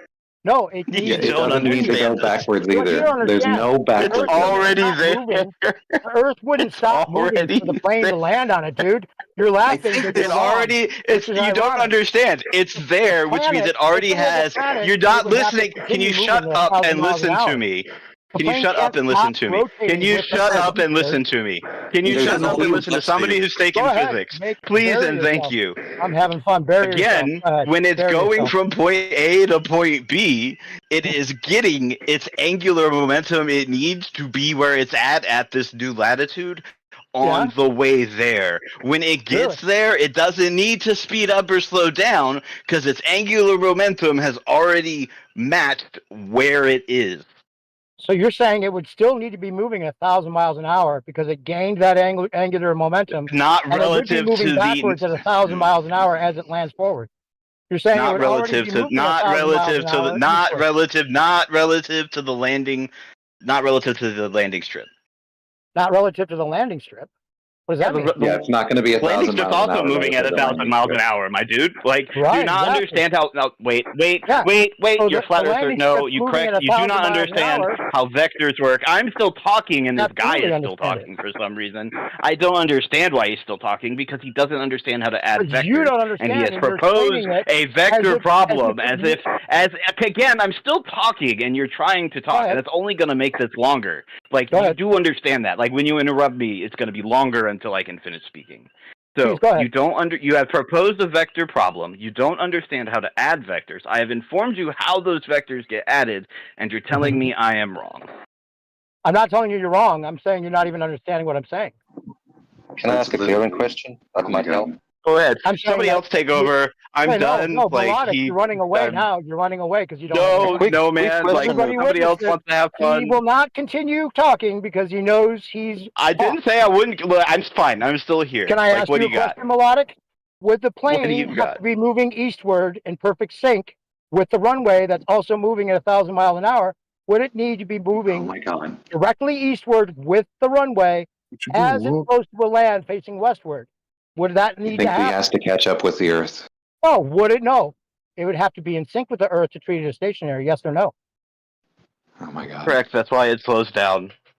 Oh, wait, it slows down, but it has to keep going 1,000 miles an hour. Yes, it has to go. It has to get to. It has to get to. It has to get to. It has to get to a linear speed that's faster in order to move forward. And then once it's done moving forward, it slows down.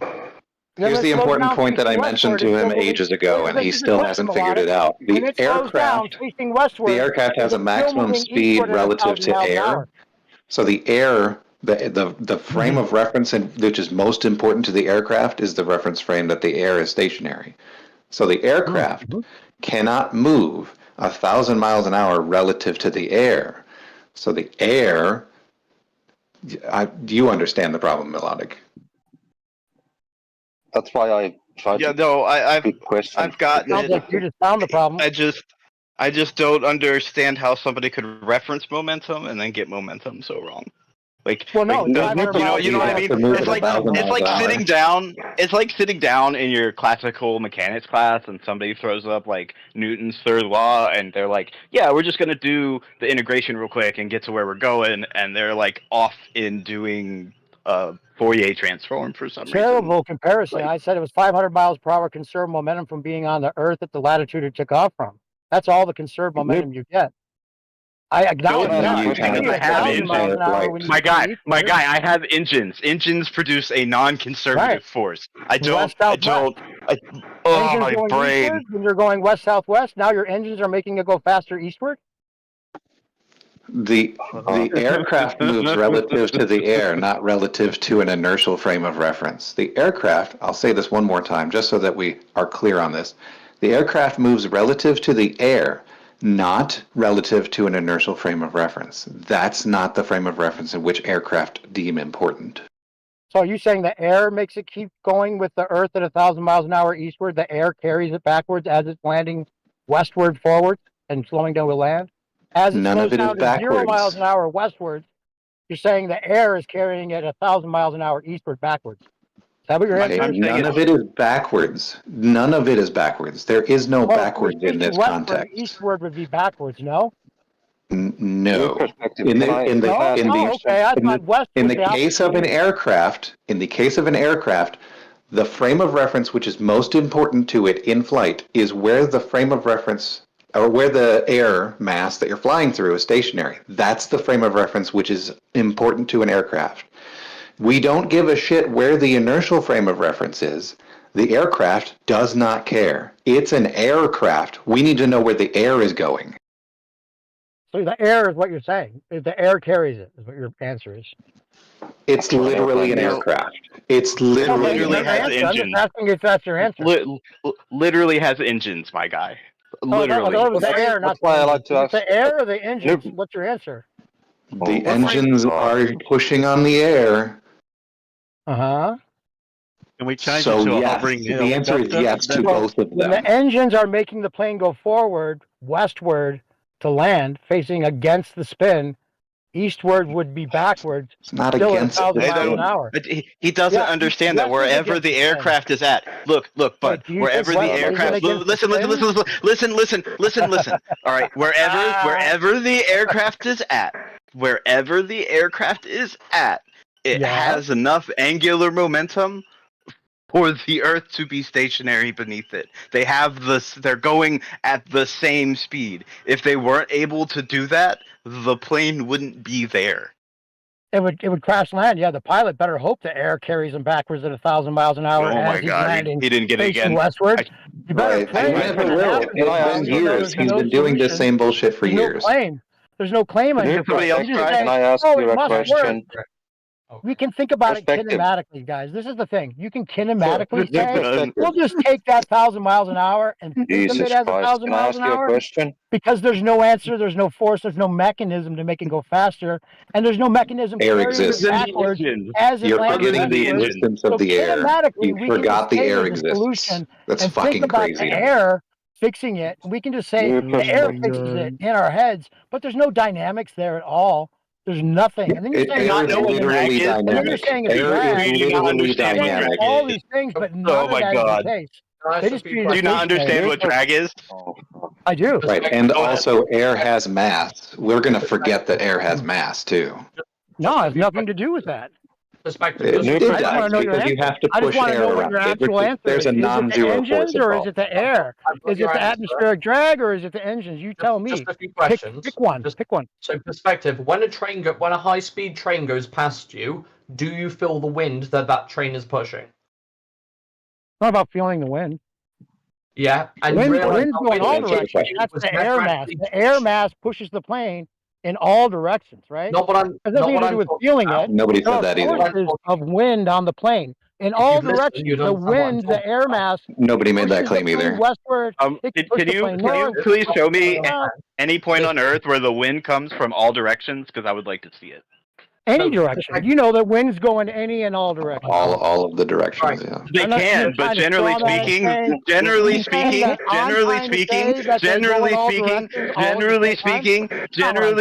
they come. Generally speaking, they come in from one side at a time, not from all directions. Use That's the what word I was all. saying. I never any. tried to claim they were all directions, but now you're jumping on a straw man because you don't know the answer. I never said they go in all directions. I haven't given you an answer. They can go in any direction. I haven't given you this answer multiple times. Not Can I ask a question? Right. New perspective, you did create the straw man by saying that somebody said their argument was that wind pushes them in all directions. Nobody made that argument. It was some bullshit that you made that's up. what we know. I'm saying that the wind can go in any direction. We'd all agree on that. Unless somebody doesn't think that the wind Relative to goes the in surface any of the Earth direction, or relative to an inertial frame of reference? Someone under the assumption that wind only pushes the plane. Where is this wind coming from? I wouldn't think you guys even think that. Is it wind relative to the surface of the Earth, or wind relative to my plane currently going 300 something miles per hour through? Well, it'd be both, right? It'd be both. No, not necessarily. What do you mean? Do you mean the wind's not relative to the I mean, if my plane has a wind going at the same speed and same direction as it, and it's inside that air mass, the plane thinks it's still. The plane thinks? Oh my God, that's what you really went for? Please. Can I ask a quick question or new perspective? When you're in an airplane and you walk to the toilet, how can you walk backwards at 500 miles per hour? How is that possible? Well, it's one reference frame. You're inside a closed compartment. Oh, reference frame. Not even, right. Yeah, There you go. Yeah. So we have a non-inertial and an inertial reference frame, right? And when you're talking about planes, right, just like your Coriolis with the bullets, right? They're all. No, we're talking about flat Earth. The Earth is flat, and you're in an airplane, at the equator, and you're walking right? to the toilet why there would be a backwards at deviation. 500 miles per hour. It has nothing to do with that. It's just a one linear direction example that is total non sequitur. You realize that, right? It's non sequitur. What you're talking about? Complete non sequitur. It is completely a non sequitur. Just like you said. But if it's good enough for you, if that's good enough for you, just go ahead and believe that makes sense. I just want to point out real quick, an example of relative motion is not non sequitur to another example of relative motion. Okay, so because there's examples of relative motion, the plane could be moving backwards 500 miles per hour faster because there's relativity. It's not it would be backwards. If it's facing westward, backwards is new eastward. Perspective. When you're walking to the back of the airplane, are you walking backwards at 500 miles per hour? New perspective. When you walk to the rear toilet in an airplane, are you walking backwards at 500 miles per hour? Yeah. Are you walking backwards at 500 miles per hour? Sure. Oh my God. Okay. Relative to the ground because the plane is moving that fast. Sure. Relative to the ground. Yeah, so now you're saying that you can walk backwards at 500 miles per hour, and you think you're not an idiot. No, I think that's perfect. If you think that answers the question, then who's the idiot? You. Okay, you can just say I'm an idiot, but I'm asking a question that you're not answering. If the plane needs to be going 500 miles per hour faster eastward when it gets to the equator, how is it going to land facing westward when the plane would still have to continue moving eastward 500 miles per hour faster, which adds up to 1,000 miles an hour? Even if incrementally it did use its engines to get to that speed, when it slows down in the opposite direction, it still needs to continue moving backwards. What's your answer to that? It's not moving when you walk backwards. through the bathroom on the plane, that's my answer. Just because you can walk through the bathroom on the plane, it works just like that. I've got your numbers for you. I've done the math myself. I can give you the answer in just a second. Oh, please do. I will do.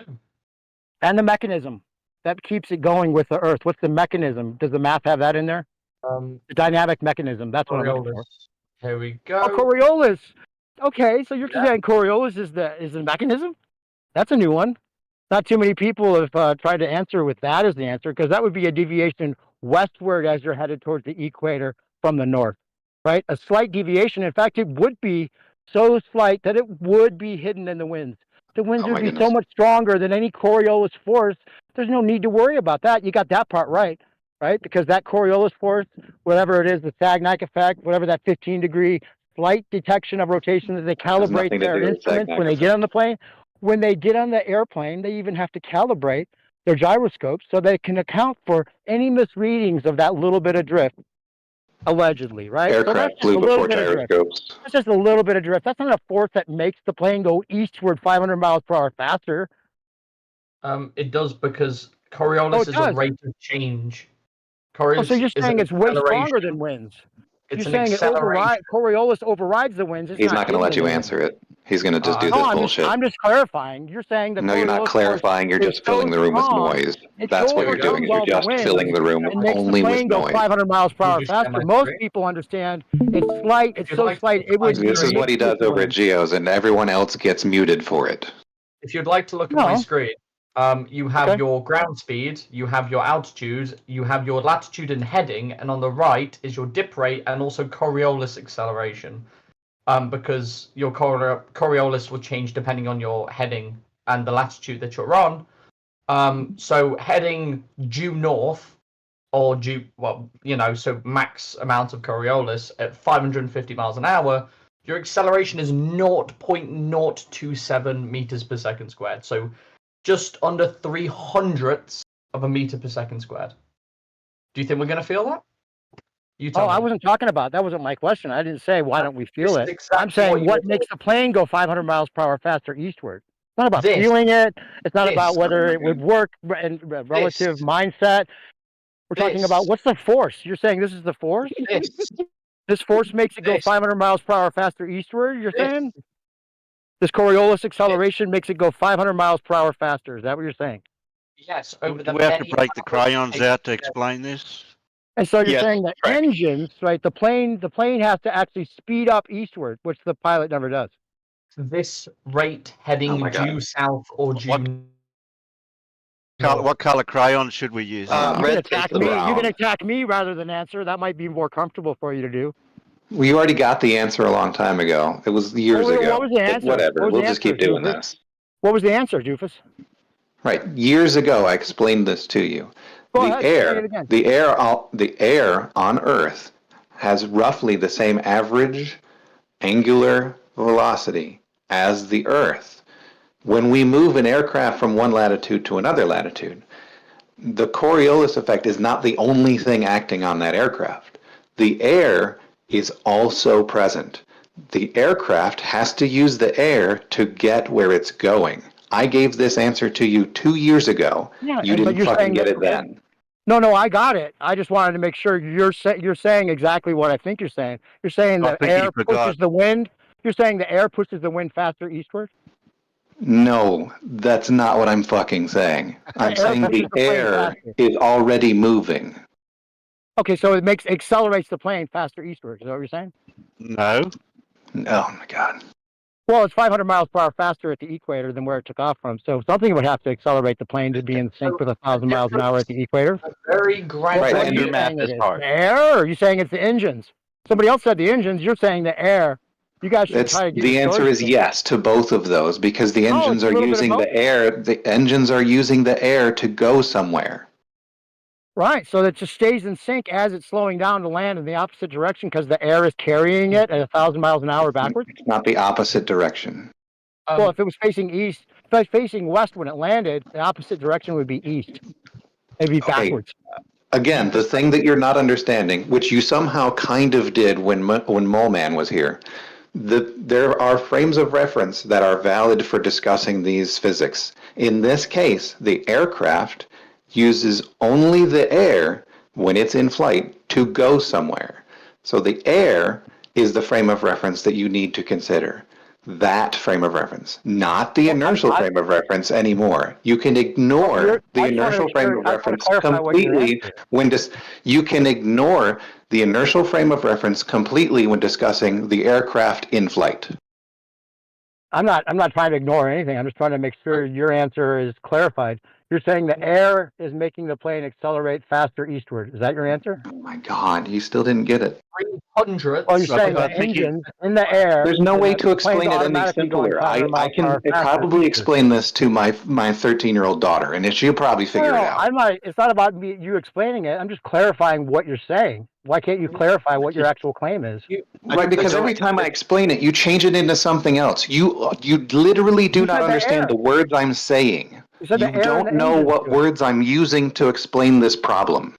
Can we dumb it down any more? Did I get that wrong? Was it the air and the engines, or what did I get wrong? You said the air is moving the plane faster eastward. It's not. Let me try. The frame of reference that you need to consider for an aircraft in flight is where the air is stationary. That frame of reference, that's the one you need to consider for the forces acting on the aircraft. Stationary air makes it go faster eastward. The stationary air. Oh my God! I have. You still didn't understand what I fucking I have an said. idea. Well, I it have an needs to go idea. 500 miles per All hour faster. That's the problem. New perspective. All right. Eastward. We're gonna stay in the frame that rotates with the Earth, right? So if I'm looking down at this plane as it takes off, right? Okay, and it doesn't go anywhere, then it's staying the same speed as the Earth. Do you agree? You so agree? if it took off at a 500 mile per hour latitude and it went straight up in the air, say it was like one of those jets that can hover in midair and has 40,000 pounds of thrust resistance. Yeah. Anything. Spot. Let's just say that's the case. Yeah, it would stay right with in sync with the Earth. If it conserved all of that momentum, and I'll bet you beg the question with the 500 miles per hour conserved momentum. Okay. And when it gets to the equator, how's it have? Okay. It's matching the same angular momentum as the Earth. Now, if I decrease the plane's angular momentum by like a half a degree, which way is the plane going to move? Well, let's clarify something else to begin with. Now, when the plane took off from the ground, right, and it was moving with the Earth, the reason that it's moving with the Earth is because it was on the ground already moving with the Earth, right? That's where the conserved momentum comes from, right? That is where that's where its current momentum has come from while it's hovering on above the surface of the air. Right? It came from being on the Earth. It doesn't come from the air, right? It came from being on the Earth, right? Can you clarify that? Wait, is the air moving at 500 miles an hour? Can you finish? Can I please finish what I'm? Can I please finish? So it's hovered and it's staying there. So now I fire the engines, and that's what changes my momentum. So I fired the engines. I'm now going half a degree slower than the rotation of the Earth for angular, for angles. Like, which direction is my plane now moving in? You cut out. Okay, so I got to where I was at. I fired my engines. Yeah. I'm now moving a degree slower than the Earth is rotating. Which direction am I moving? That's great. So you could just put a camera out the window and show that the plane is moving slower than the Earth. Oh my God. Oh my. You can show that the Earth actually moves. The appropriate answers here. The appropriate answers here is going to be north, south, east, or west. And I've got none of the four, two of which are obviously incorrect. Well, which way were you aiming the plane when you fired your engines? That's the question. He literally told you what he did. I did tell you which direction I fired. You're going westward? Yeah, he said he changed the angular momentum of the aircraft to be 1 degree slower. That's what he said. Yeah, but in which direction? Oh my God. Well, which way? The direction is implied because you already have an angular momentum and it has a direction. Why don't you just say which direction the plane is facing? Oh my God. Because that's if you're hovering over a point and you're maintaining the same position over the ground, then the angular momentum of the Earth, you would know from the globe model, is the Earth is rotating towards the east, right? That's the globe model, yeah. That's what I'm saying. When you're facing west, you'd be going backwards. So we don't need to know where the aircraft is facing. He said, now the angular momentum of the aircraft is 1 degree per hour slower. Now what? Yeah, so if you're talking about the plane moving in a direction that's opposite of the Earth, or are you going north or south or whatever? He literally said it's slower. Hold on, Doofus. We're staying in the frame of the Earth, right? So we and the Earth, according to the globe model, right? We're assuming the globe model because that's the question you asked about. So us and the Earth are all rotating at 15 degrees per so you're saying per hour. It would be going slower. Hold on. Just slower eastward. But it would be going slower eastward than the Earth is moving. that what you're trying to say? No, what I'm trying to say is that when the aircraft is hovering, then the Earth, the camera, me, and the plane are all moving at 15 degrees per hour on our rotation. I fire the engines. I'm firing. Keep it to miles per hour, not 15 degrees. No, because 15 degrees. Well, I don't know. I don't know what a random mile per hour is at some point on the globe. You know, let's stick with the scenario. It's at a latitude where the Earth is said to be moving at 500 miles an hour, right? So you're saying if it made its engines slow the plane down, and it was moving like 495 miles an hour, assumedly eastward, right? Then it would be a little bit slower than the eastward spin. Is that what the concept you're trying to get at? It would look like it was traveling at 5 miles an hour. Yeah. That's basically the concept that I'm getting at, right? Okay, if I fire my, I don't need to make up like 500 miles per hour to get somewhere, because like I'm relying on the difference between speed and that reference frame to actually go somewhere. Well, let's say the plane did do that, right? And then the Earth is actually spinning faster than the plane is now spinning. Could it land on the ground as if it's stationary if it's at a different rate than the Earth? Yeah, because it can just alternate its speed. No, but if like I have engines. Like question. I can change my the aircraft will go. Listen, if it's facing westward, it can't continue moving eastward with the rotation as it slows down to land in a westward direction. How is it going to continue moving with the Earth? Because it's not, as it's slowing down, it's not like going below the speed. It's decreasing the gap. It went slower. Like no, you're not. Listen to me. When it's slowing down, it's not reverse. Let's hold your flipping horses. When it's slowing down to land, it is not decreasing and like flipping the sign or on the delta between the current flipping the sign. Yeah, by going to listen. You're not. Hold on. You're getting confused. Hold on. My bad terminology. My mistake. Right. So like if you think of a datum, right? That's the 0 point. Like in order to go somewhere, I have to have a little bit delta from that datum in order to move. So if I'm moving the way that we've described it, that delta will be positive. If I'm moving the opposite way we've described it, that delta will be negative. So what I'm saying is we're not changing. Hold your horse. We're not changing the complete direction of the plane. We're just closing that delta gap down to 0 when we land. Oh, so this is something a pilot would have to think about, because if he's not in sync with the Earth, he needs to make sure to change his delta or whatever. Why would a pilot think with autopilot? Oh no, this is way before autopilot. You can't use autopilot because that never existed. Well, you can do it by sight. Time, right? None of this requires calculation, dude. You do it by sight. It doesn't require a calculation. So you're saying the pilot has to make sure he's in sync when he lands on the Earth? No, I'm not saying he has to make sure anything. I'm saying hold your goddamn horses. I'm not done talking. All right, Jesus fuck. I'm tired of you interrupting me. Because you keep interrupting me. Stop doing that shit. It's annoying as fuck when I'm in the middle of a thought. Now, as I was getting ready to fucking say, I can't fucking remember it because you're so fucking annoying. Yeah, I know, because you have no answer, and it's really frustrating. No, I fucking did, and then you decided to interrupt me like a fucking 9-year-old. Yeah, it is intellectually dishonest to say that he didn't have an answer because you interrupted it. Oh, okay. So I give you an answer. I'll be quiet. What's your answer? Oh, that's what I was getting ready to say. The answer is the pilot doesn't have to fucking worry about it because the physics do it for him. The physics do it for him. Great. More importantly, pilots follow ground tracks as they're going from place to place anyway, so this whole conversation is completely moot.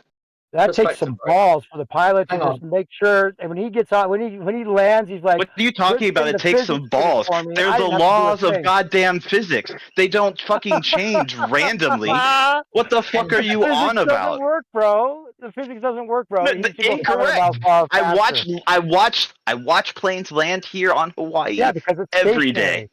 Every day, while the Earth is moving, while I'm watching the stars move in the sky because of the Earth's rotation. And then if I don't believe my own senses that the Earth is rotating, I can go to Planck, and Planck for sure shows me that at the very bare minimum, the Earth is going around the sun, and the sun is going through the galaxy.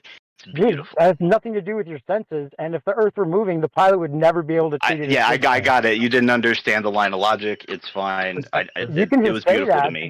You just sounded like an idiot saying, "If I don't believe my own I got it. The idiot thinks that I sounded like an idiot. I really don't care. Would automatically be going 500 miles per hour faster because physics did it for him. He didn't have to worry about it because the physics did it for him.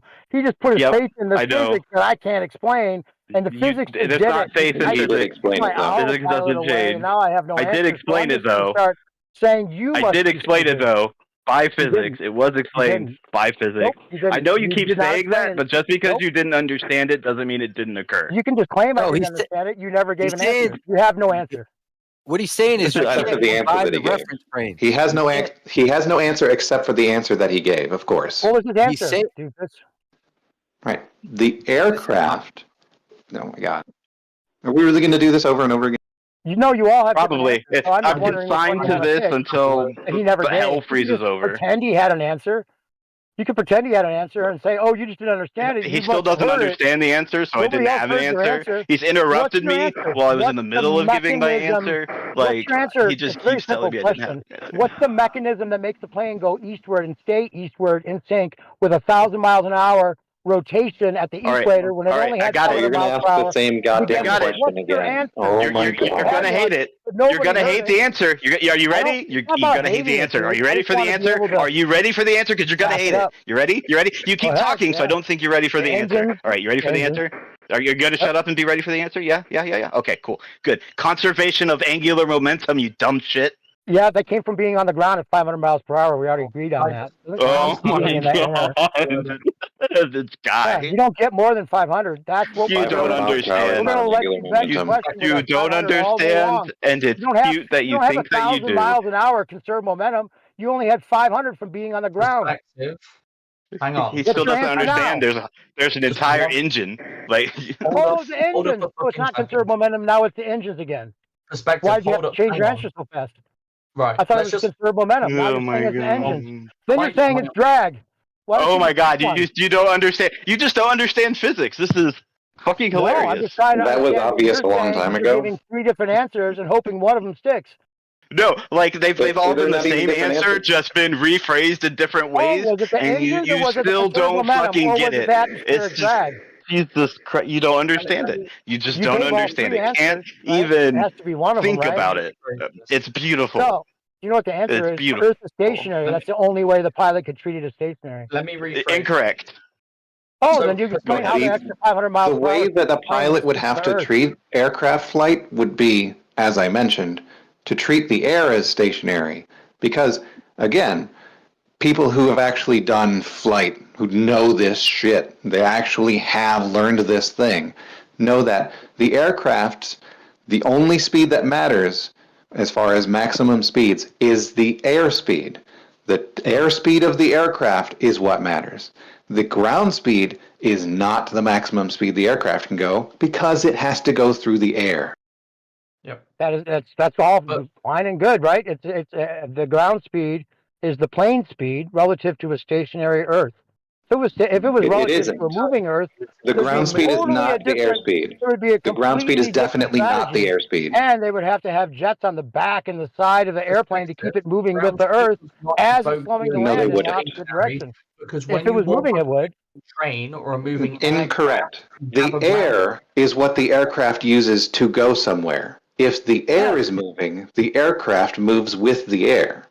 Hey, what about the jet streams that are said to be moving 500 miles per hour faster than the supposed rotation, right? So now the plane that's literally proving my point for me, though. Let's just say the plane's in the jet stream, it's going 500 miles per hour faster than the rotation.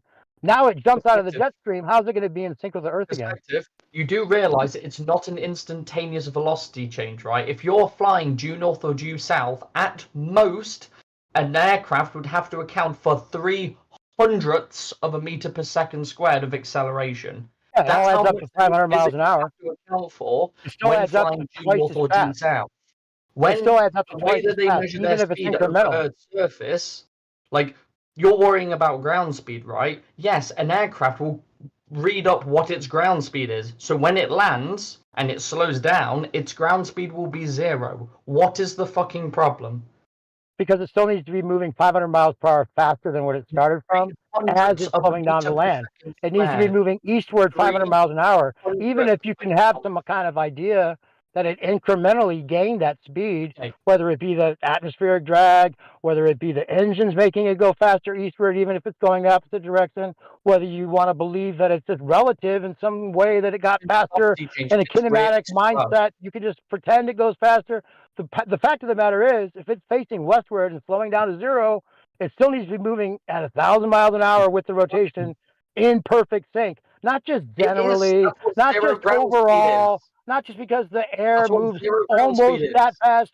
The air moving at a different speed shut the fuck up, will you? than the surface of the Earth is what you claim causes the wind patterns, right? So in fact, when he does this shit over at Geos, other people get, moderated because he does you this have shit. no answer. I'm just asking. Shut the fuck up, will you? You're just going on and on and on. You can't answer when you're. We can't answer. Perspective. People can't answer. People can't answer when you keep going on. I'm done. I've already made my point. You guys You've go ahead. definitely not done. You're going to keep talking. It's obvious.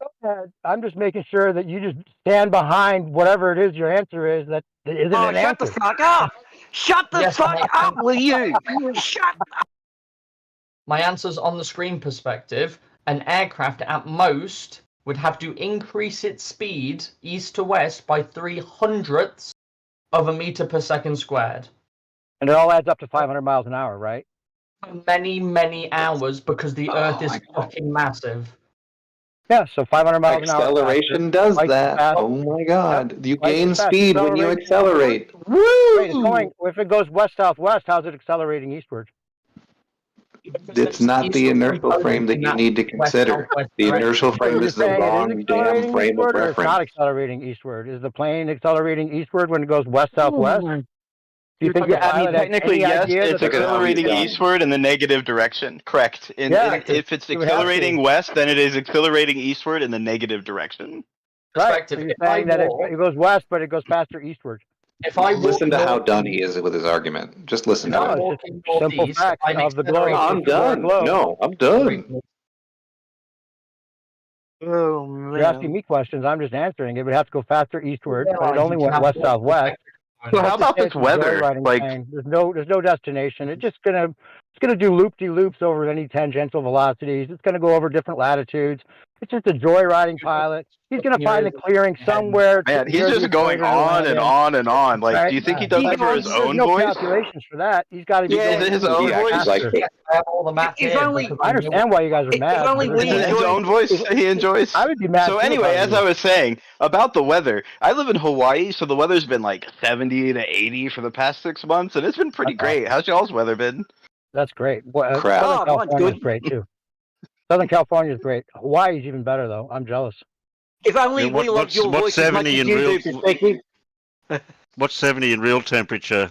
What's this 70 number? But like 20, 25-ish, 25-ish. No, 70 is closer to 21. Here. You all realize that none of them had an better, answer. There is no mechanism to make the plane go faster eastward. This is a great argument for any other flat earther in there. Because they will just lose it. Like they just. By the way, you're done with your argument, but you're still fucking talking. Yeah, like he's still acting like he won. He's still acting like he won when it's been explained to him 5 different times in 5 different ways. In 5 different ways, right? You're right. That's the funny part. It was. Yes, and it's been the same answer. You just didn't understand any of them, so you thought they were all different. Eastward as it's landing in the opposite direction, which is ridiculous. It's only going to be stationary if it's stationary. That's the funny part about it. You guys are like, it must be an answer. I'm just going to say this, and then, you're not going to like it. Have you got this script written down in front of you, and you just repeat yourself? Yes, he does have that on repeat. It's been years. And then I'm going to say we've been giving you. But that's starting to bring back memories, I think, David. It changes every time. Yeah. People have said I've been spiraling out today, but like. I think this is a worse spiraling out than I did today. I'm not spiraling. I think I'm just laughing. Imagine if you spiraled. Imagine if you got on a plane and you heard Perspective's voice saying, "This is your captain speaking." See, it's still going on. He's still just talking. He can't even hear. Imagine if he was the pilot. You wouldn't have to fake a heart attack. You'd have a real one, wouldn't you? Hey, Perspective, your voice is really a voice for radio, man. You actually sound gritty and gnarly and shitty. So don't even apply for radio because you won't get the job, mate. This is your pilot speaking. Now, don't worry about the landing. We're going to be, the physics is going to do it for us. Right? No, I mean, the atmosphere is going to do it for us. No, the angular momentum that we didn't have is going to do it for us. Oh, this is your pilot speaking. Don't worry about the safe landing.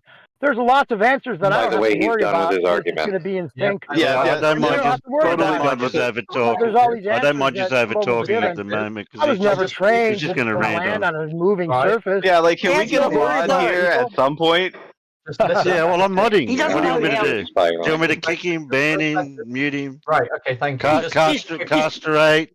Just a quick one, right? That would be the only option you have at this point. Oh, there he goes again. I need a sharp knife to do castration.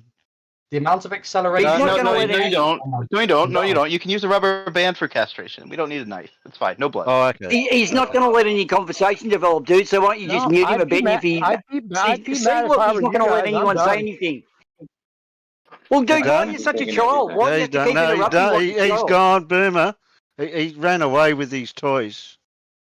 Well, I was going to say to him that the amount of acceleration that an aircraft would have to account for a Coriolis is 100 times less than what you experience on takeoff. At least 100 times less. Yeah, okay. What other conversations have been around today? Because I haven't been around much today. I don't know. That kind of just drained me. That whole nonsense. Yeah.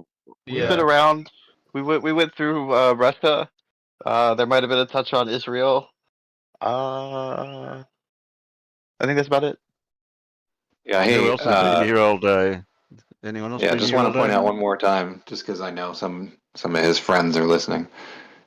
By the way, New Perspective has figured out this thing, right? This killer argument that nobody that has any training in avionics or physics has ever encountered in their lifetime. But he's discovered this thing that obviously must be a contradiction. I didn't think we were live streaming. I checked. I checked YouTube. I couldn't see. Yeah, I can't see his live stream. Oh, I think the other day somebody was saying something about the Earth not doing frame drag. I did a little research into that, and turns out, fun fact, the Earth does frame drag a little bit in relativity. It's super tiny. If anyone's got the YouTube for it, I can't find it. So I don't think he is.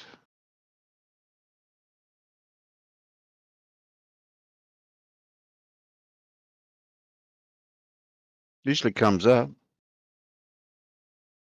Actually, Terry, a couple of days ago, someone mentioned how people from New South Wales are all hillbillies, like West Virginians. So I stuck up for it. I heard that. I just let that slide. Yeah, I let it slide. Oh, I asked him what the square root of 1 was, and he didn't know. Quite ironic that Lion is putting it on you guys, saying New South Welshmen are dumb, and his IQ is room temperature, and I mean Celsius. Like, what the fuck? Hey, Boomer, I'm dumb as well because I wouldn't have known the answer. Let's not insult people with room temperature IQs. But he was actually saying that you were the dummy. It wasn't like the other way around. So that's ironic that someone who's not real bright is actually saying, "Oh, how dumb are they?" That's what I was getting at, Terry. So I stuck up for you because us Victorians aren't really supposed to stick up for you guys, are we?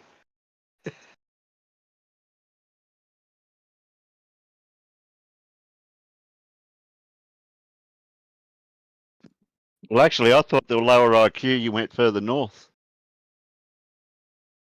Yeah, you'd think so, wouldn't you? No, See, that's a dig at you, Boomer. I'm Victorian. How can that be a dig at me? I thought you were up Newcastle way.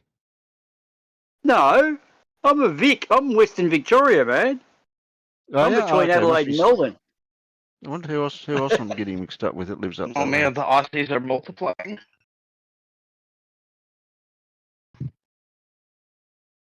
Hey, at least we got more brain cells joined together than one fluff. Well, yeah. It's funny that he said that his Meldix connection. Hello? I might I'm in the living room right now. That's all I heard. Yeah. I was in the Super living robot. room. I'm sorry, it might have cut out from my headset. That did sound like a headset issue. I was grabbing some more of the. We don't need the personal we don't need the personal details. It's a family-friendly server. Well, yeah, family friendly. Very family friendly. It's funny that New Perspective had no issues saying that he is walking 500 miles per hour backwards. You can walk 500 miles. Oh, wait a minute, that's a song. I'd walk 500 more. Oh, but what's that to be? Is that to be a man or something else? Oh my God. When the flirts disappear, we start reciting Proclaimer's song. I've got a feeling that's a worse world. That's a bit scary, in fact. Well, men at work. It's not scary until somebody's pulling out the Vegemite. Then it's scary. A Vegemite sandwich. Yes, we're going to get to the men at work at some point. Did she smile when she gave you the Vegemite sandwich? At least they're not the Proclaimers. I mean, the Proclaimers are notably daggy. Their work are kind of cool. You ever seen them? They're actually a pretty good band.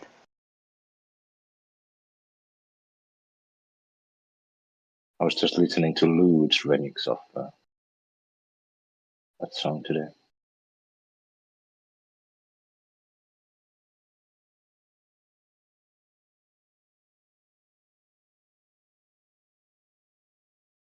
Has anyone had the honour of running up a new computer nowadays?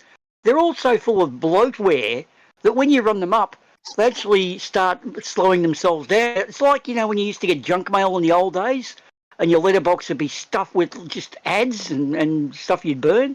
New computers, like, they're just, I don't know. They're like a fucking, just a stream of ads.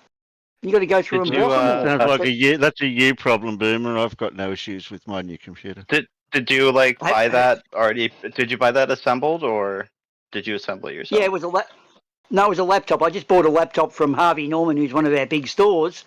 And as soon as you run it up, they say, "So you want all of our stuff?" And you think, "Oh, okay." You just tick the boxes, thinking yes.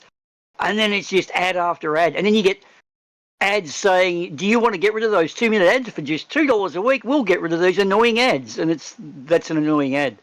And then when I got my mate to look at it, he just went through and said, "This is all just bloatware," and just killed it all. And now it's lightning quick. So when they're set up like McAfee, it's virtually a virus. But it's in every computer when you buy it new. Oh, so I was just wondering if anyone else had experienced this too, because I didn't know. I haven't bought a laptop for years. No, mine's a custom built one, so I didn't PC, so it's not the same thing, I suppose. The last laptop that I got it and then immediately installed a new Linux on top of it, so didn't have to deal with any of that. Oh, okay. But can you imagine anyone who just buys one? There you go, you'll be right. Just run it up and connect your internet connection. You get it home, you plug it in, and suddenly you just get ad after ad. And they're all screechy and irritating too. But it's annoying that they're advertising annoying ads, how to get rid of annoying ads with an annoying ad. Do they not see the irony? And we just had an election here where one of the election parties was texting everybody saying, vote for us, the trumpeteers of patriotism, vote for us. And they don't realise that if you don't like the ad, you don't buy the product. If they intrude with advertising, if Nike are in your face, you're not going to buy Nike runners, are you? You're going to go and buy some other brand. So I don't see why they think that's going to work. Have you got an antivirus and all that sort of stuff on your computer? Yeah. Well, Windows Defender is good enough for that. Now you don't need all that. You don't need McAfee. It's actually it's fucking bullshitware itself. No, I don't McAfee use that told one. me. McAfee, which comes with the computer, told me my name's on the dark web. Oh yeah, sure thing. Okay, no worries. My email address. Okay. And what are they going to do with that? Everyone's got my email address. Anyone I send an email to's got my email address. I've been using the same antivirus for years and I've never had any issues. Are you with Windows 11 or Windows 10? No, I've upgraded to 11 now with the new computer. Yeah, and what's the antivirus thing you're using? I'll DM it to you. You're roboting. Oh, maybe What because is I'm it? not in front of the computer. I'll Yeah, DM I it to think your you. internet might be at fault there because I think I hear both of you guys clearly, which doesn't make any sense. Oh, okay, might have Usually been I'm me. okay. It's only when I go out for a smoke outside that I usually crackle up a bit. Okay, so what's your antivirus? What are you running? I'll DM it to you. No, All right, I'm heading out. Just say its name. I don't want to use it. I just want to know its name. It starts with If an somebody A. needs me, I'll be right back.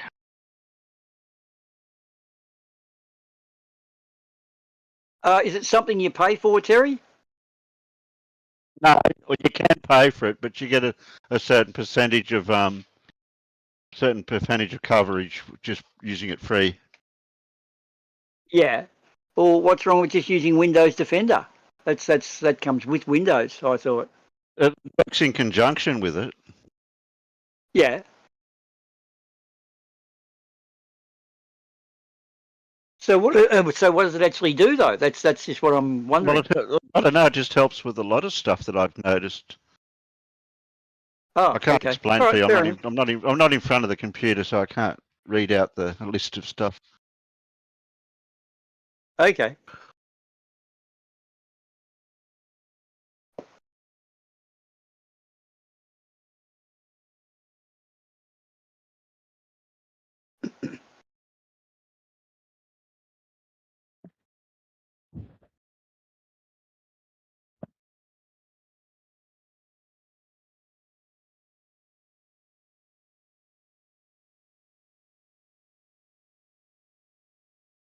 Hello, Boomer.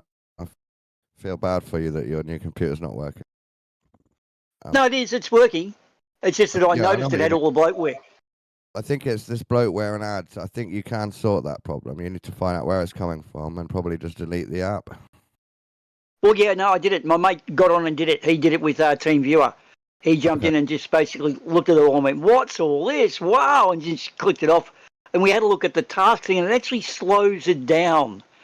You know what I mean? Like, and it's just the way they're set up new. They're just like, let's all put some ads in. You know what I mean? It's like when you go to buy it, they say, "Do you want extended warranty?"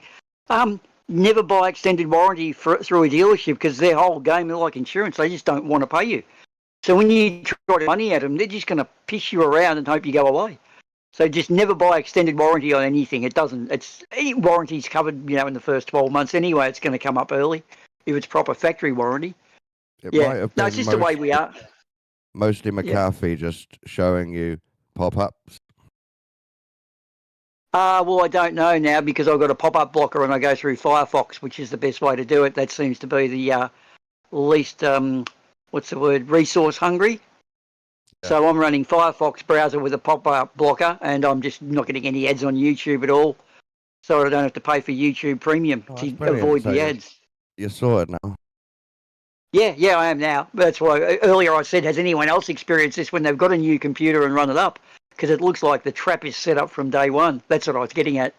Especially on laptops, they do put bloatware, so the Windows will remind you that you can get better stuff, and the anti-spyware will keep reminding you can get better stuff. And if you don't get an ad block for the websites, that they will advertise loads of shit to you. And they're just annoying. I know. Yeah. But the thing about it is, it's not good advertising. It's evil advertising. It's just we're going to be shouty and graty and like fingernails on a blackboard sort of thing. It's not like they're offering a good product. They're just being less shit than the others. But the world is marketing, isn't it? Yeah, and there's so much space on the internet that every other page is an advert. Hello. I hear a hello. Supposed to say, what's all this then? What's all this then with an English accent? Yeah. Where were you?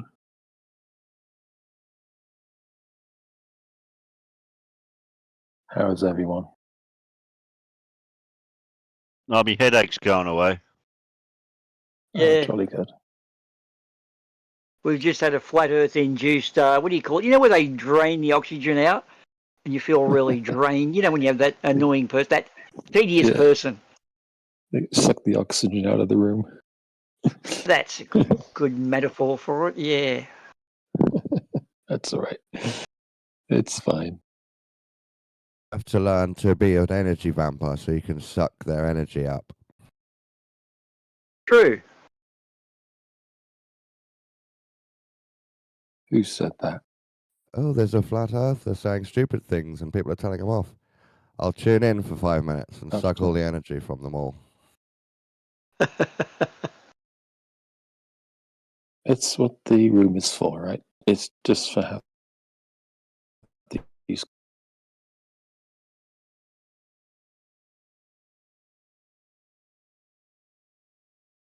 What's on your mind, Red Cloud, today? Oh, let's see. Well, nothing much. It's Mother's Day today, tomorrow, in a few hours. In the US? Yeah. Every time the US has a Mother's Day, I have to check. Oh shit, I didn't miss UK's Mother's Day, did I? Nope. It's the same. Father's Day is the same day, but Mother's Day is not. Isn't that strange? It'll never make sense. So Father's Day is on the same day in UK, US, but Mother's Day is a different day. And you know what we called it? We used to call it. It's called Mothering Sunday. It used to be called Mothering Sunday. I don't know if it's still called that. Did you remember? Is it still called that, or is it just Mother's Day now? We call it Mother's Day. It used to be called Mothering Sunday, and so we used to say Smothering Sunday. So, well, I thought it was. So, are you going to wish her a happy mum's life and buy her some flowers? Yes, I'm going to run up to the store and get some flowers. I've already we're going to be having guests, so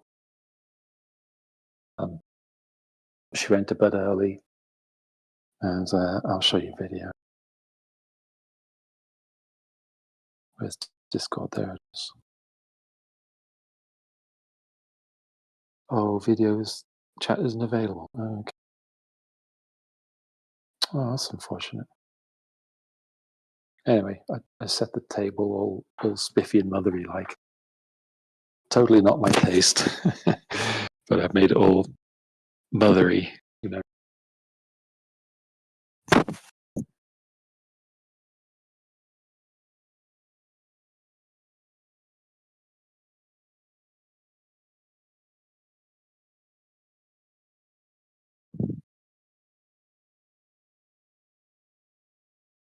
Hi, Dawn. What's going on in your life, man? What's up?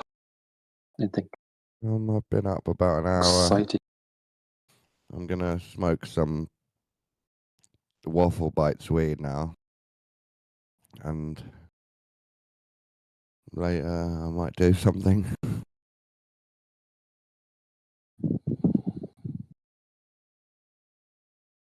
All right. I'm working through my new EP of dance tracks, so I've got 6 tracks, but I've now got to make the second breakdown and the second drop as not a copy and paste on each track. I may be thick, but I'm not really understanding what you just said. I'm making some dance music, and I've got to make the second half of each song. Oh, I see. Oh, yeah. Somebody literally told me about Fruity Loop Studio today. Fruity Loops. Yeah, that's the one that a lot of the hip hop guys use. It used to come free in a cereal packet. Yeah, and then so I already mentioned to him that I had wrote something a couple of decades ago. It sucks. Don't worry about it. But it's weird that I had that conversation with that guy today with Fruity Loops, and you're having this conversation now. It's like it's all coming together somehow. Yeah. Isn't it strange?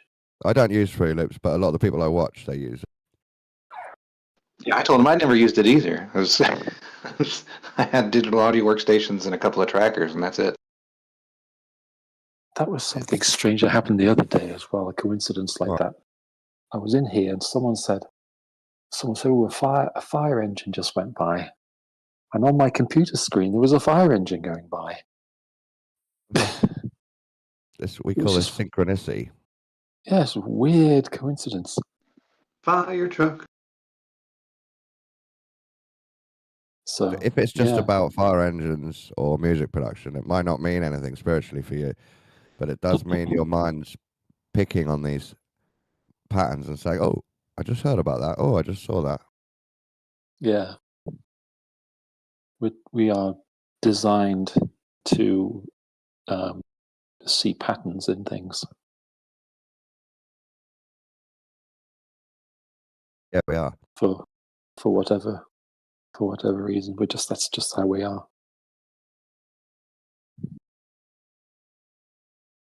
No, I don't have a lot to say. I'm just insomnia boy, and yeah. You do sound like you've not had much sleep. No, haven't had any. It's awful. I hate having insomnia. Is your insomnia based on being an anti-flat earther, or is it something you already had? I'm not an anti-flat earth. You know what I mean. You think relevance is the bliss root? I can't sleep on 3 years. Has Discord caused this problem, or did you already have it? It exacerbates it because it gives me a reason to be up. Yes, that's a yes. Yes. You need to care less about what other idiots are saying. I mean, I don't know. I don't know. Isn't it strange? I like flat earthers in a lot of ways. Like I sort of identify in some ways with the mindset, with the reasoning. Yeah, not sure what it is. Though. Why do you identify with such weird people? Because I understand. I think I understand the reasoning. I understand it, not in a way that to the extent that I agree with it. Still minute. But there's just so many stupid things going on in the world. I just think, well, no wonder, no flipping wonder they think that there's a lot going on with all the stupid things going on, the lamestream media lying all the time.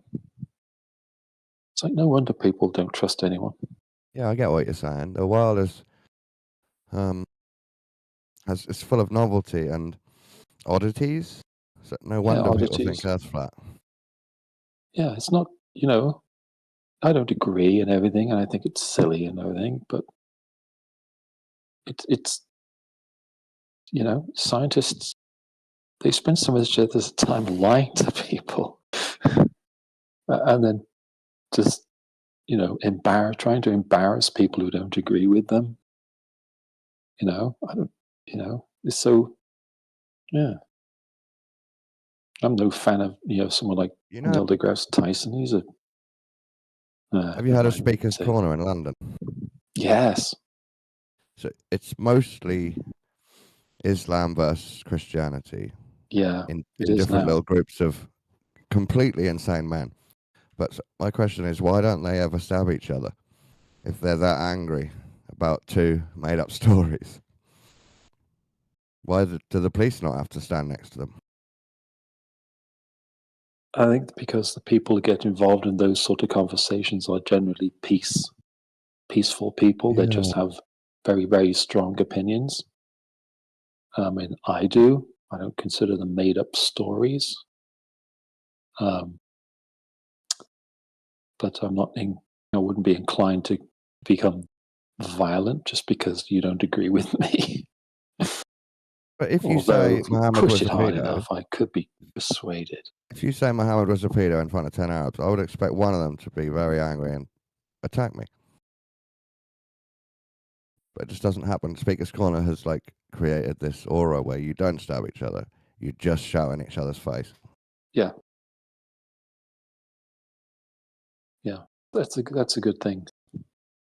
I don't know. I keep worrying about I don't know why I worry about it.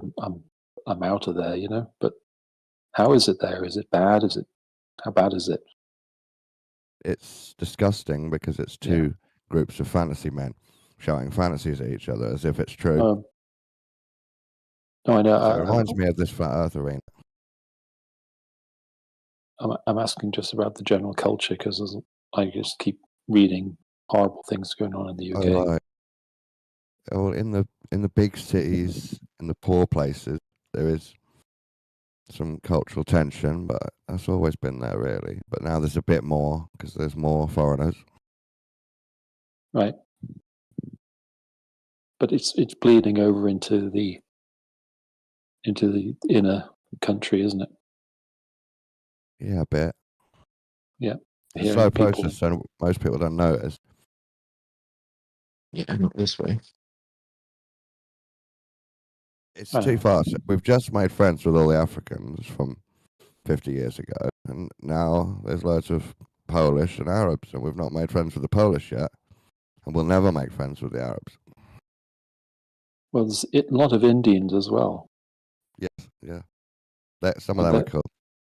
They're very nice people. I never had a problem with the Indians. I would stop by my way home on my bike, and there's a place that had really good poppadoms, and I'd stop by and eat them. They knew my name and everything. And there was another one. There was a Greek place. It was selling heroes, gyros. I call them gyros. Yeah, the chap would, he knew my name and everything. He'd come in and he goes, "Oh, I thought they're great people. They didn't try to murder me or anything." As long as the British person feels safe in their sort of house and it's not going to be taken away from them, and most of the city is still going to be normal, they don't care. Right. But there's certain sort of racist patriot types that really, really worried right now. Yeah, I don't know what to think about it. Well, Labour needs to let less people in. Well, the Conservatives needed to have stopped that a long time ago. They didn't. Yeah, they tried to stop it more than Labour. The recent tried. Surge. When he tried, they couldn't stop it. There's a but they're more against stopping it than half the Labour people want more. Just seems so weirdly self-defeating, destructive. I don't know. Yeah, it is. Yeah, but that's part of what they think is progress. All right. Yeah. Anyway, all right. Let's talk about. Not talk about that. We can talk about Postman Pat or something nice.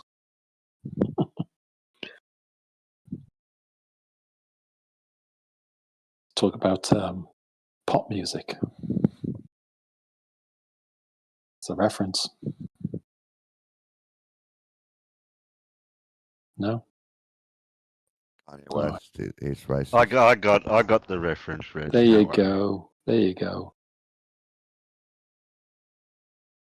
My kids actually love that song. The band was called M. That was it. It was just M.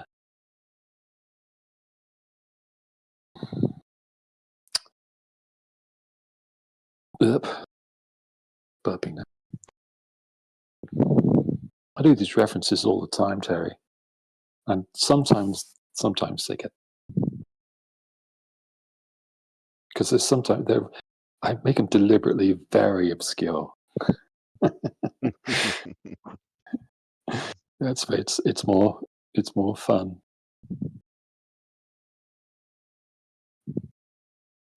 Because sometimes someone will get it and you just go, "Oh, you knew that's a very obscure thing."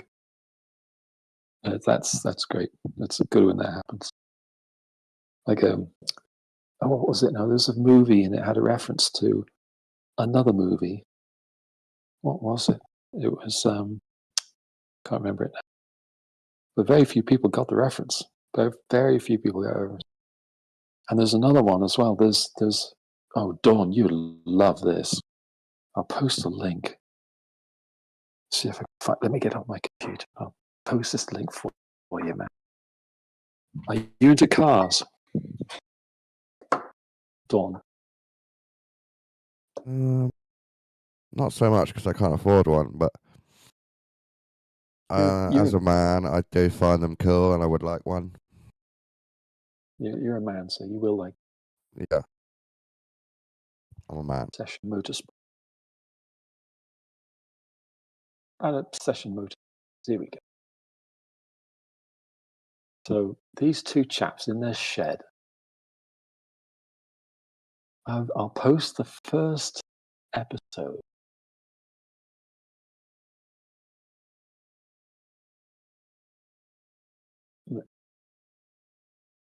Episode 11 years they've been working on the car. Two chaps. Here it is. There's Discord. Paste.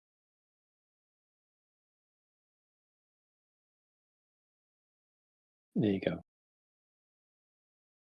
In the text chat. Project Binky. Yeah, I've been following that. I've been following that.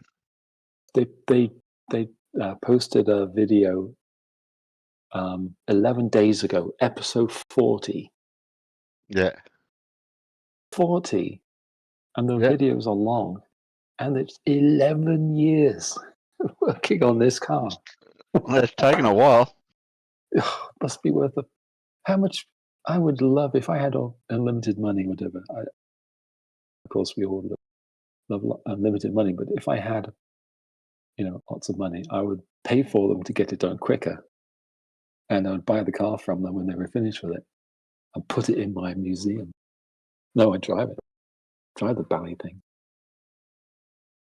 But it's just two chaps, Bad Obsession Motorsport, and they take an old Mini and they shoehorned a Toyota Yeah, Celica. I could call it shoehorn. Yes, Celica engine, 4-wheel drive, and air conditioner. No, I'm sorry. Being a man is not enough for me to enjoy that. That's super boring. It is amazingly detailed. Yes, you are right. If you're not into that at all, it would be boring. And I'm not a mechanic. But I did used to watch a show with two guys that did up cars, but that was because I had a TV and I couldn't afford a PC. Oh, YouTube has opened up a world, a whole new world. Oh, what was that TV show called? Remember that? It was two British guys and they did up sports cars, old classics. Oh, what year was that? About 10 years ago. Still on TV. I'm very familiar with British television content up to 1988. And then I was very busy. I was on tour for 3 different tours. And then I came to the States. So it's so funny because like 1990, people say, oh, there's this television show in 1990. I have no idea what it is. And I was in the States. Got used to that. And then they had, because at that time, BBC America wasn't a thing, you see.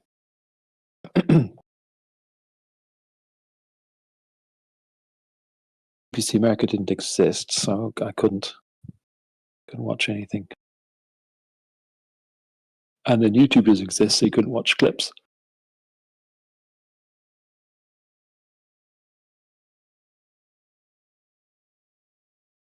Gosh, I'm boring, aren't I? I'm boring myself. I just watched a couple of clips of the young ones. Oh, that's going back a few years. Oh, so stupid. The young ones on University Challenge.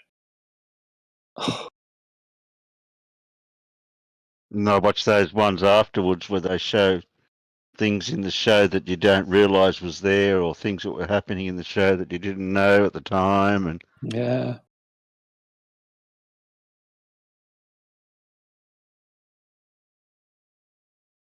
Do you remember Jules Holland? Do you know who that is? Anyone in here know who Jules Holland is? Yeah, my parents used to watch his show. I think it was Sunday nights. Yeah. Or, can't He remember. had musical guests and people like. Jules Holland was a keyboardist in Squeeze, the band Squeeze. Cool for Cats. See, people are leaving, you see. Do you remember that? Dawn, remember Jules Holland? He was in Squeeze. I don't remember the band Squeeze. No, I just remember him being wacky as the presenter. Oh, is that wacky? I'm a little upset that VC has finally calmed down and is nice and relaxing just as I have to go to bed. This is so not fair. You guys should have done this earlier. I wasn't here earlier. I'm sorry. Well, get it right next time. Sorry. Yeah, I know. I'm on the late shift too. I only just got here. I shouldn't be here. I should be in bed. Next time, just tune out when New Perspective starts talking. Yeah, and then you'll be fine. Get an earlier night. New Perspective. Who is? I don't think you know who New Perspective is. Is he a bit? He used to frequent. He used to frequent Geos a lot years ago. Yeah. Oh, he has a problem with planes and their landing and flying. Is it they can't land on a runway problem? Yeah, basically. Because it's a variation. They have to catch up with the Earth. If they fly east-west, they're not going the right speeds. Yes. I was waiting for in the north-south. I don't know what he was going on about there or not. I showed him the math. I showed him the math behind it all, and that at most an aircraft would have to actually accelerate 0.03 of a meter per second squared to catch up with the Earth. But he didn't care about that. I tried describing it. I tried describing it by staying in the rotating frame, and it still didn't work. And then, talk about frame of reference. He was completely screwed with that. But come on, how could... what does the plane have to make it catch up with the Earth? And we're like, the big fucking engines under the wings. But that wasn't good enough. Yeah, but then did you hear him say about the bullet in the plane? And I went, oh, but the bullet's got a propeller on it now. How can you get cross? How could you be cross with someone who doesn't get that? You know, well, come on. It's not just that he don't know whether it's when he's being corrected on something, and when he's telling everyone in the room that nobody tried to give him an answer, that's a really huge red flag. Yep. But the bit where he decides how it has to work on a globe that he doesn't believe in, that's his mistake. Right. But is it really necessary? Is it really essential that he does understand it? Yeah, but I'm trying to give you the answer. But if you're talking over me, how can I give you the answer? Terry, your mic is cutting out or something. Oh, sorry. I think it's the perceived confidence and arrogance. It's not that it's necessary for him to know the answer so much as it's. I don't need people going, oh, well, I guess nobody has the answer. You know what I mean? Yeah, but if I'm not cutting out, he was saying that we're trying to give him an answer. He's under talking us that much, trying to blab on about something else unrelated, and then we're trying to give him the answer. And then he says, oh, we can't give you, you're not giving me an answer. Yeah, that's the part that gets so insane and so infuriating is the repetition over and over again that nobody's answering me, nobody's helping me, nobody's giving me this information. You guys are all lying because you're not when it's been done. Yeah, or that like you try to come up with new ways to explain it because obviously it's not working this way, and he's like, y'all have given me 5 different explanations at this point, and it's like, yeah, we have. You're correct. Yeah, it's exasperating. He doesn't. Right. But I'll just repeat myself like I just repeated myself for the last 5 minutes, and I'll say the same thing. It's the fact that it's something that you that you really, without sounding too disparaging or anything, but you really say to yourself, this isn't that difficult to understand. If you think about it, it's really not that difficult to understand. It's not even, you don't have to understand it. You just have to understand that that's what's said about the globe.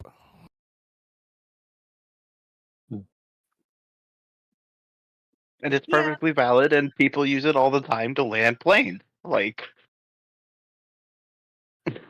right. Cheers. Yeah. So then just that whole repetition of just being so disrespectful to people who have sat there and answered your questions. Yeah. You can go on to say, okay, this is above my head. I don't get it. Let me look into it later and stuff. But it's the whole disconnect where they just immediately come back and act like nobody's given them the information. Yeah. And they throw it in your face like, well, nobody can tell me that, when people just spent their time telling them that. That's the part that makes it irritating for me. Go ahead, I think he was half. It sounded like to me he was half trolling in some ways, because he was starting to laugh at certain things. And I'm thinking, are you trolling? Definitely. Because he knows he's repeating a straw man. He knows it's a straw man, and he knows it's a repeat. So it's completely dishonest argument. Yeah, then you get the feeling he's just winding you up, and then so you'll start to resent that after a while. Yeah, I mean, that's right. He started to snigger when somebody was getting a bit loud and boisterous or whatever back at him. He is winding people up, and he knows he's winding people up. Like you don't talk like that and just go on and on as other people are trying to tell you stuff, or interrupt them while they're trying to speak. If well, he's a colourful character, and we need colourful characters in the room to get people in, engaged, and so more power to him. I don't play that though. I don't get allowing somebody to monopolize the conversation for half an hour, 2 hours. Like, it is beyond my comprehension how you people stay in here and listen to that. I don't get it. And I never will. And that's me. I'm not. Lady, we're dudes. This is what we do.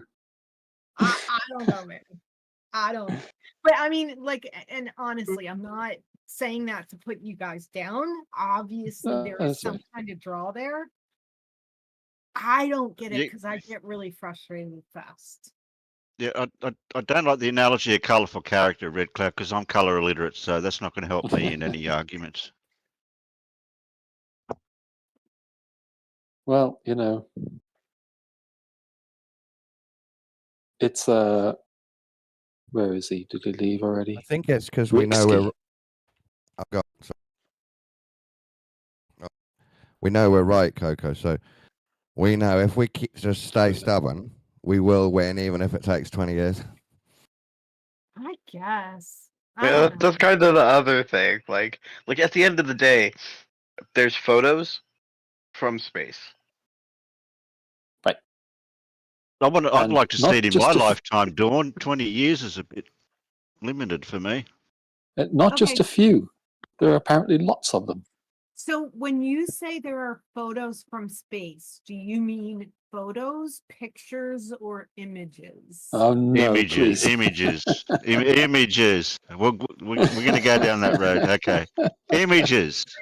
How long do we have to keep saying it? I have film. Yes, there are photos from space. I have film and no, they're images. There are also photos on film. Yes. I have film and or digital. Take your pick. What you do is, I came up with this just this afternoon. All photographs are images, but not all images are photographs. And remember, not all videos are either or. Have you got the negatives? I don't believe it unless you've got the negatives for these photos. That's what it used to be. We're joking, but if you show me the Himawari or the photo from the moon, I'm not sure if they're real photos. So that whole argument has a point. It needs to be video only, and it needs to be 24-hour uncut, or it is just not valid. It'd have a point.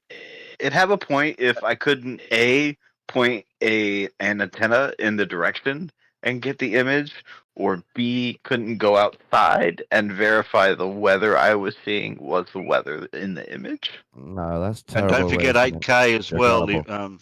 Video, Coco. Yes, 8K. Must be an 8K uncut 24 hours. You can't see the pixels in 4K. Yeah, so What's now the I point want of 8K? I want 16K. I want 4K on all sides. Yeah. But I want another video camera footage of that camera taking footage as well in the 16K, whatever. Yeah. But what are they going to do? And then I want another camera on the moon watching the other camera. Yes, to make sure nobody messes with it. That's important. But that's what they did in Antarctica. They had cameras recording cameras recording cameras.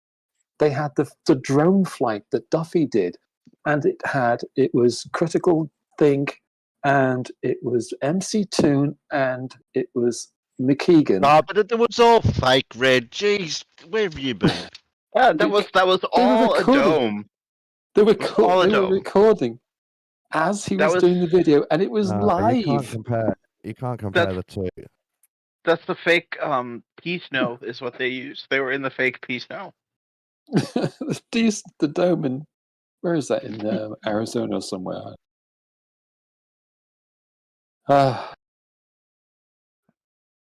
You're right, though. It is exhausting if you just, even when you have that, video recorders recording video recorders. I don't know. There's some point where other people will look at 0.99999 repeating and go at some point we'll just flip the number. This is 1, close enough. But flat earthers are like, no, I keep going and there's more 9. And you're trying to explain that, yes, I know, that's why I'm doing, and it's just. So the question then is there something wrong with us?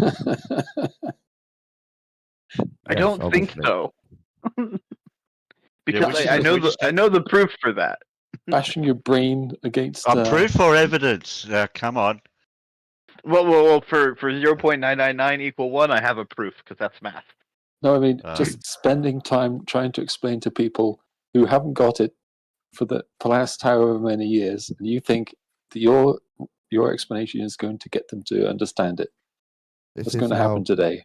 Your ego thinks just one that last time. Change the world by talking to flat earthers. That's what your ego thinks, but it's the same as a missionary trying to convert people. Well, in that respect, your ego thinks I'm doing this for God. It's really good. This is what I'm supposed to be doing. I'm helping everyone. No, at this point, it's just I hope somebody else learned something. There you go. It doesn't have to be the person I'm talking to, as long as somebody learned something. But you're not a teacher. Oh yeah, you're just an internet human.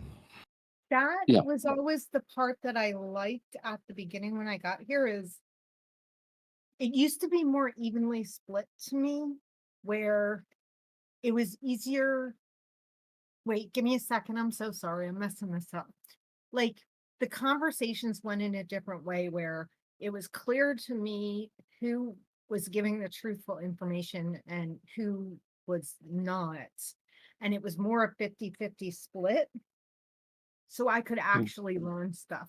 Now, to go back to what I was just saying a little while ago, when these people get to ramble on for a half an hour, 2 hours, I am literally only learning negative stuff. I am only taking in wrong information, and I can't do it. Yeah, you're right. I find that with someone like PhD Tony, I think what's happening is that he's over-explaining things. And so what you end up doing is he's losing his audience. because he over-explains something. Unless you are extremely precise in what you say, he'll just correct everything you say. The pronunciation of the words and the spellings and everything. Every last jot and tittle, I know this is probably going to be a not a common opinion, but in physics especially, you're taught to be very rigorous and exact in what you are saying. So like that's how physicists communicate, and like a part of it is you kind of just have to learn physics as a language because it is a little bit of a separate thing. Right, but that is. Sorry. Go ahead, Tony. I think of it like a car race with the arguments. The person that's explaining it's going at 100 mile an hour in the car race, and in their arguments, but they're not pacing themselves for the whole argument, for the whole race. They're giving it too much, like you were saying, though, that their expertise and their knowledge is coming out too quick, and it's just overwhelming for the person with the flat earthers, so to speak, and it's just too much for them. They've got to pace themselves and be a bit more basic and just not explain so much. You look at some of them. You look at some of them. They've been in this conversation for 4 or 5 years. Like that. At some point, one would hope that you don't need to re-explain things after the 20th time. I may be over-exaggerating, but for 6 years I've been monitoring all this, and it's. I think one of the biggest mistakes both sides make is they forget that they're not going to win, and they think they're going to win in the next sentence, so they end up trying to convince rather than explain, and that means they're asserting what they think is a fact instead of trying to reason with the person that doesn't believe facts. Right. So instead of what I have found is easier to do, much more effective to do, at least for me, is just to say, well, here's what my understanding of this thing is, and to me it makes sense. Not you should believe this thing about gravity because this is true. And then in the next breath, then say science doesn't prove things. You can't do science doesn't proving and then beat someone over the head with this thing is true. Proof and truth. Those are two separate things. Those aren't interconnected things. Thank you. Right? Mo. Like I can't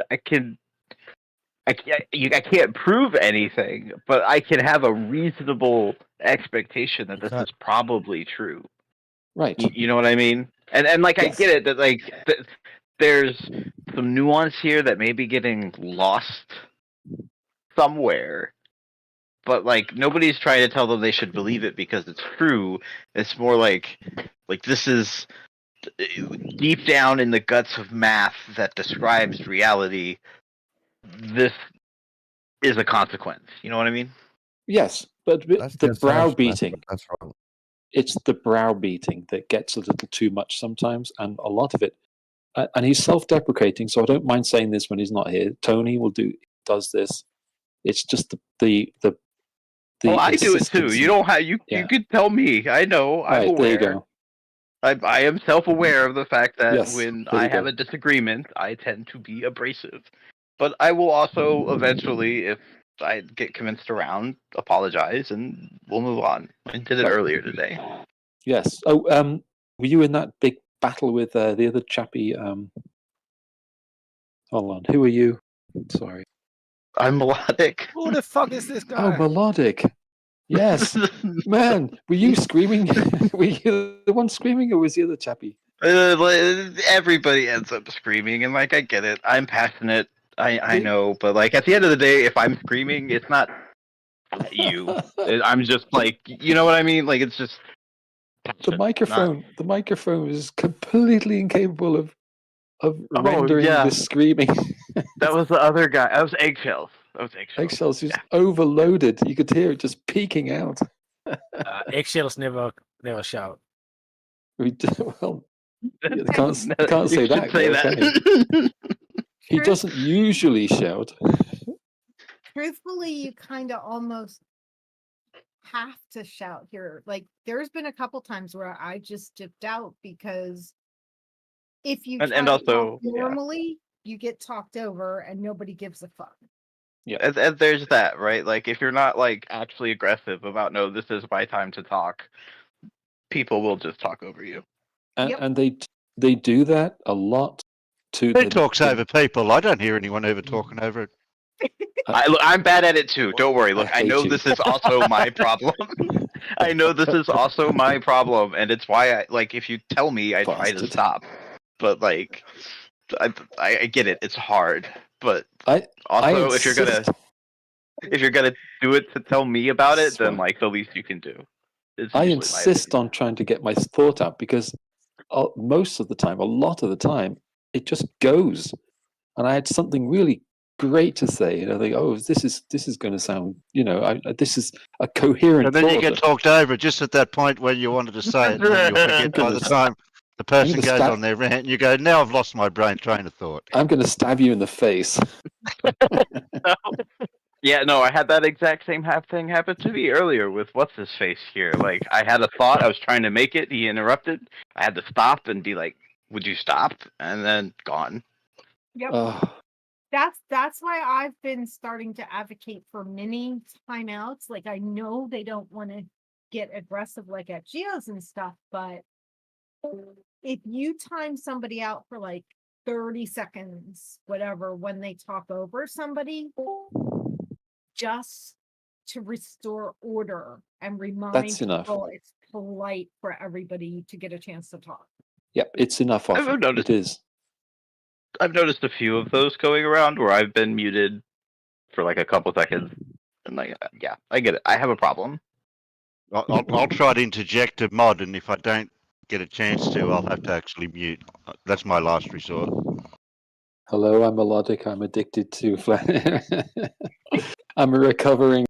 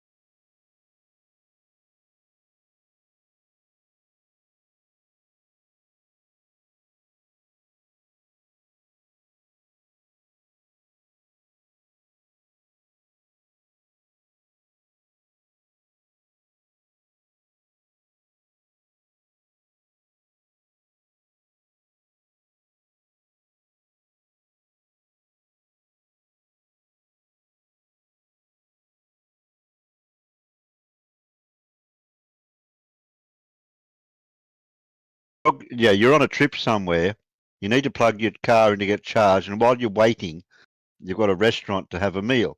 Now, the place where you got the charger is they'd have to be subsidised or whatever, in a way where, because you're going to sit around waiting for it to charge. What are you going to do? Just sit on a chair or something, wait, or you can go and get your meal. And you get your meal, well, you're doing something to fill in. That is 3/4 of an hour. Yeah. That's all you need.